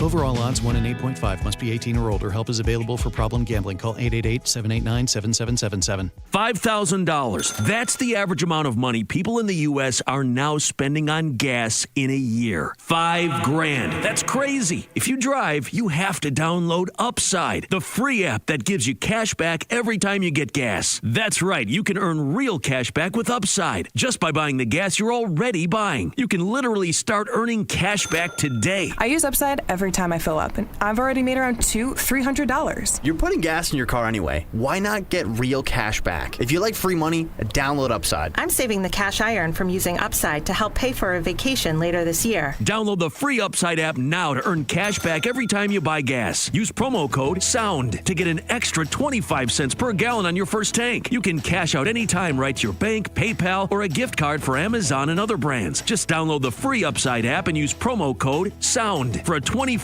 cents per gallon bonus on your first tank. That's code SOUND for a 25 cents per gallon bonus. WICC Smart MLS Right Now Traffic. 95 northbound, residual delays through Greenwich from an earlier accident that has been moved to the side. Further ahead, heavy congestion delays persist through Southport and Fairfield. Parkway northbound, you're jamming coming off Route 7 in Norwalk, going into no man's land in Fairfield, and out of New Haven, 95 south on the brakes through Long Wharf going into West Haven. And then crash with WICC traffic. Some rain later this evening and overnight on the windy side with a low near 40. Sunny and milder Saturday with a high in the upper 50s.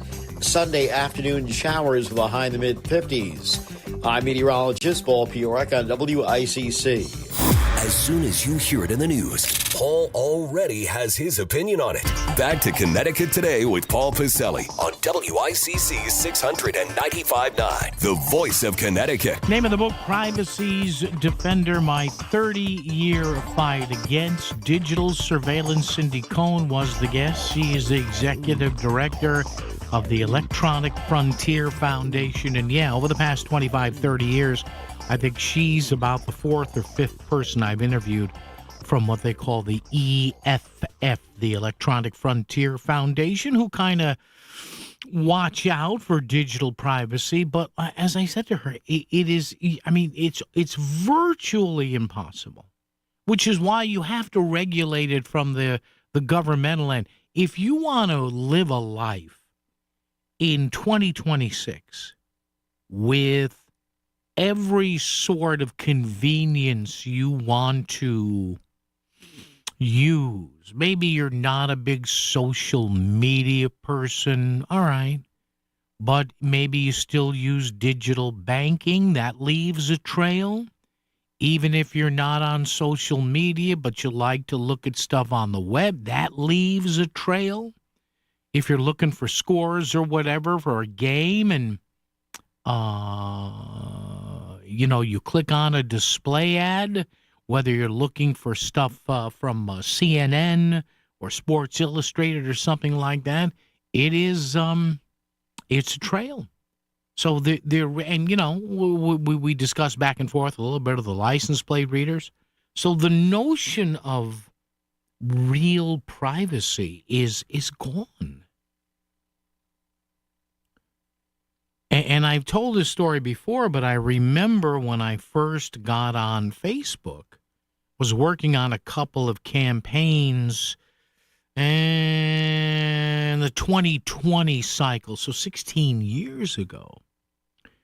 So my candidates at the time said, that I was working for in one campaign, then I shifted over to another. They were both trying to be, now this is 16 years ago, so, even back then, Facebook was in its infancy. I think Twitter barely existed. TikTok wasn't around. WeChat wasn't around. Whatever. So, and I'll never forget this because I got an early on this.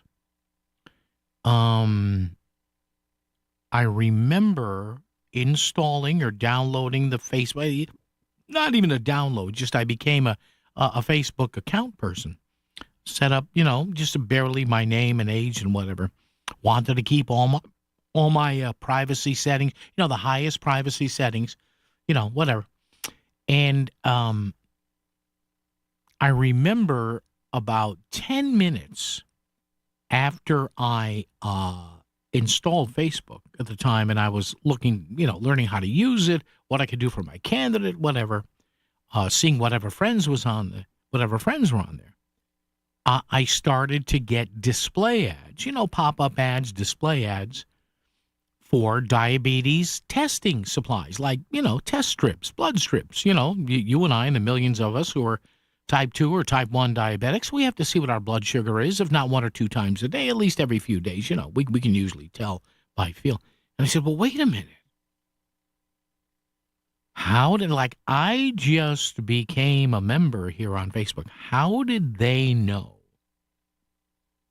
that I use these supplies? And sure enough,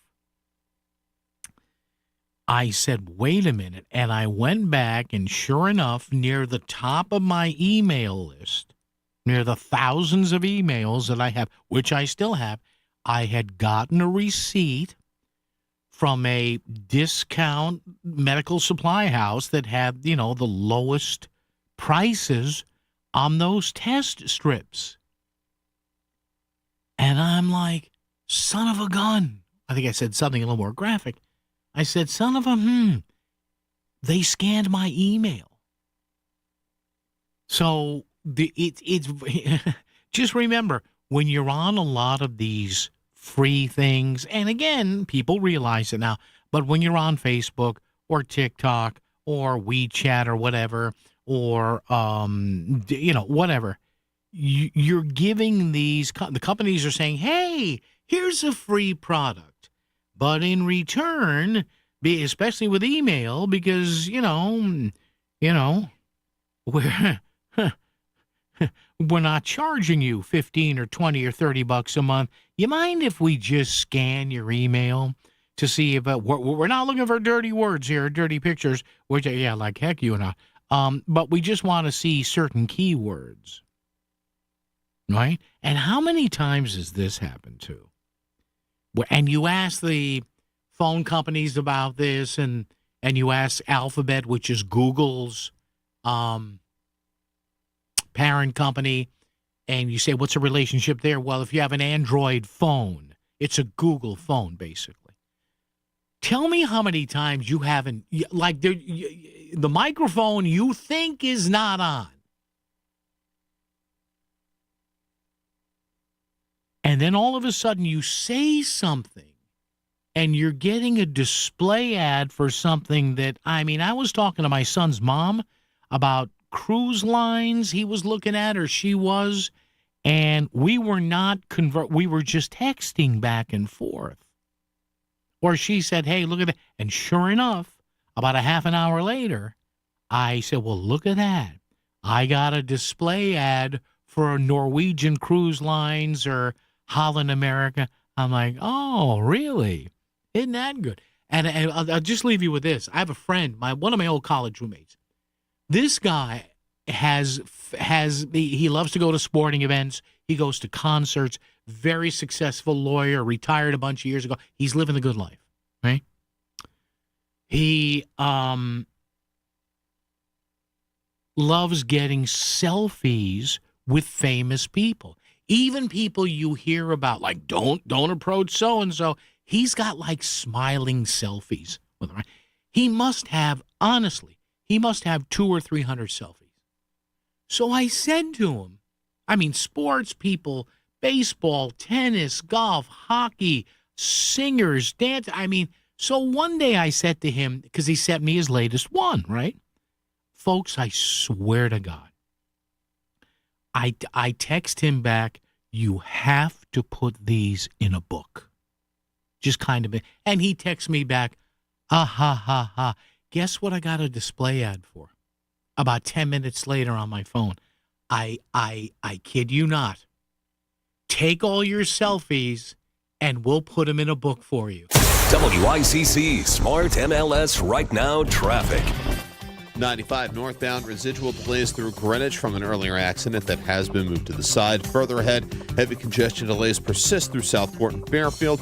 Parkway northbound, you're jamming coming off Route 7 in Norwalk, going into no man's land in Fairfield, and out of New Haven, 95 south on the brakes through Long Wharf going into West Haven. And then crash with WICC traffic. For this evening and tonight, some rain moving in later this evening and overnight. It will be on the windy side and below near 40.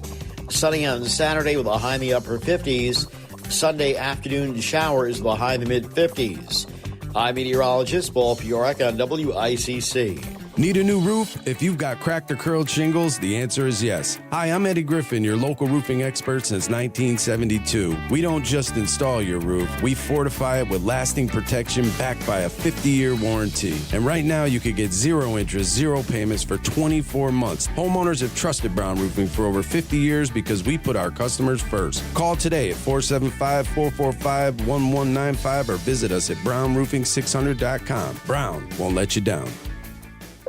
A cancer diagnosis comes with so many questions. Should you get a second opinion? What's the right treatment? How do you tell your kids? You don't need more questions in your life. You need world-class cancer care here in Fairfield County.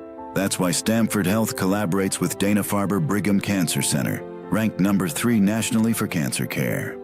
Your search for answers stops when our care for you starts. Stamford Health. Back to the news and talk. Thanks to Smart MLS. Smart sellers ask, is my home on Smart MLS? The voice of Connecticut. WICC's 695.9. It's Connecticut Today with Paul Pacelli. Folks, true story again, just to leave you with it again. One of my dearest friends on the planet, my old college roommate, and he loves to go to concerts, games. He did well financially, so with the drop of a hat, he can get tickets or whatever. But I swear, he sends me 2 or 3 selfies. I wish they were freebies. Selfies a week, and just like, because we laugh, I'm like, you have it down to a science, don't you? But I'll never forget. I typed in, you need to put these in a book. And he typed me back, maybe I will. And then later it was on my computer and not my phone. Later I went to my phone, to my computer, which uses, Google Chrome. And there's a display ad. Take all those great selfies you have and we'll publish them in a book. So, folks, if you're hanging out with Agumon and you don't want people to know, keep your mouth shut. WICC AM Bridgeport, WICC FM Southport, WEBE HD2 Westport, WPLR HD2 New Haven, locally owned by Connoisseur Media. This is CBS News on the Hour, your home for original reporting. I'm Jennifer Kuiper in Hawaii. The water is rising quickly on Oahu due to flooding, and thousands of residents in towns north of Honolulu have been told to evacuate. Hawaii Governor Josh Green. There have been some rescues directly from rooftops. There have been rescues in some camp areas. There was one camp group, as you know, this is spring break for the public schools. There was a group of 70 people that were surrounded by water